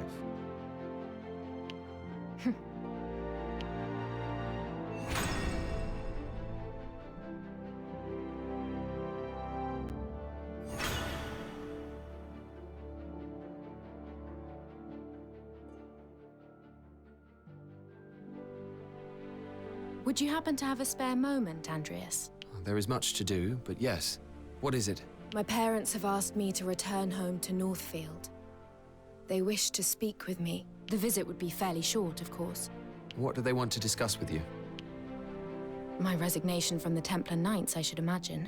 I have not told them yet, but they may have heard rumors. My family has been devoted to the church for generations. They were so proud when I joined the Templars. God's own vanguard, they called it. Then you can expect to be reprimanded if you return. They will certainly be upset. But this is the path I have chosen, with much pain. I wish to tell them myself of my decision, even if they will not accept it. Fine, if you must. But if you do not return, you will be discharged from the unit. I understand. You needn't worry. Very well then. Lord Kimball has requested that we eliminate Archbishop Joshua ahead of their showdown. Lord Kimball is marching from Westfield with 6,000 troops. They will advance upon the Archbishop's encampment in Northfield, where he has a force of 4,500 stationed. Our units have been secretly deployed to Turnberry Meadows, ready to infiltrate Archbishop Joshua's base. It would appear that Lord Kimball knows how to get the best out of us. Perhaps so. But to what end? And will aiding him really benefit the nation as a whole? Yes, the nation would benefit from being rid of turmoil.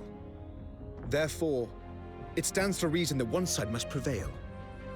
At what point do you plan to reveal your true identity, Frederick? Was your intention not to become king? For the moment, I am solely focused on the fight at hand. Confusion will only lead to unnecessary casualties. Very well.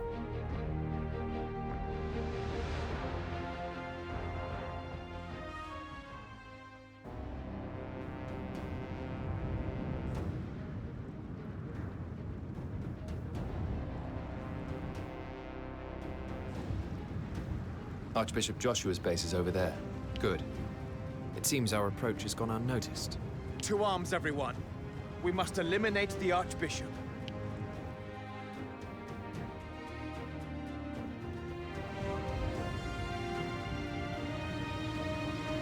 I'm at a loss.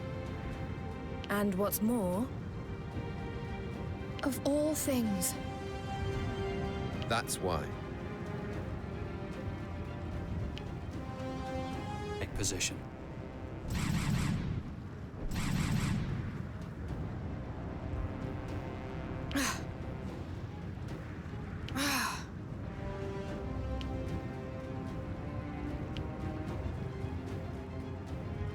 absolutely not.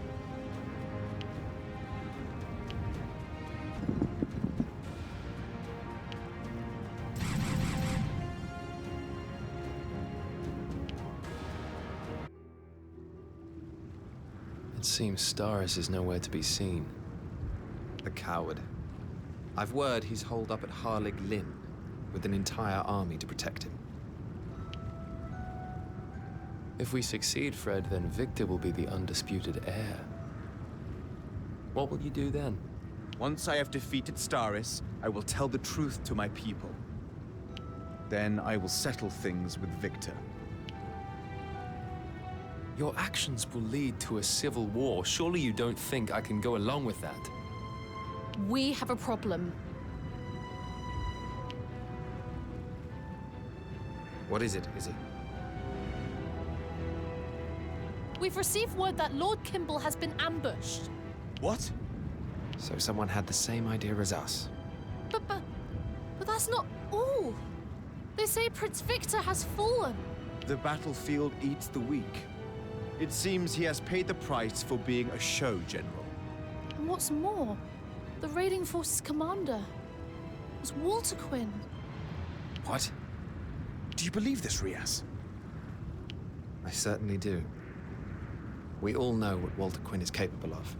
Lord Kimball was injured, but managed to escape. We must make for his camp without delay.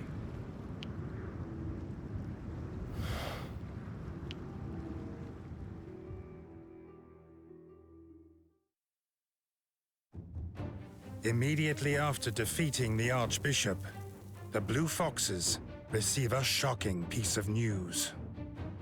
While leading his army to an anticipated victory, Prince Victor is ambushed and slain by Walter Quinn, who, after leaving the Blue Foxes, is now leading a strike force that answers to Archbishop Joshua. Taking a leaf from her former unit's book, they had ambushed from the rear.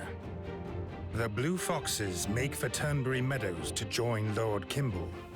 But by the time they arrive, Walter Quinn and her allies are already long gone.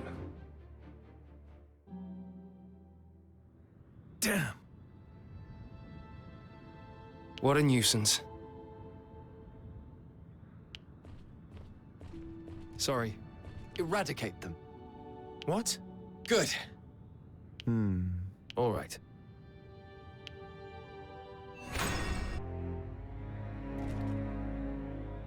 We must not tarry any longer. Harlig Lin must be captured. Staris' remaining devotees will begin to rally quickly, and with force as soon as they receive word of Victor's death. They need only the support of the majority of the council, and their man will be king.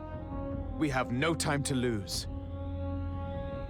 We have word that Leomir, between Harleg Lin and the capital, has been sacked. It seems likely that this was done by Walter Quinn, in an attempt to slow us down. We must act now, else she may become unstoppable. She may even have killed Staris already. I dread to think. Let's go!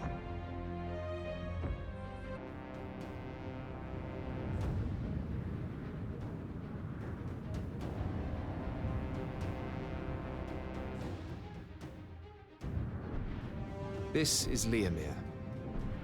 I doubt we will find any survivors here.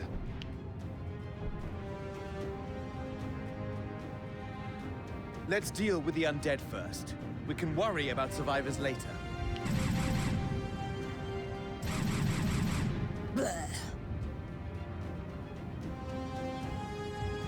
Keep focused.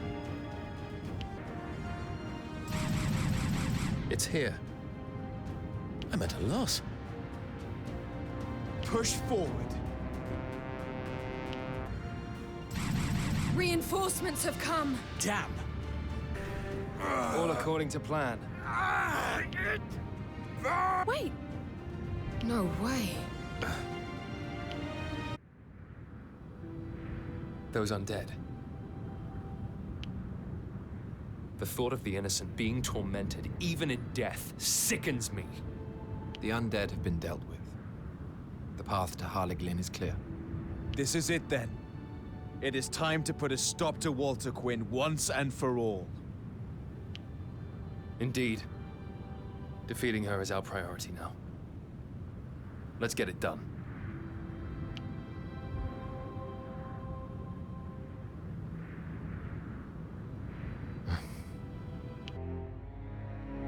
Our mission is simple. Storm the church's headquarters and eliminate Walter Quinn and Staris.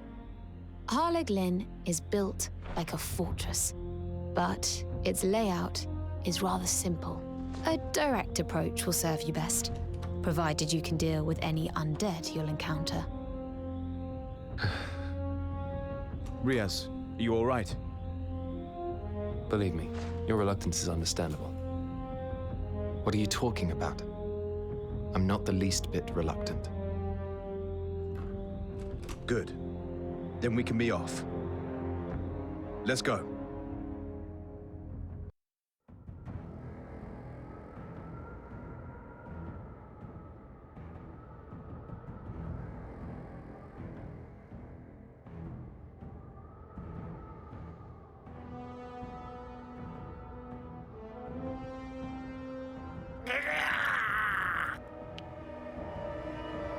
For such a magnificent church to lie in ruin is one thing. But for it to be infested with undead, this place is like hell on earth. Like something from an ancient myth. Walter Quinn probably feels at home here. Indeed. She is doubtless laughing at us as we speak. Let us press on.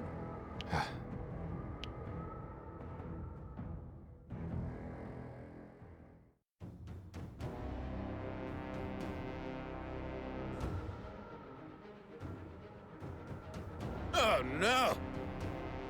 It can't be. Nothing personal.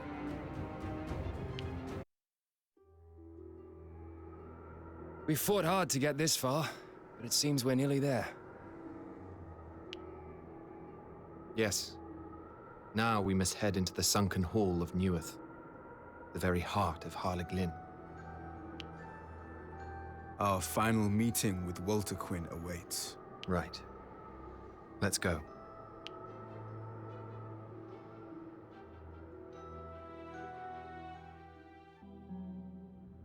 Damn! But... Rias, I'm... Aye. Just what were you thinking? So...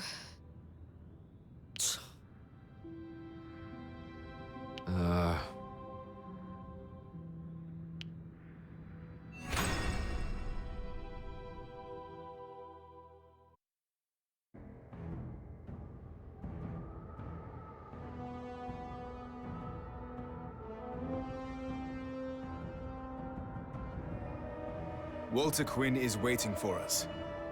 Let's finish this. Aye.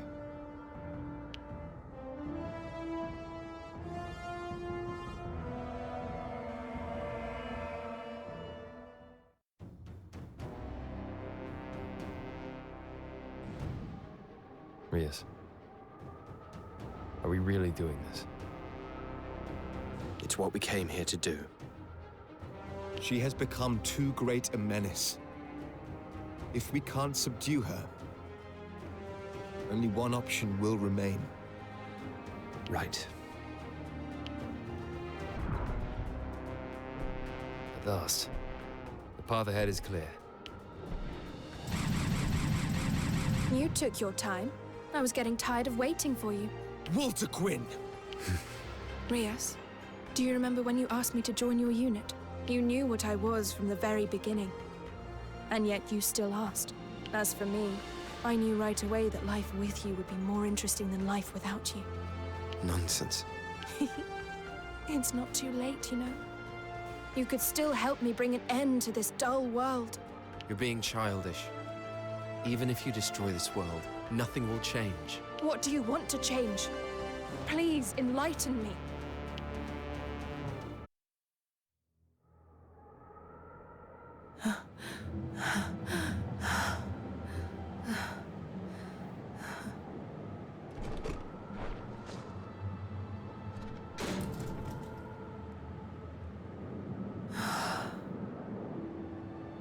Scion of ruin and slaughter, stray of hell, give me your body, serve me well!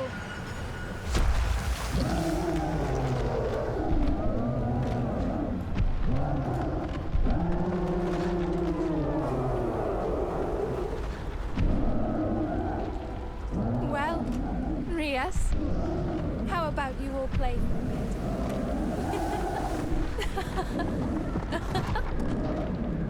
Walter Quinn, wait!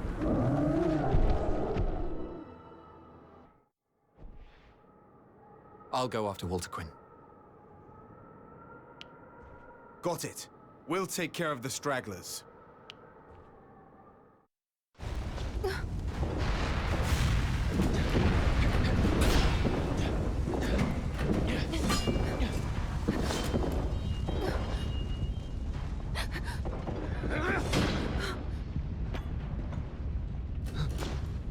I wish I could see the look on your face.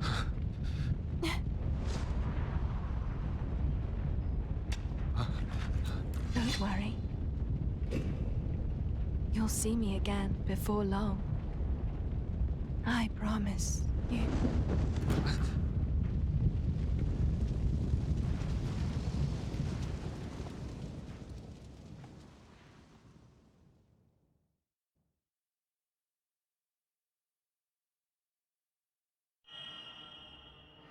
Realm of Reformation.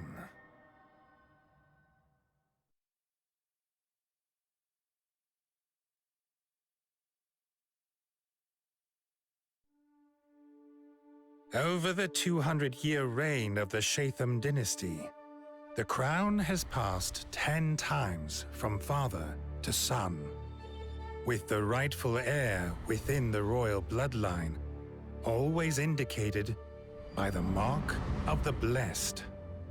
The mark is a signifier of magical ability and is believed to denote persons of unique power. With the rightful heir, Prince Ivangar, slain on the battlefield, his 2 unmarked siblings vie desperately for the throne. Civil war results, rendering the once mighty Alatain divided and weak.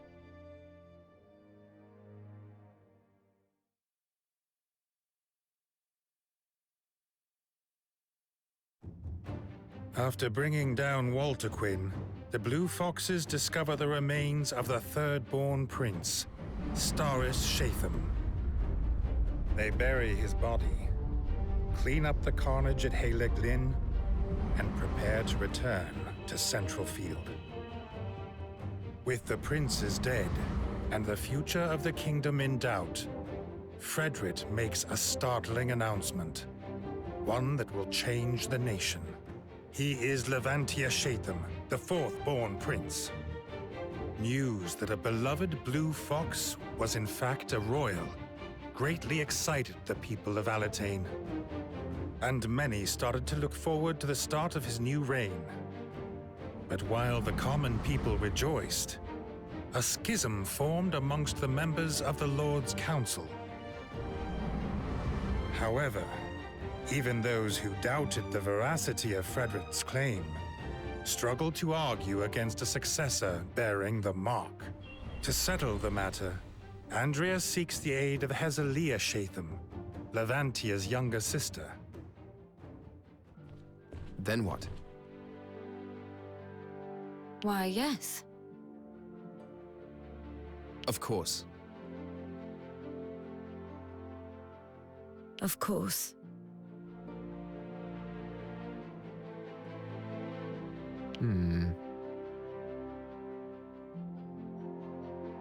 Indeed. I suppose so.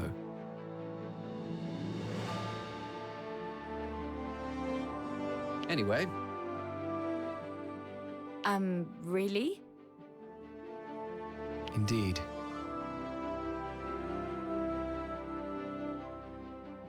How about this? Understood.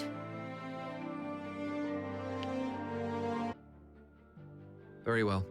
Umarida, we're going to have to work closely together from now on. You will be my mediator. I cannot ask this of anyone else. All right. I hope you are prepared. This is a critical moment. The fight ahead will be unlike anything that has come before, and it will be bloody. I am well prepared. All I wish for is to keep fighting alongside you. But what if I am unprepared? Then so be it. Whatever you decide from now, I shall simply follow. Then you are well prepared indeed. Prepared to put your life in my hands. Yes, exactly. Now that's not an expression I've seen before. I don't know what you're talking about. You really didn't want to kill Lady Walterquin, did you? There was no other option. If we could have continued working like we had, then of course I wouldn't have killed her.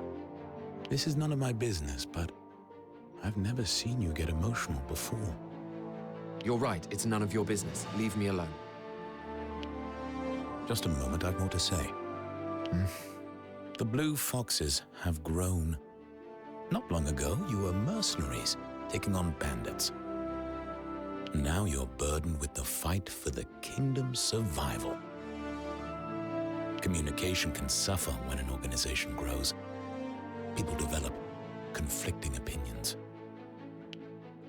What are you saying? I think I've come to understand you a little of late. And my conclusion is that you shouldn't let Lady Walterquin's death bother you this much. It doesn't bother me at all. Good to hear. Are you Andreas Ronderson of the Blue Foxes. Who are you? My name is Chapelman. I'm an evangelist of Nathal, come from the continent. Is it true that the Blue Foxes take requests from civilians? It depends. We're no longer mercenaries, but knights serving the Lord's counsel. There is a massacre taking place in Eastfield. A noble intends to burn a village to the ground. I have heard tell of this. This is on the coast at Sulish. Aye.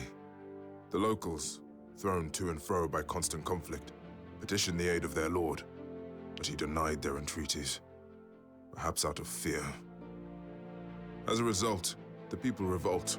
Knights have been dispatched. I fear the worst for the villagers. Our new standing means we tend to avoid tangling with nobles. And God has truly forsaken them. Oh, how cruel the world can be. What can you offer as payment? Would the latest information from the continent be of interest to you? Details on the Imperial and Alliance plans for this island, for example. You have a deal. We will deploy in secret. So you will take my request? Thank you, and praise be.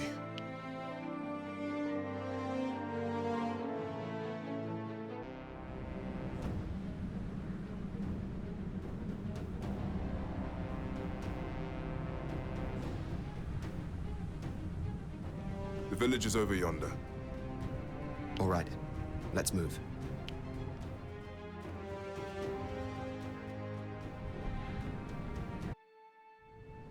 You have done the people of this village a great kindness. Now perhaps they can find salvation. You must tell no one of our involvement. I shan't speak a word. And I'd like you to come visit me at Elm Camp. Could you do that? Well, I suppose so.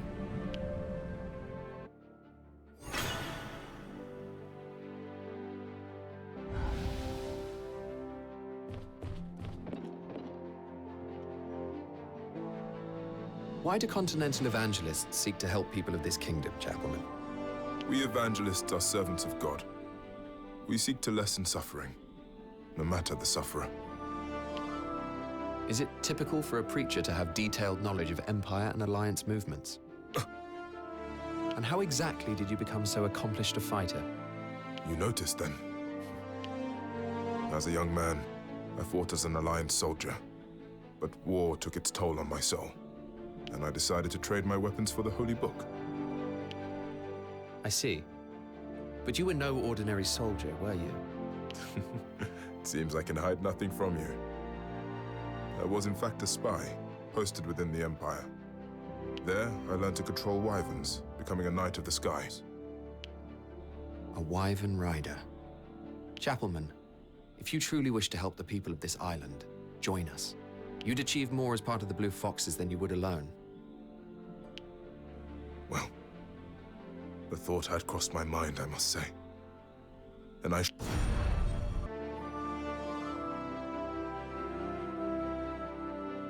Seems your fellow democratic activist, Galvin Yahavo, has gone into hiding. What did you know of this, Tremina? Yes. He escaped from prison, didn't he?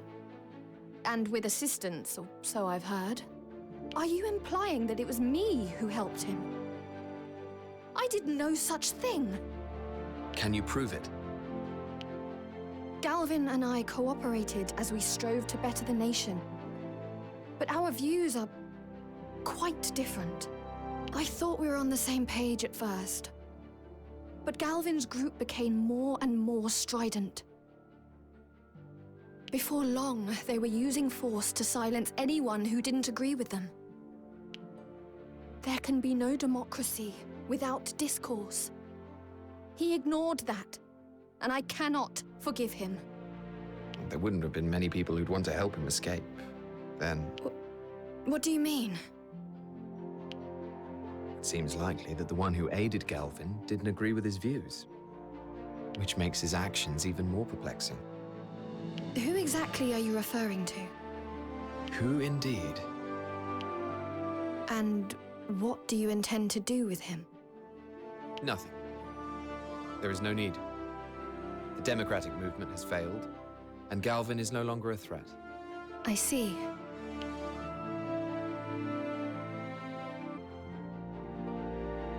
We've been asked to deal with some bandits. We'll be departing immediately. Where to, exactly? The Eastfield coast. It's an area that's fallen under pirate control in recent years. I see. Is something the matter, Lorraine? No, no. A request is a request, after all. It's just that you usually have some ulterior motive for taking them on. Do you really think me so scheming? No, of course not. Forgive me. All I mean is... well, I just hope you feel you can confide in me. I am a non-combatant, after all. Even if there are things you wouldn't tell the others, I might have impartial advice to offer. All right. Thank you. To set up camp here, I wonder.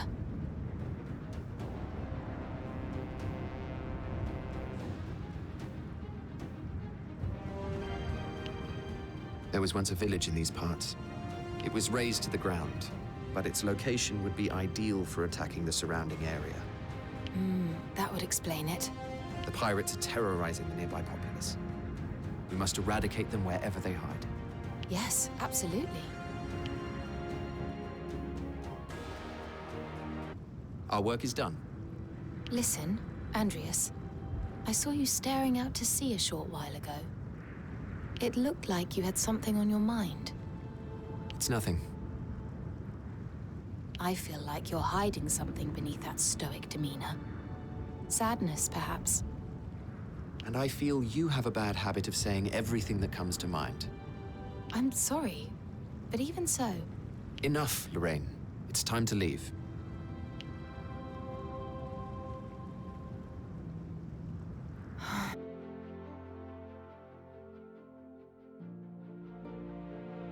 Andreas, I've been thinking about our ordeal with the pirates in Eastfield.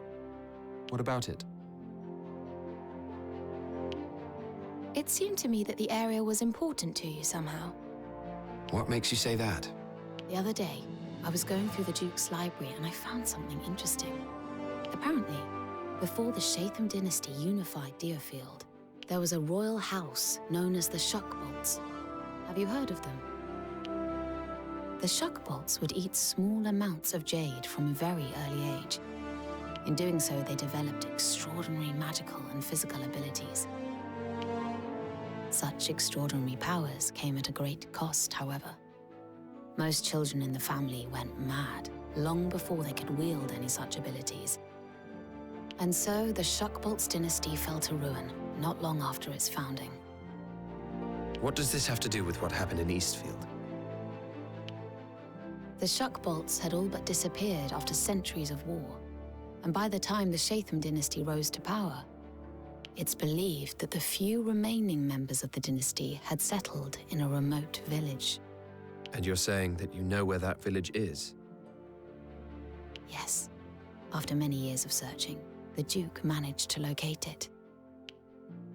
I don't know what happened there, but you... Lorraine, say no more. This is all just in your imagination. Enough.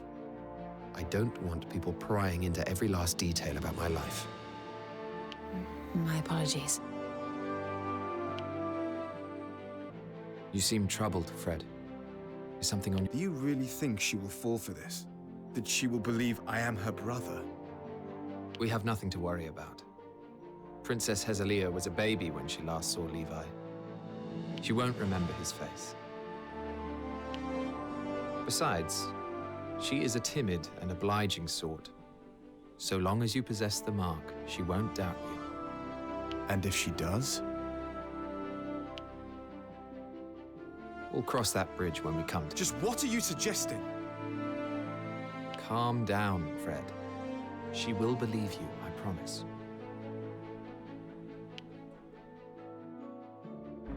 The second and third born princes are dead, along with their supporters. What do you intend to do now? We rescue Hezelia Shatham, King Rhaegalt's youngest child. Hezelia Shatham? The Phantom Princess? Only she can affirm Fred's lineage.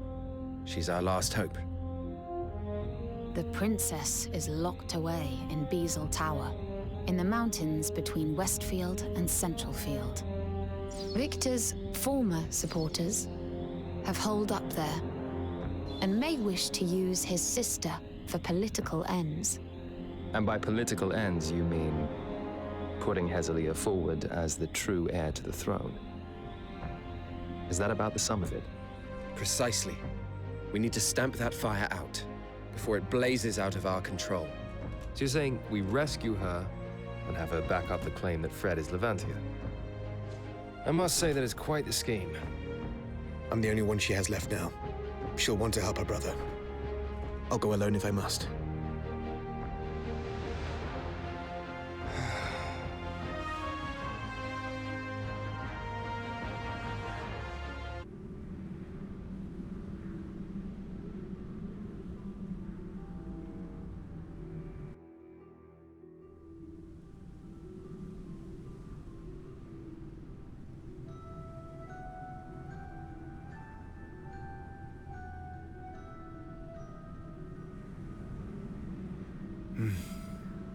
Don't worry, Fred.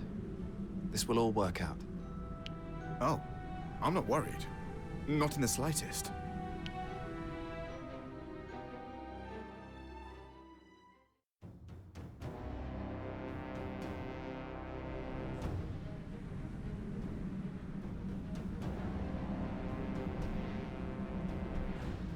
Over there.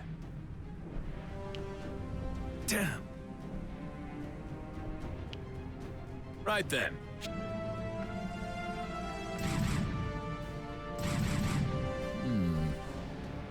That is our objective. Yep.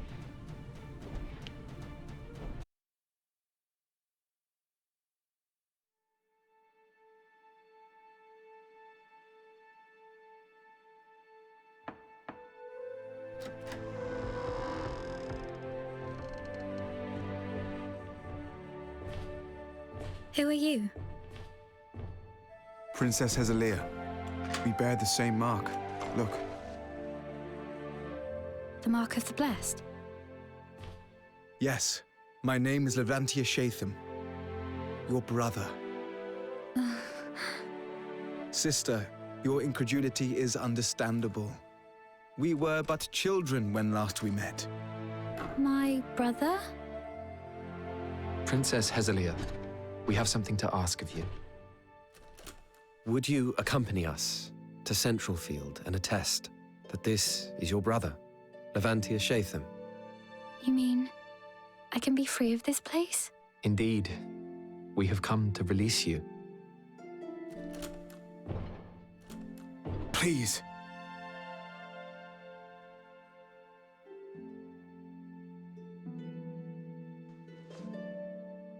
Very well, I shall do as you ask.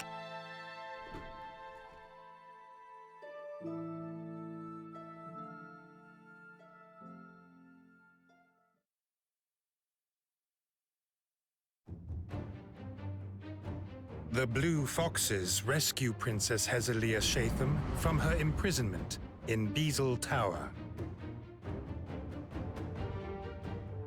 and bring her to Centralfield to testify in front of the Lord's Council.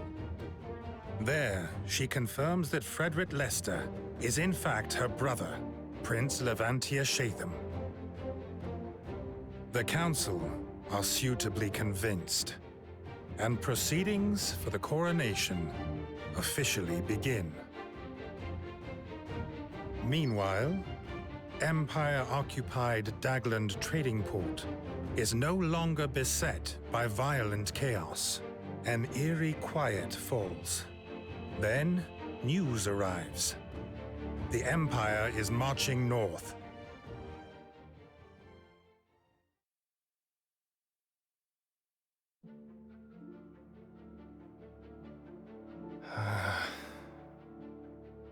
Is something the matter, Iscarion?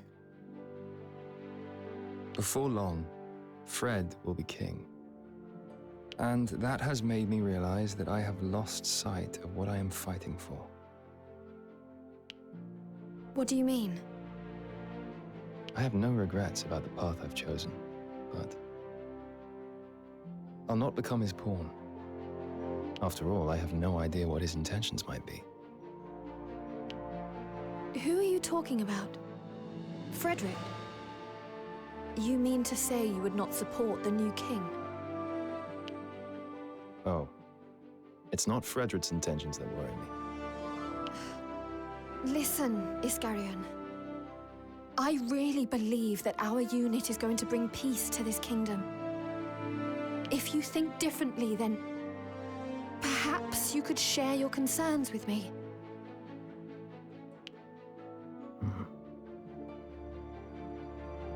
My only concern is where I might end up when all this is over. Iskarion.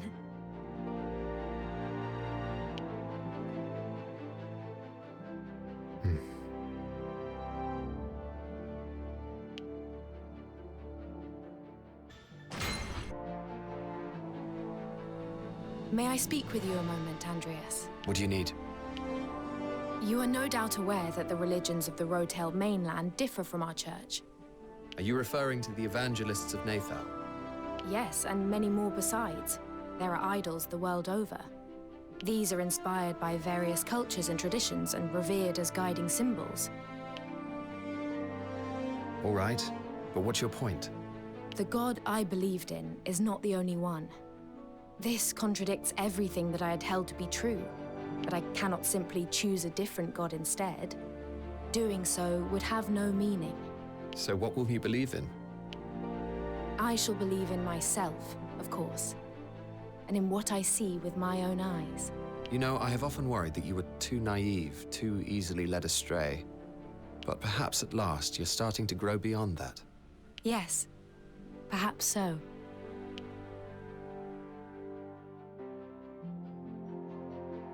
Thank you for your help yesterday, Your Highness. Oh, I did not do much. Is there perhaps anything we can do for you in return? No, I do not think so. Nothing at all? Hmm. Then, if I may, I would like to ask you a question. With your skill in the magical arts, could you not have escaped your confinement of your own accord? Perhaps, yes. Yet you did not. Why was that, Your Highness? I do not know. Well, it is all in the past now. In any case, I would like to request something of you. If you shall allow me to remain with you, I shall do whatever you ask. Would you not care to hear the details before agreeing? I do not think you would task me with anything that I would be unable to do. Very well. But I must ask, why is being with us so important to you? Levi is my brother. Surely it's only natural for us to want to be together? I suppose so. Sorry I'm late. How go the plans for the coronation? Well enough, but selecting the new Archbishop of the Granville Church is proving difficult. Oh, you need not worry about that. The matter has been settled. Then let us speak of the mission. Very well. We have received word that the Imperial Army has begun to march north from Dagland. Their aim appears to be Riodale River, a location that would confer a major military advantage. However, you should be able to intercept them at Graves Basin, directly south of here. And intercept them we shall, with Hezelia accompanying us, at her own behest, no less. What? She's capable enough.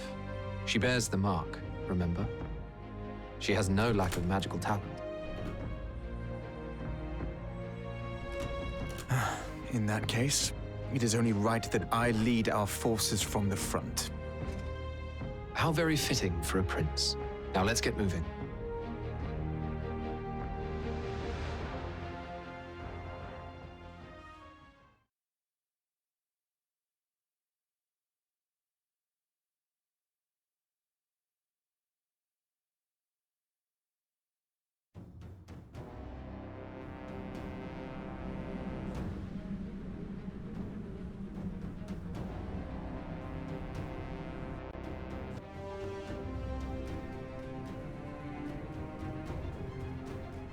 Everything all right, Hez?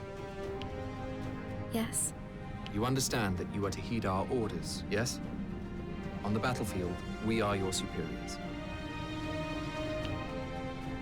Rias, Hez is a princess. Mind yourself. Surely the lives of our troops should be prioritized over manners. I have no complaints. Order me as you will.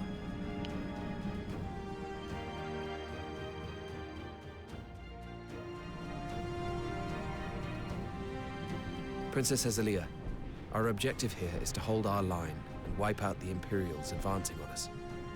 We must subdue the enemy force and ensure no more of our land is surrendered. To achieve this, we will need you to cover us with your magic. Understood. Reinforcements sighted.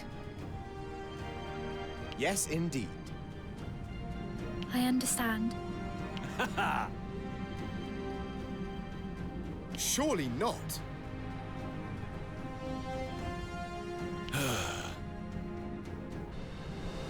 Listen, I object. I ask this of you. Understood. I understand. Our enemies have been eliminated. It seems the mark of the blessed is even more powerful than I imagined. We must return at once. We aren't going to take back the port. Attacking now would be a fool's errand. The troops in Central Field cannot be mobilized, and the disparity in numbers is too great. But I cannot stand idly by whilst my kingdom's territory is occupied. Calm down, Fred. You won't become king if you're dead. Come on, Rias! We can't come all this way and then simply turn tail! You would rather come all this way and die in vain.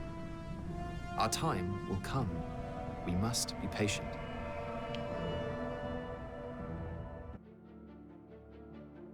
Fred has been acting rather strangely of late, hasn't he, Rias? You think so? He is so eager, constantly on alert.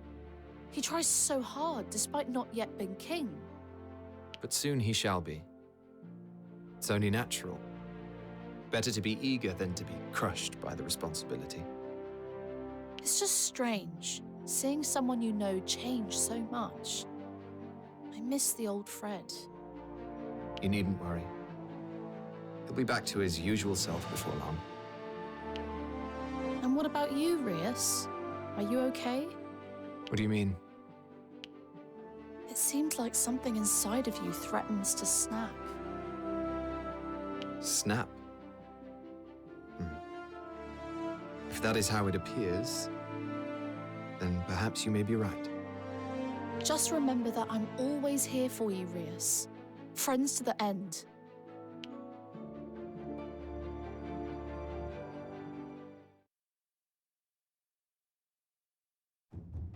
Having defeated their vanguard, Frederick resolves to eradicate the Empire ahead of his coronation. In order to do so, he decides to ask the Alliance to supplement the kingdom's forces. Iskarion's ties with the Rotail Alliance mean that he is tasked with setting up the negotiations. They are to take place on the Kelling Peninsula in southern Southfield, far from prying Imperial eyes.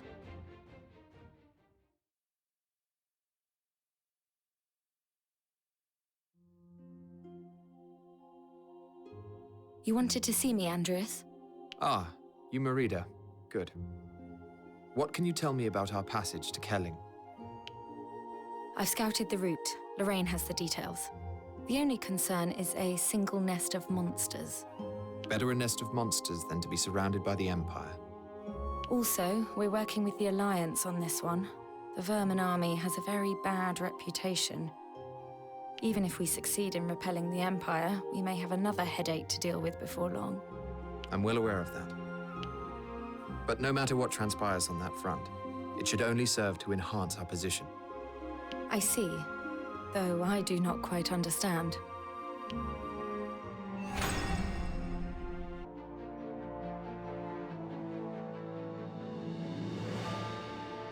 Could I have a word, Zorowek? What is it? You once told me that your leg was injured in combat with a knight. What manner of man was he?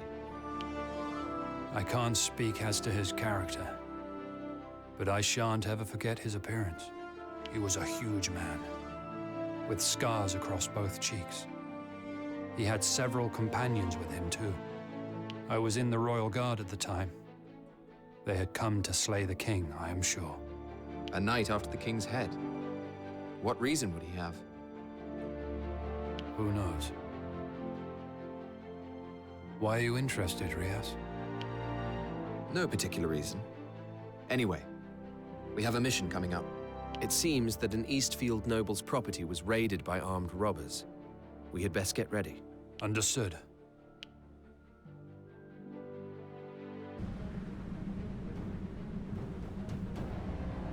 Are those the robbers? One of them looks to be a knight. It's him. You mean... Zorowek, is that the man who injured you all those years ago? Aye. I remember him well. From failed regicide to would-be robber. He was hardly the model of honor last we met, but he has sunk even further into the muck. I'll not suffer a depraved knight to live. Allow me to deliver him to his end. He's yours, if you think you can take him. I will not fail this time.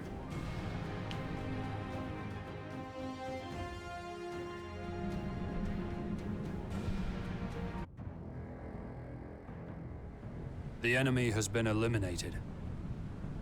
Your knight still lives, Zorowek. I will have him detained for questioning. Kill him. He deserves nothing better. We can kill him at any time. However, I am keen to learn his motives. I'm sure they're nothing special. But do as you wish. My work here is done. Very well. Thank you, Zorowek. We've finished our interrogation of that knight, Zorowek. We learned nothing of use. It was simply a hunger for combat that drove him. So he committed thievery and attempted regicide, simply in search of a fight.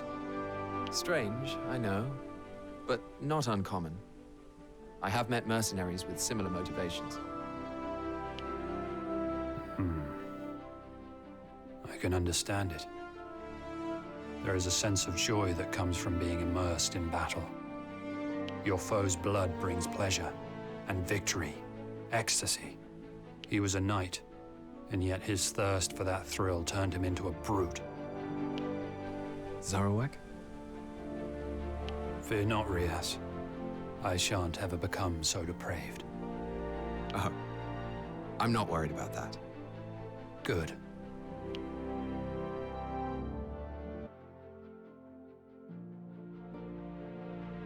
Izzy, we've got a job. Very well. Where are we off to? A monster-infested forest in western Centralfield. I didn't think Centralfield had places like that.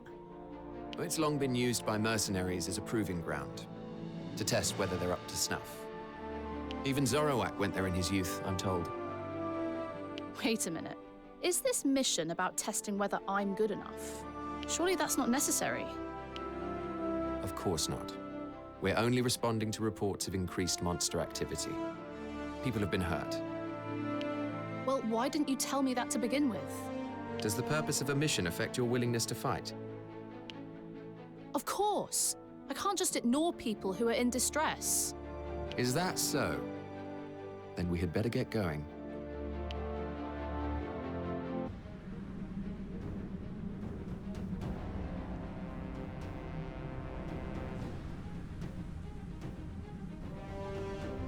Their numbers are greater than was reported. Many seem to have become rabid as well. How did it get this bad? Perhaps this is what happens if they aren't regularly culled. That's plausible. In which case, I suggest we reduce their numbers to 0. Considering the disparity between our reports and reality, we best not push it too far. Our small unit can only deal with so much. Don't worry, Rias.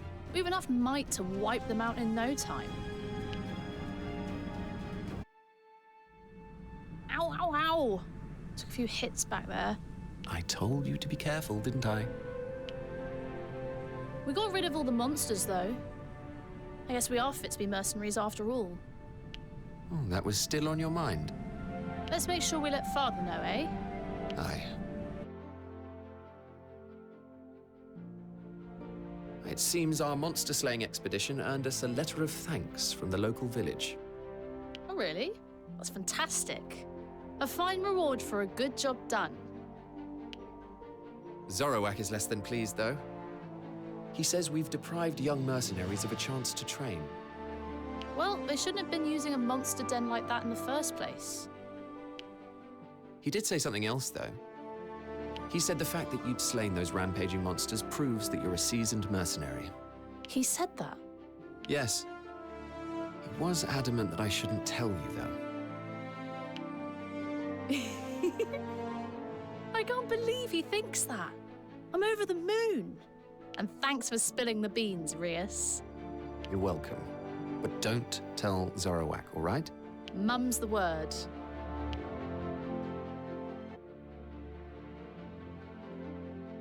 Things really aren't looking good, are they, Andreas? In Alatane or on the continent?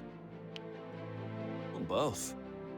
Now, you're well aware of the situation in the kingdom, but I've gleaned some news about the war on the continent which may be of interest. News of some import, one would hope, given the lengthy preamble. Oh, most certainly. It seems the Imperials are planning an all-out attack on Allied forces. The Alliance has caught wind of this and is trying to prepare, but time is running out. The Empire's victory is assured. Most Alliance states are set to lose their sovereignty. The Empire's conquest of the continent is moving along unfettered, then? It is. And the reason for this continued success is known to everyone. Zivatian Shugel. He is their hero, guaranteeing victory at every turn and clinging on doggedly to the last. Alliance troops quiver at the sight of him and immediately cede their positions. We Alatanians are no stranger to his might. Everyone knows about the defeat at Tagaria. What if he were to visit these shores once more, demanding surrender? What would you do? We fight. When next we meet, he shall not survive. Ha. I'm glad to hear you say it.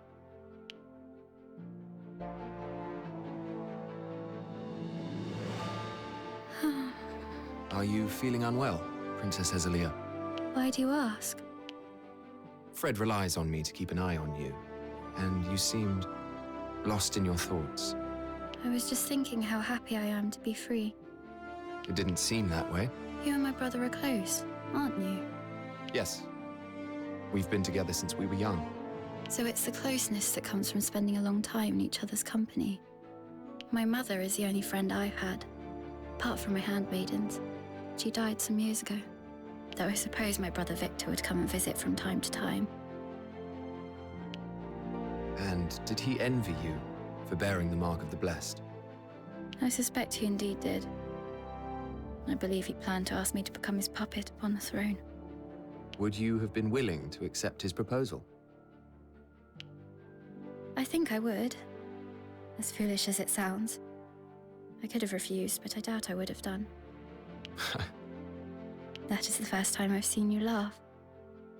It's the first time I've laughed in a while.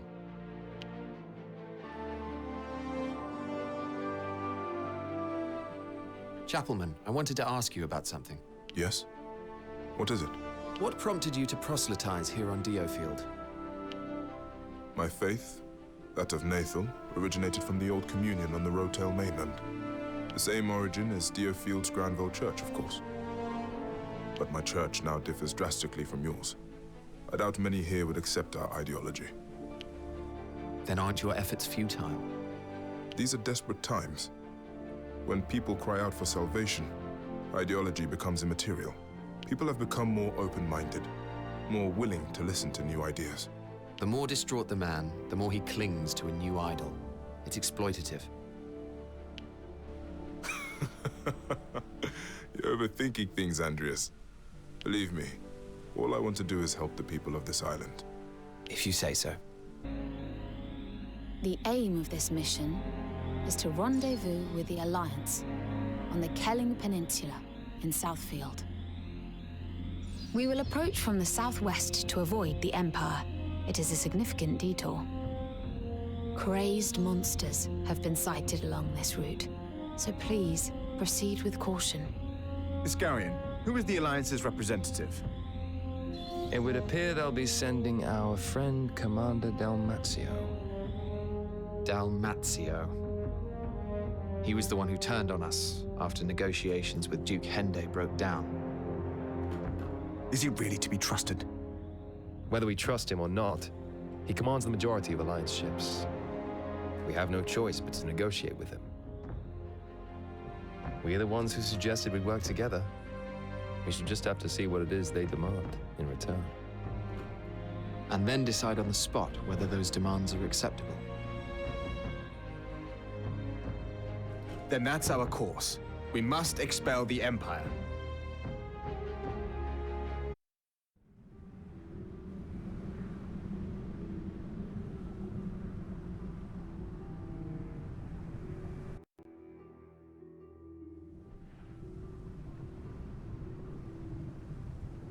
We've taken the road less traveled.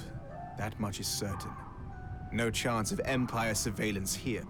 We do have company, though. Aye, and plenty of it.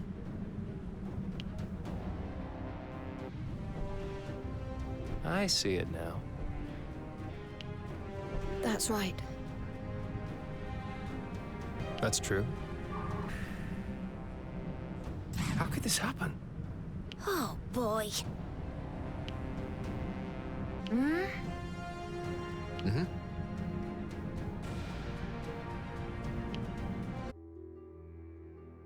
General Commander of the Alliance Army. Dalmatio? That I am, and the one claiming the throne of this desolate isle. That would be you, I take it. Aye. Now shall we get to the point? Neither of us have time to waste on pleasantries. I want the Alliance fleet to attack Daglund's trading port from the east. And I want it to be done on the 1st of Wit's Breath. Very well. We shall move at dawn, whether you are ready or not. Understood. We shall be approaching from the north at the same time. A classic pincer movement. Your requirements are crystal clear, good king. Now perhaps I should lay out our conditions. Firstly, free trade with Daglund. Secondly, leasing the Southfield jade mines. Nothing too onerous, I think. So, how about it? 'Tis a price worth paying to be rid of the Empire. I agree, Fred. Then it's settled. We will proceed with our plan. Excellent. We have a deal. Yes, and I shall expect you to stick to it.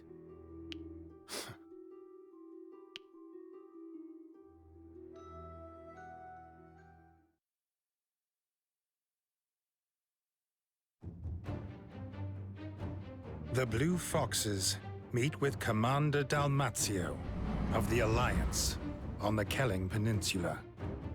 And together, they agree on a plan for attacking Daglund Trading Port.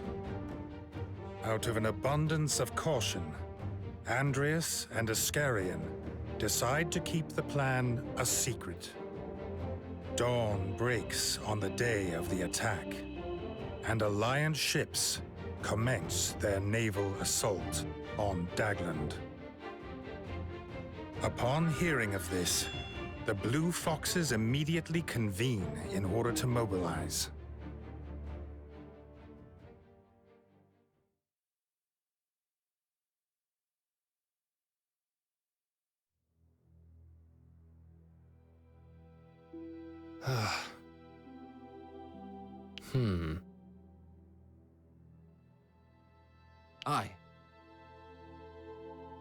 I cannot agree. I see it now.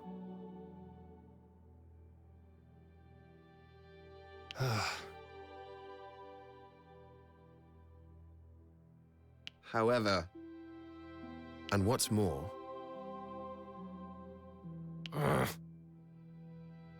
apologies.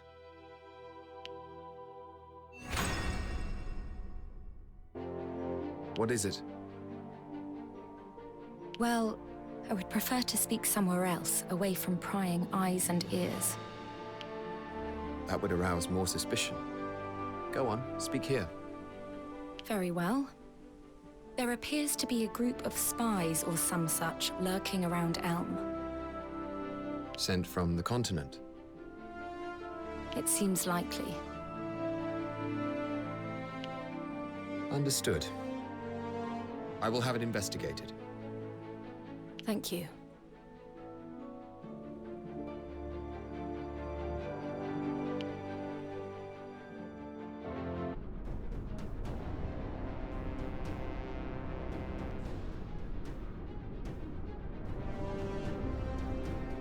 Are those the spies in question?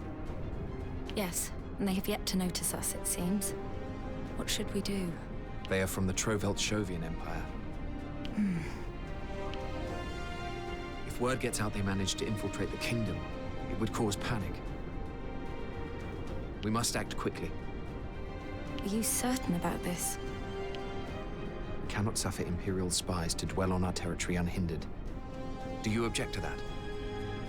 No, I do not. I understand. The spies have been dealt with. Several were detained, as per your orders. Understood. I shall interrogate them later. Speak of this to no one. I do not wish to stir up more uncertainty. Yes, I understand.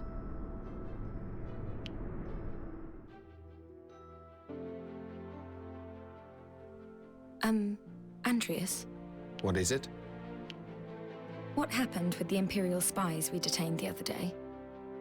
They were but foot soldiers. They had naught of value to offer. I see. So, what will you do with them? They will stay in custody for now. We may be able to leverage them as hostages at some point. Oh, I am relieved. Hostages are a valuable commodity in war, Yumarida. Of course.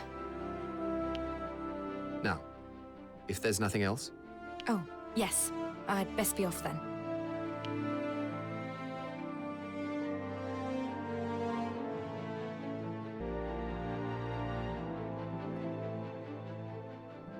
You need to prepare for battle tonight, Estalt. We've got a job. Where are we deploying? We're not going anywhere. We're expecting an attack by assassins. You're their target. What? Why me? The Granveld Church is behind it. It would seem that you know too many of their secrets. So they seek to silence you. Don't worry. Our scouts have given us advance warning. We have ample time to prepare. We'll indicate your location to them, and then spring a trap. So, I'm going to be bait, am I?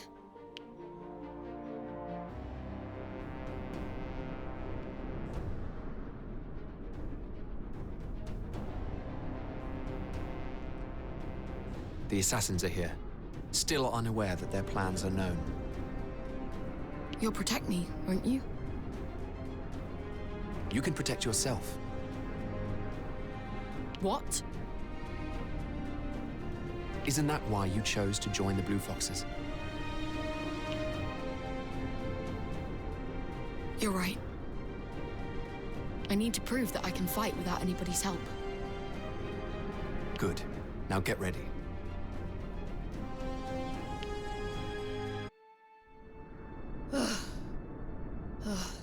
Are you all right, Estalt? Yes. It looks like they're all dead now. I took the last one prisoner. I'll force him to explain why they attacked Elm. I'd be curious to hear their answer. An interrogation is not something that a child should witness. I'll inform you later. Our fighting for today is done. Get some rest. All right.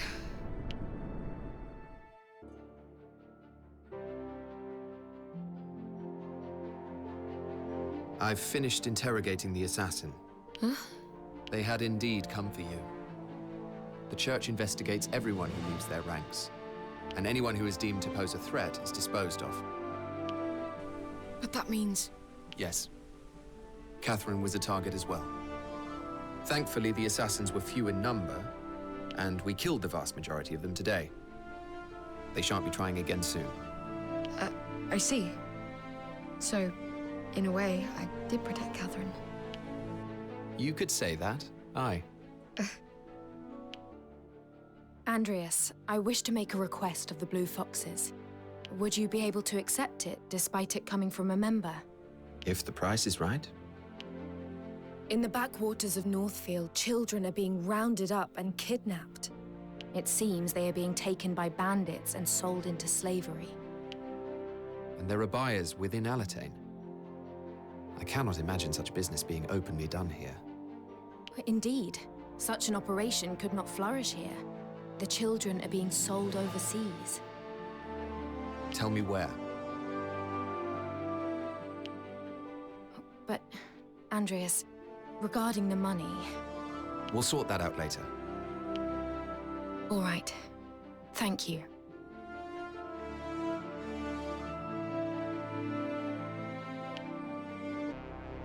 This seems to be where the slave merchants' collaborators are hiding out. I doubt they'd expect a group of fighters like us to venture this far north. Indeed. It is likely the remote location that has allowed them to conduct their immoral business.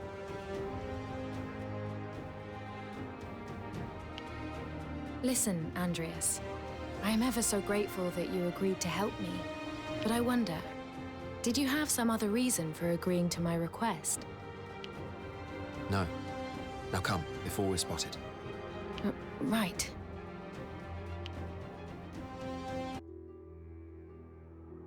The enemy has been dealt with.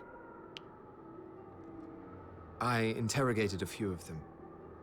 This appears to be naught but a branch of the main organization. Then the slave trading will continue despite our efforts today. Unfortunately so.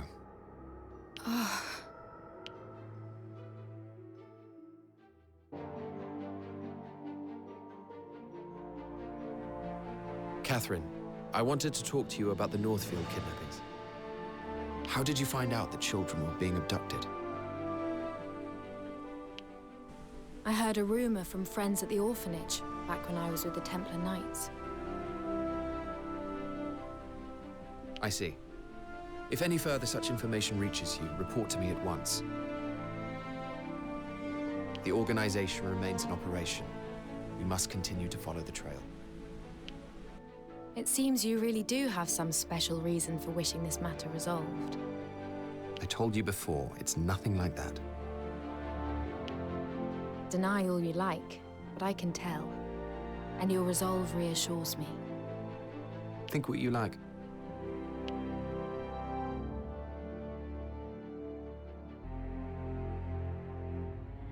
It is time to reclaim what is rightfully ours.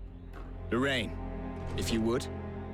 The Vermin Navy has commenced its assault. This is our cue to proceed south. They will draw the Empire's attention outwards to the sea, while we strike their headquarters in Dagland from the north. I shall expel all invaders from my land. Let us begin.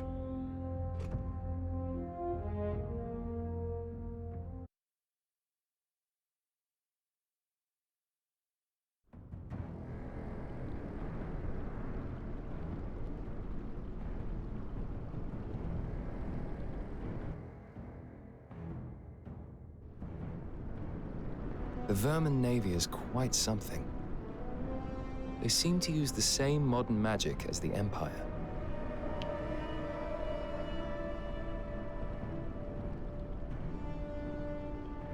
And clearly the Empire sees them as a threat. They've left very few units behind. It's all falling into place. It is time to rid Diofield of the Empire, once and for all.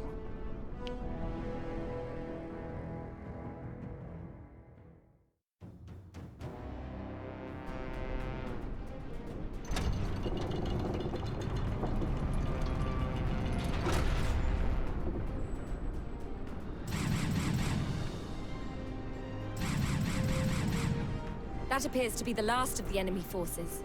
Our victory is imminent. Once it is done, nothing shall prevent me from becoming king. Everyone, follow me!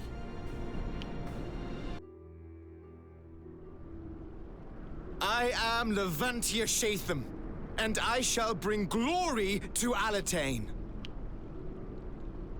I hope you have not forgotten our arrangement, good king.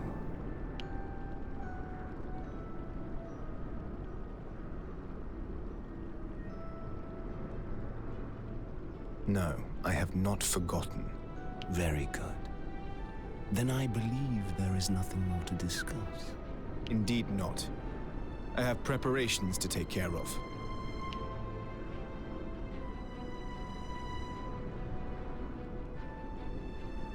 Yes, of course you do.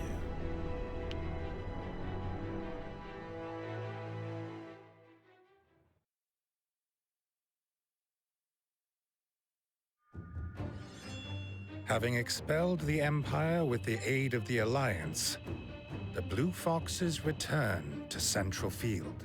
A coronation ceremony presided over by the new Archbishop, Hezelia Shatham, is convened, and Frederick takes the throne as King Levantia Shatham, the 12th King of Alatane. But in the shadow of the pageantry, two men face off. Andreas has confronted Iskarion. Iskarion states his intention to leave the Blue Foxes, having become unable to reconcile his beliefs with the unit's actions. However, Andreas has no intention of allowing his departure. The two stare each other down. The tension in the air could have been cut with a knife. But in the end, Andreas relents. In the moments before departing, Iskarion thanks his former leader, but cannot stop himself leaving one final warning about the path their actions may lead them down. Unable to respond, Andreas watches as his former comrade walks away, once and for all. Iskarion had long been relied upon as the unit's chief coordinator, and his departure shakes them. But then, a scout brings an urgent message. It seems the Alliance forces stationed in Dagland Trading Port have started looting in South Field. And Frederick's reign as king threatens to have a most inauspicious opening chapter. This morning's bread tasted different, Andreas. Did you notice? Yes. It was made with special wheat from a luge, imported via Southfield. What about the fish that accompanied it? I heard it was caught in an Eastfield bay and transported here while still fresh. Was it not to your... And what is that yellow flower called, over by the entrance? I don't know. Though I heard it was imported from the continent. The world is such a vast place. Ever since I left Beazle Tower, every day greets me with 1,000 discoveries. I am beginning to understand how little I knew. You'll get used to it soon. I suppose I will. The world is full of surprises, yet strangely agreeable. I wish I could keep feeling this way forever. Oh, I am sorry. I know not what I am saying. No apology required, Your Highness.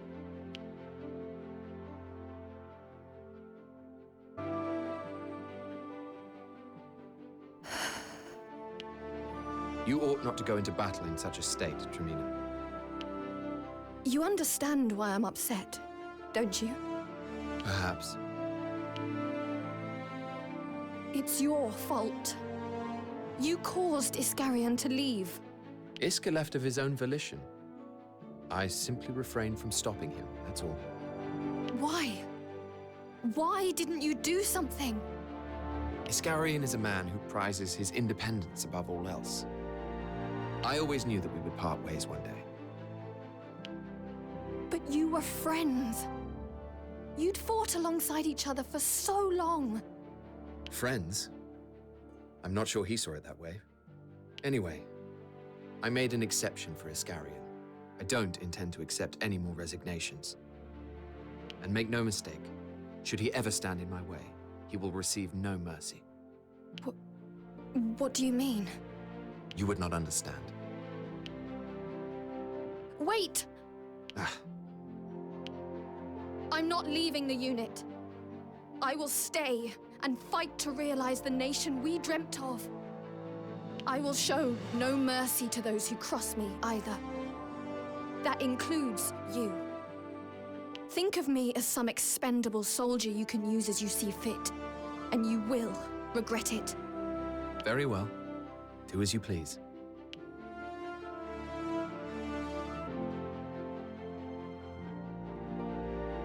Listen, Chapelman.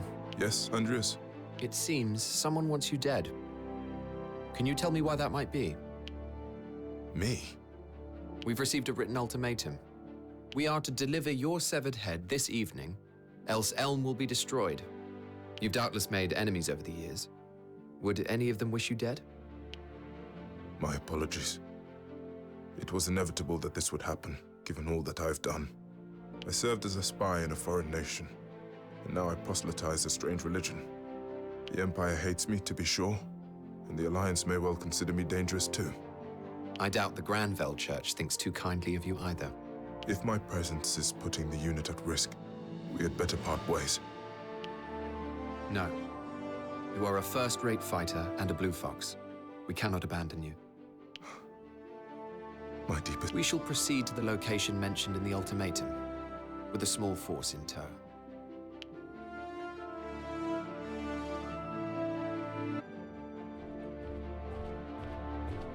Shivat, where are you going?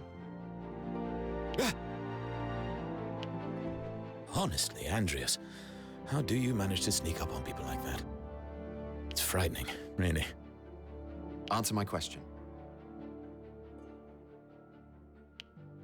You've heard of jade collectors, I suppose? People who gather jade to use or to sell? Indeed. Odd hobbyists who spend their days picking up rocks. A great number of Southfield nobles have a taste for this peculiar pastime. So I've heard. What of it? Much of the jade they collect contains a special energy used for ancient sorcery. Pearls before swine, I tell you. So I thought I'd snatch a piece or two away from them. I hope you don't mind. A thief returning to his old ways, I see. You intend to sneak into a noble's manor? I do. It's not as though they have a legitimate claim to their plunder. You can't be trusted by yourself. I will accompany you. Ha! You really are full of surprises, aren't you?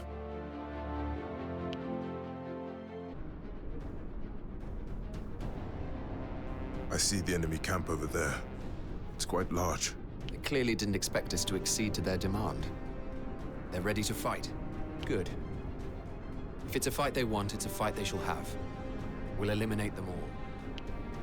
Thank you, Andreas. And apologies to you and the Blue Foxes for all this trouble. God, I entreat thee, watch over us. You're free to pray to your God in your own time, but I'll hear none of that nonsense now. If you want to save yourself and your allies, then trust not in God, but in your own ability. Yes. Very well.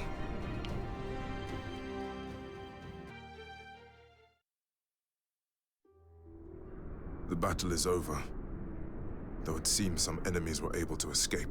I'll send someone after them. Else we will never find out who our foe really is.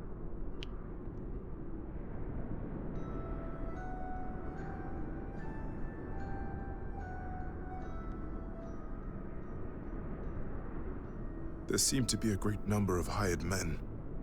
Were they of Alatane, then? It is possible, though they could have been Empire or Alliance soldiers posing as mercenaries. We will get to the bottom of it either way.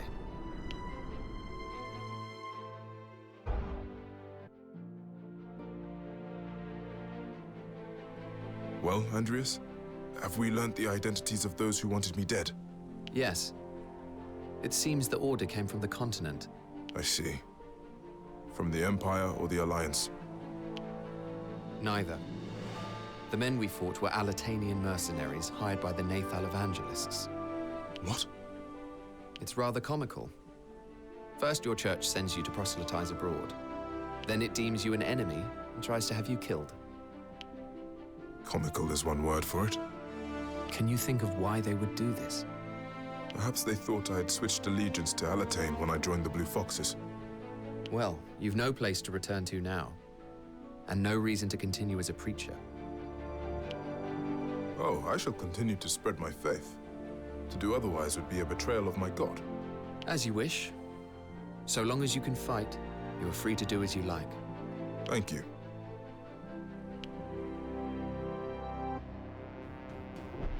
Is that the house?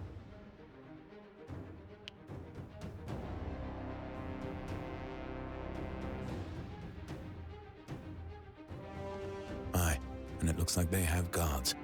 We'll just have to take them out as we go.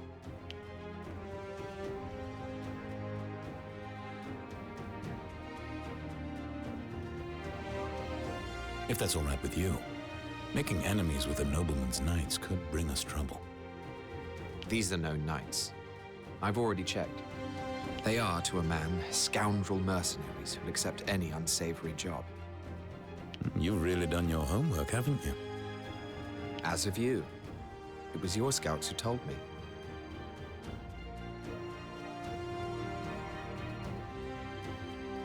Sneaky as ever, I see.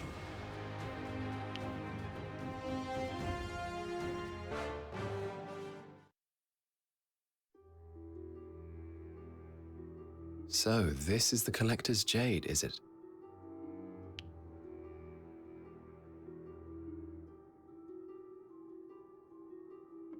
It's valuable stuff. What should we do? Just take a handful? We'll take it as evidence and have the noble investigated. Hoarding this much jade is a crime. How would that benefit us? Oh, it depends on how it's done. Ah, all right. I see what you're saying. I'm glad to hear it. You really do plan out every last detail, don't you? And you think this is something we have in common? Well, it would be nice if it were.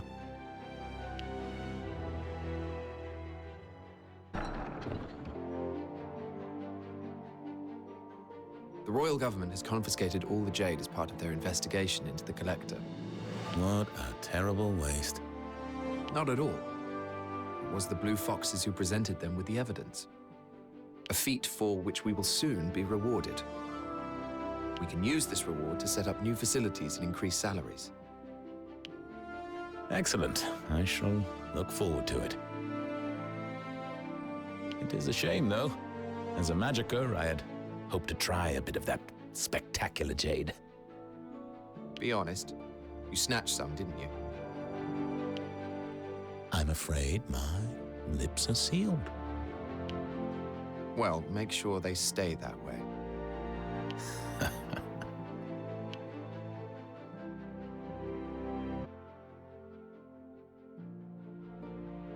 Look, Fred, I'm not sure I should be telling you this. Go on. We found the base of Prince Victor's special forces. They're in Westfield. Huh. They're barely functional, of course, with Victor and Kimball's factions all but finished. In fact, it seems they've resorted to doing black market work. What's your view, Fred? You're asking me if I want to take my revenge. Exactly. You should also be aware that many have abandoned their posts and are living normal lives. Prepare to deploy. Understood.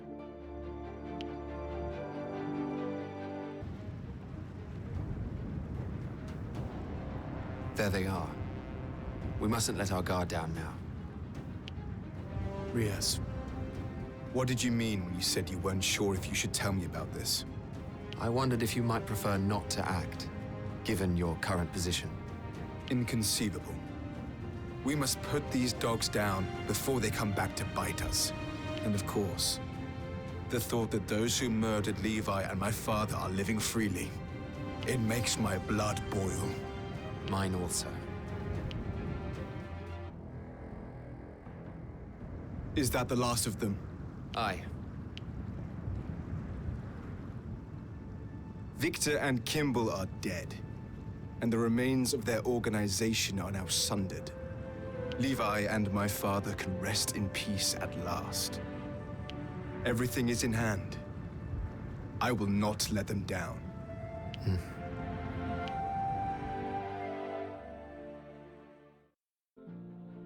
I saw to it that the destruction of the village was attributed to bandits. There were no survivors, not even family members. None will know that it was the Blue Fox's work. There was no need for concealment. Those we killed were the lowest class of scoundrels. Some in the unit had misgivings. I told them that this is part of what we do. Let them talk. It may have been personal, but justice was dealt nonetheless. Not everyone agrees, it seems. Enough of this. We must move on to the next mission. Agreed.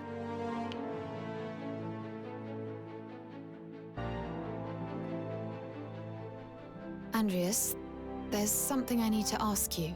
About Iscarian, I suppose? Yes. He didn't quite seem himself when I saw him a while ago. He was lost in his thoughts. And then it occurred to me that perhaps you'd... well... Iscarian decided to leave the Blue Foxes of his own accord. I see. I thought that maybe you'd... Iscarian acted of his own volition, as he always has. Our aims are the same, but we disagree about the means. It's a wonder he stayed this long, really. What do you mean? Oh, nothing. Okay. Well, Have you anything else to note? just that you don't seem quite yourself these days either, Andreas. Perhaps not. Indeed.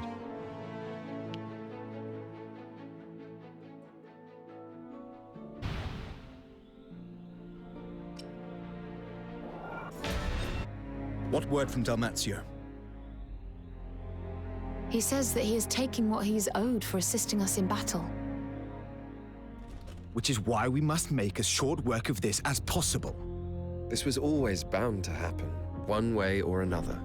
This is just how the Alliance operates.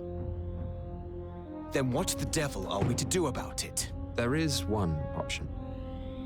There is a large vein of jade situated west of Dagland. We have spies in place around Dalmatio who could divulge this information, and I doubt he would be able to resist acting upon it. Then we set an ambush in Rowell Marsh and eliminate him as he passes through. I see. And so, in the meantime, we turn a blind eye to the looting going on in Southfield. We would have to, yes. If this is the path that leads to fewer casualties, then so be it. Good. A course of action is decided.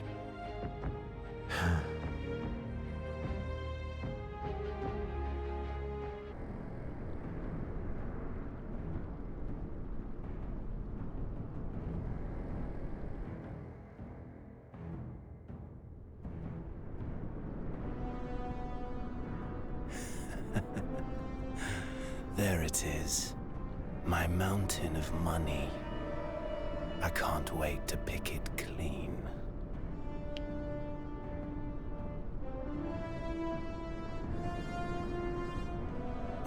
What's this? The Blue Foxes? This was all a setup.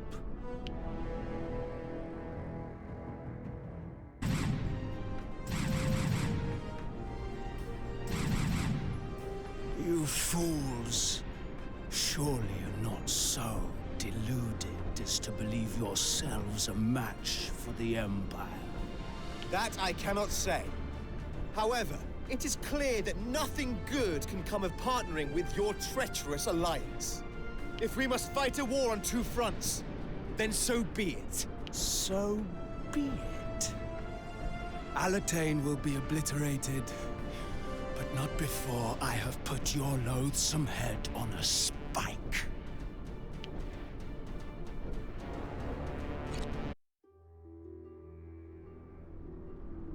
Dalmatio's forces have been routed.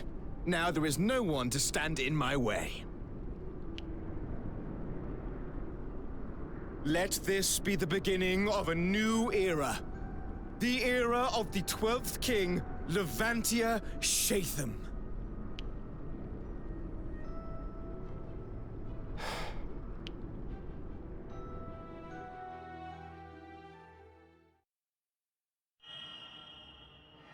Endings and beginnings. Endings and beginnings.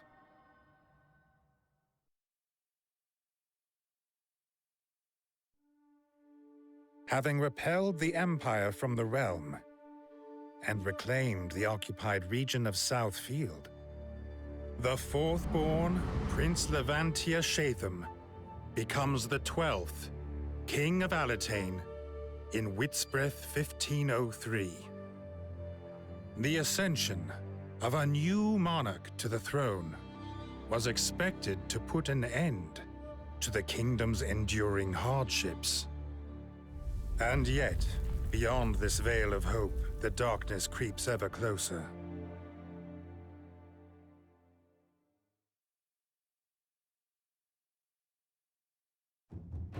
Soon after the coronation, the Blue Foxes must deal with Alliance looters down in Southfield. These are soon crushed, but it emerges that Imperial troops remain in Alatain. The kingdom sends out knights to look for them in every region, but they are unable to locate the remnant enemy headquarters. A full month passes before Frederick receives word that a cluster of Imperials have been spotted. The Blue Foxes head to the location at once. The Gaian Mines in Northfield.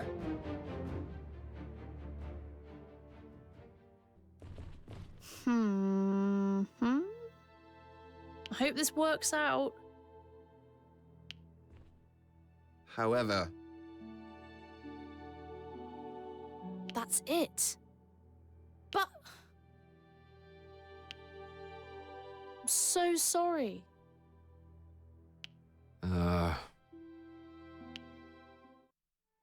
So I'm... Apologies. all better.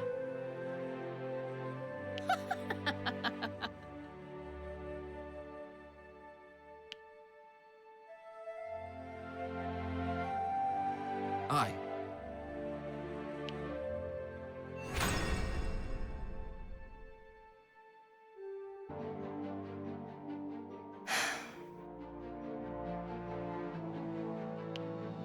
Is something the matter, Tremina? Not particularly. Oh.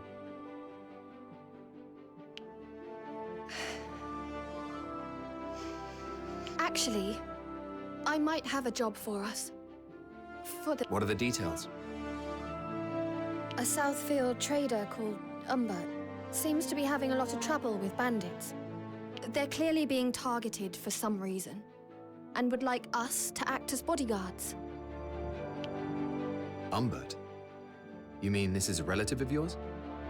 That's not relevant. Are we going to take the job? Yes. If the price is right. Good.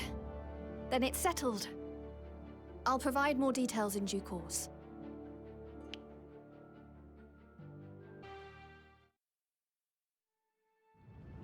The bandits have been routed.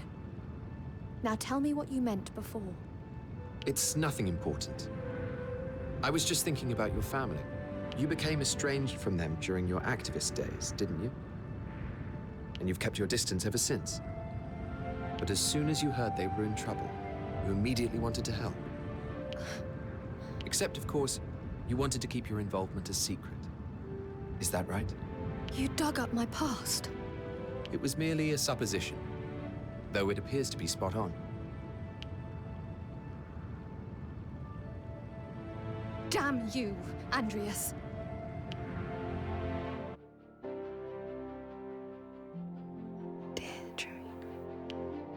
A letter from your family, eh? How did you know? Again, merely a supposition. They thanked me for defeating the bandits. It seems they got wind of my involvement somehow. I see. Wait. Was it you? Did you go and inform them? I did no such thing. There are any number of ways they could have found out. I suppose so. Still, this might be a good moment for me to visit home. Yes, go. But if you aren't back for the next mission, there is no place for you here. I understand. This isn't good. It seems that foreign soldiers are sniffing around, Castamere. Did you start some new quarrel? Of course not. Certainly not a new one, anyway. Out with it, now. They're likely to be Vermin Commander Dalmazio's men, looking for me. I imagine they intend to kill me, having failed in the past. Did you do something to provoke them? Not at all. It seems they've simply been unable to forget my betrayal. It makes no difference. Does that mean... Are you going to throw me to the dogs? Quite the opposite. You are a valuable asset to the Blue Foxes. I knew full well that you were an Alliance defector when you joined. Your enemy is our enemy. Well, well. Thank you, Andreas. I'll draw up a plan. Tell me what I need to know. All right, then.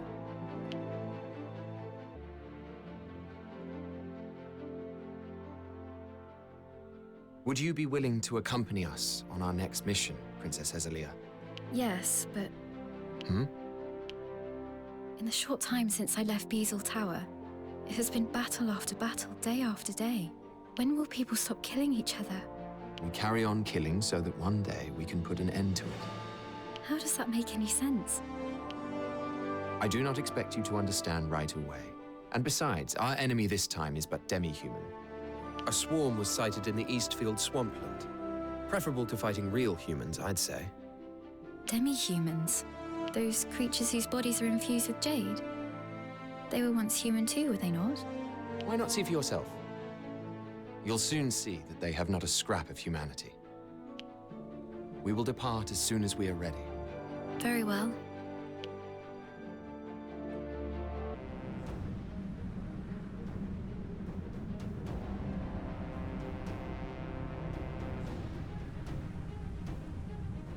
The enemy has responded to our invitation. Now we need but deal with them. They are Alliance soldiers, all right. They don't know the lay of this land. That is very much to our advantage. Our victory should be assured. A sure victory is always welcome. But don't forget why we have to fight in the first place. Your words wound me. But you're quite right. I am a blue fox, and I've caused trouble for my comrades. But fear not. I will repay my debt in full on the battlefield. Good. Now let's go.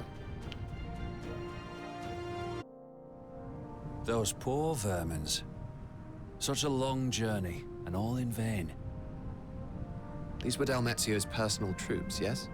The same as the first time they came for you? If so, diplomatic relations should remain unaffected by this episode. Now, let us search the area for remaining hostiles, then return to base. I find your thoroughness reassuring, Andreas. Alas, I am less reassured by your tendency to get into trouble. Andreas, just the man I wanted to see. I've found something that may be of interest.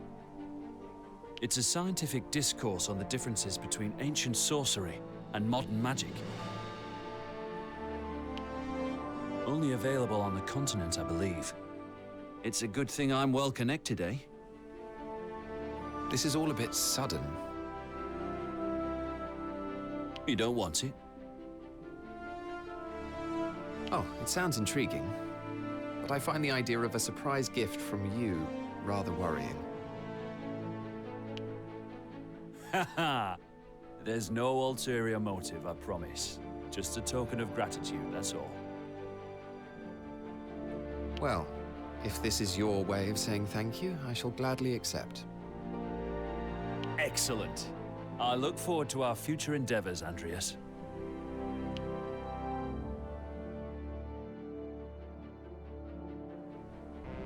We will engage them shortly, Your Highness. So, those are the demi-humans.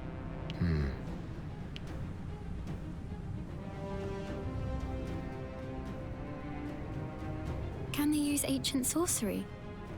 They are infused with jade, after all. Of course not. They may resemble humans, but we must think of them as mad beasts. But I feel a power emanating from them that is similar to that of jade. If it is jade that is the cause of their physical prowess, then... Princess?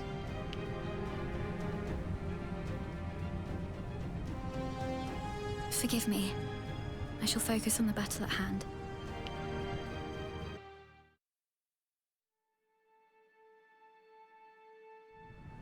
Thank you, Your Highness. The demi-humans have been eliminated. The mission is a success. It has also provided me with a valuable insight. An insight? I hope to show you the fruits of my investigations in due time. I look forward to it.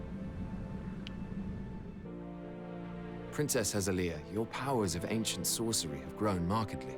Yes. The battle against the demi-humans gave me an opportunity to refine them. I've adjusted my awareness. My sensation of focusing during ancient sorcery incantations. The way they fought was instructive for improving your magic. Exactly. It is hard to explain. I'm sorry if what I say is impenetrable. You bear the mark of the blessed, Your Highness. Your grasp of magic far exceeds the average man's. It is only natural that you would find insights that others would not. You know, I am coming to understand what you said. About killing in order to stop the killing. The demi-human souls have empowered me, so I must ensure their deaths were not in vain. You seek to do something similar, do you not? I couldn't say. Then I shall continue to fight until I understand.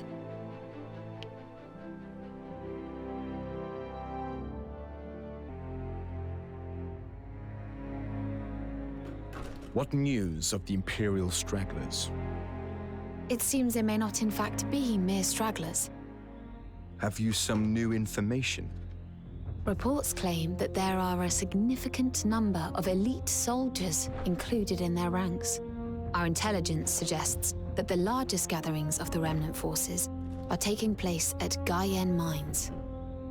The mines are remote and contain deposits of highly concentrated jade.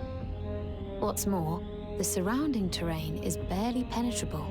It's the ideal base for the Imperials. Damn it! Is there no end to them? I shall drive them all out! Calm down. How will the kingdom find peace with a king who jumps at shadows? But this is our chance while they are all assembled. We should send our best and crush them. Fine. Do what you will.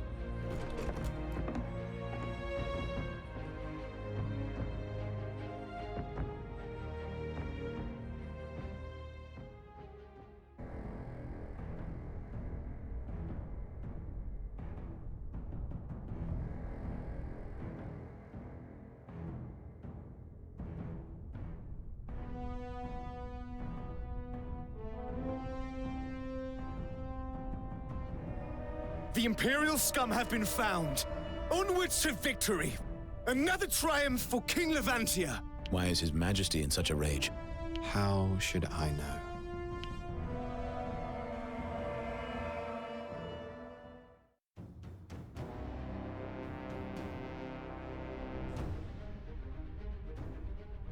Damn! Uh-huh. Seize victory! That is our objective. Here I go!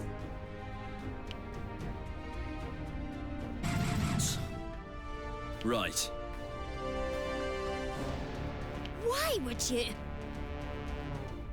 Yes, indeed. Huh? No. Damn! No more of that. Here I go! Everyone, with me!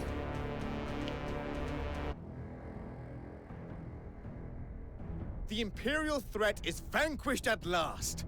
Now we shall make our grand return to Central Field. You don't wonder why the Imperial forces chose to gather in this godforsaken place? If you've something to say, Riaz, then come out and say it. I've grown tired of your Weasley ways. Have you indeed? The Blue Foxes slay the Imperials in Gaian mines, and are making preparations to return home.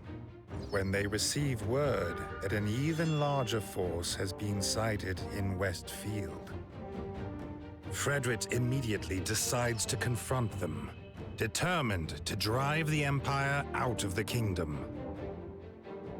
And so, the Blue Foxes march for Rigyar Strand, where the Imperials are said to be hiding. The Strand is land that once belonged to a noble named Alrim Lester. It was the place where Frederick and Andreas first met.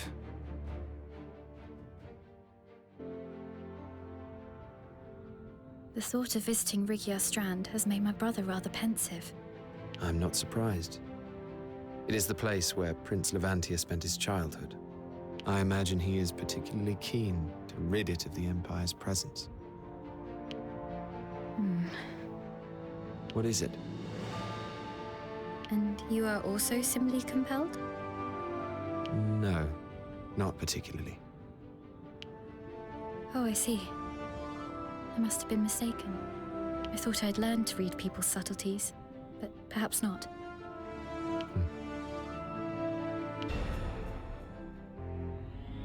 We have received reports of Imperial troops occupying Westfield's Rigyar Strand. Ah, Rigyar. I know it well. They are far greater in number than those that had gathered in Gaian mines. What's more, they are operating without secrecy. It seems to be almost a provocation. Fear not. I have knowledge of the terrain. I shall summon enough knights to overpower the Imperials. We shall trap them in a pincer and end this once and for all. It is surprising, though. How could so many of the enemy have entered the kingdom? It is likely that they trickled in through the port in Dagland before we were able to take it back from the Empire. And now they've begun to move. Kill them all. Rigyar is Lesterland. I shan't have Imperial boots despoiling it.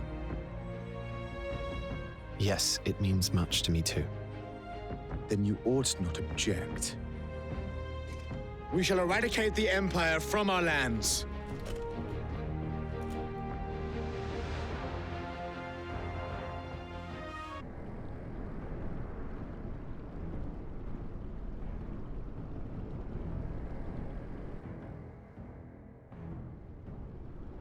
The enemy has divided their force into multiple groups.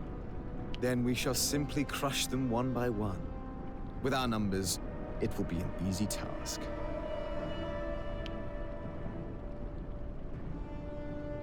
Perhaps so, but you have summoned all of the Royal Knights to accomplish it.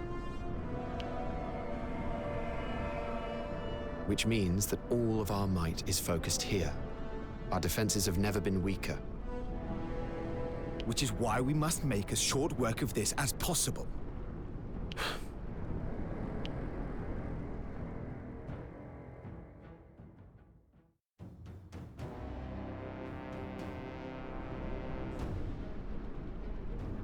Well, this is fewer than expected. It would appear that the Imperial commander is woefully incompetent. We shall wipe them out in one fell swoop and reclaim our land.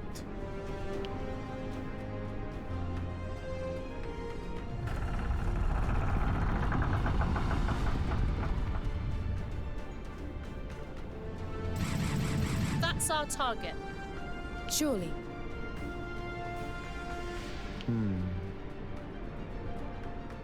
You call that an attack?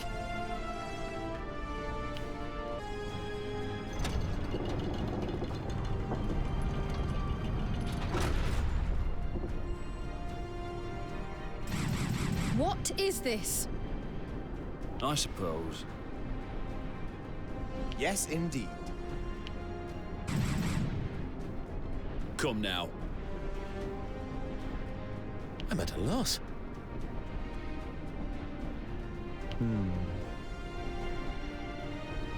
Here I go!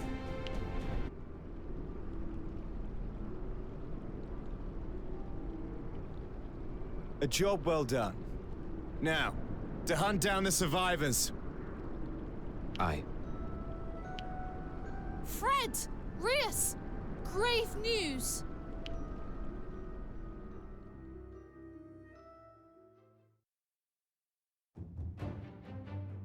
In an attempt to defeat the Empire's elite forces, Frederick focuses all his might on Rigyar Strand. But just as their foes are defeated and victory is at hand, the Blue Foxes receive ill tidings. Imperial vessels bearing soldiers have appeared to the south and east of Diofield. And strategic points in Southfield and Eastfield have already been captured.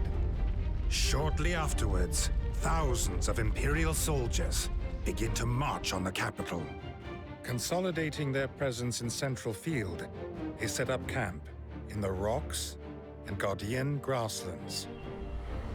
From this position of strength, their commander, Zavatian Shugel, calls for Alatane's surrender.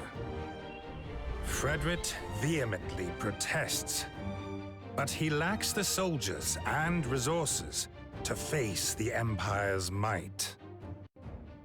And so, he reluctantly agrees to surrender at a formal signing ceremony to be held at Castle Alatane.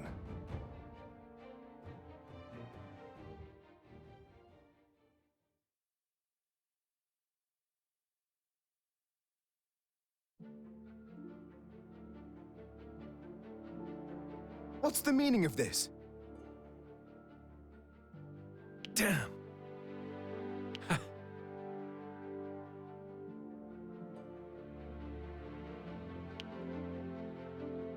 I'll clear a path. All the more reason. Indeed.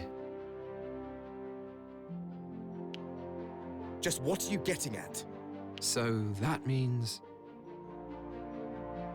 No. This should do it.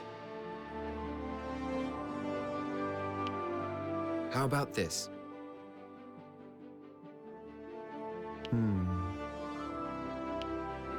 That's why. Understood.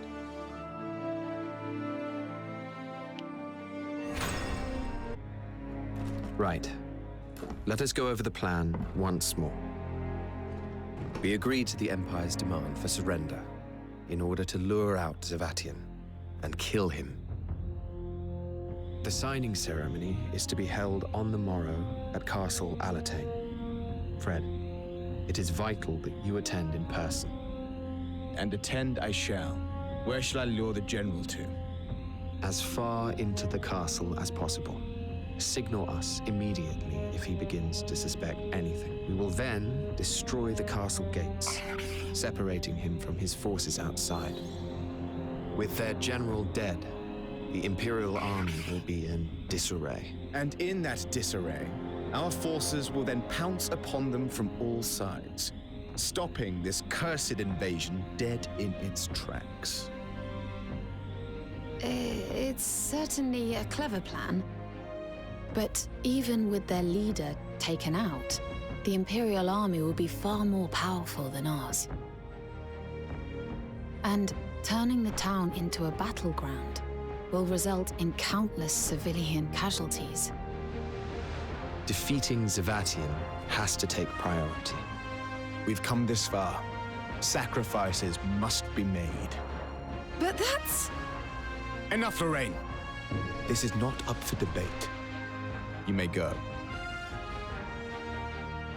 Understood.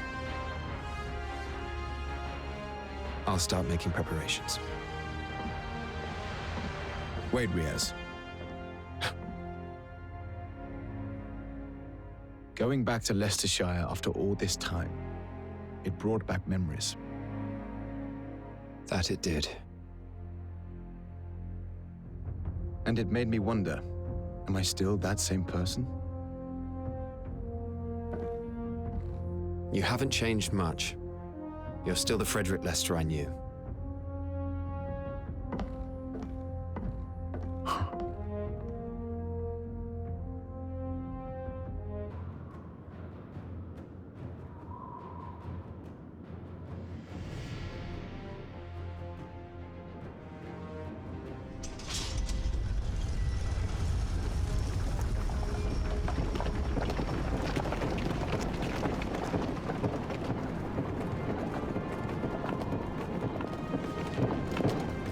So you are the King of Alatain, Levantia Shatham.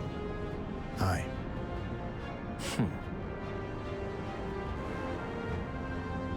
You don't intend to surrender. Now! Blow the gates!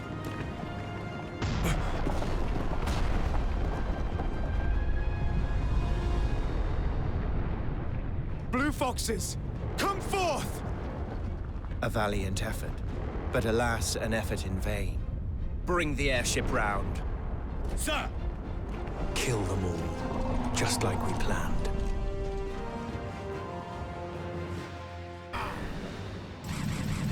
Empire were planning this all along. They were founded by bandits, and they are still no more than a pack of wild beasts. Men, we will not cede to them another inch of our land. Lay down your lives if you must.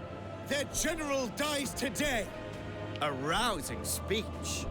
One that will go down in history as the final address of King Levantia the Lackwit.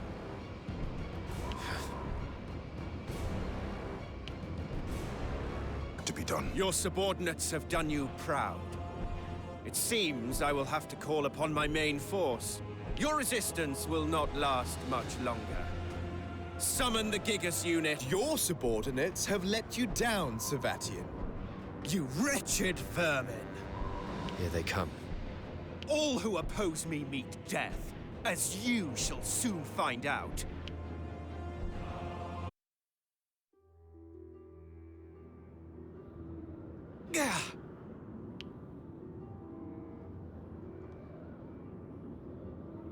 After him! Do not let him escape!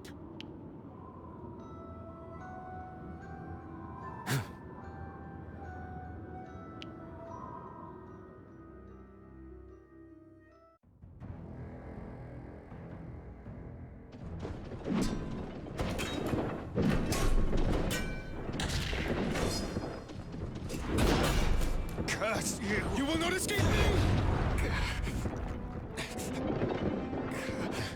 Yes!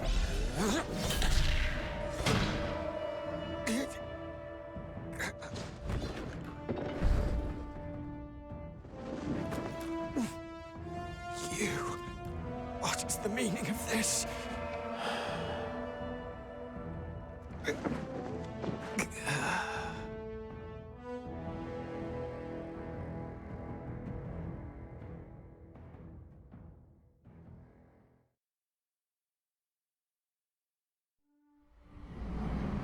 flood of memories came rushing forth, of the day that started everything.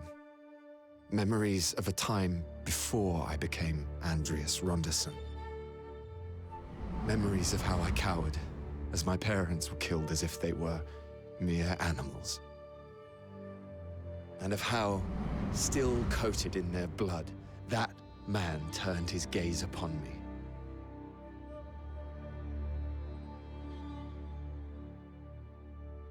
That man, that despicable man, Zavatian Shugel. The first ambition I ever had in my life was to crush him into insignificance, to destroy him absolutely. I was taken to the Empire and became Andreas Ronderson. All I recall from back then is relentless training and study.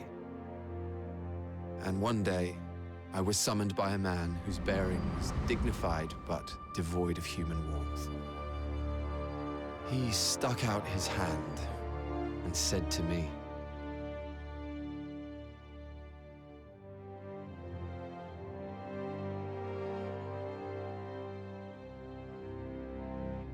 my mind instantly flashed back to his gaze on that day, and my resolve became unshakable.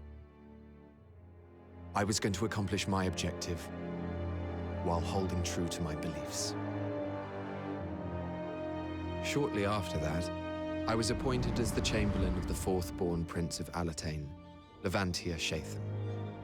Upon meeting Levantia, I discovered a new objective: to give power to those who would do right with it. But in the end, I failed to protect him. With Levantia gone, my focus returned to my first objective: eliminating Zavatian, regardless of the cost. And now, I will fulfill my second with what I'm about to do.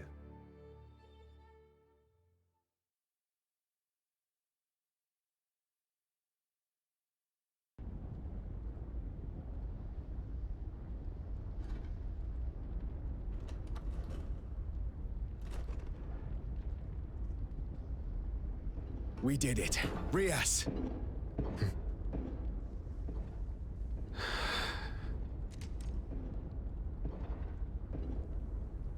Rias, what's wrong? It's over, right? Aye. It's over now. Fred.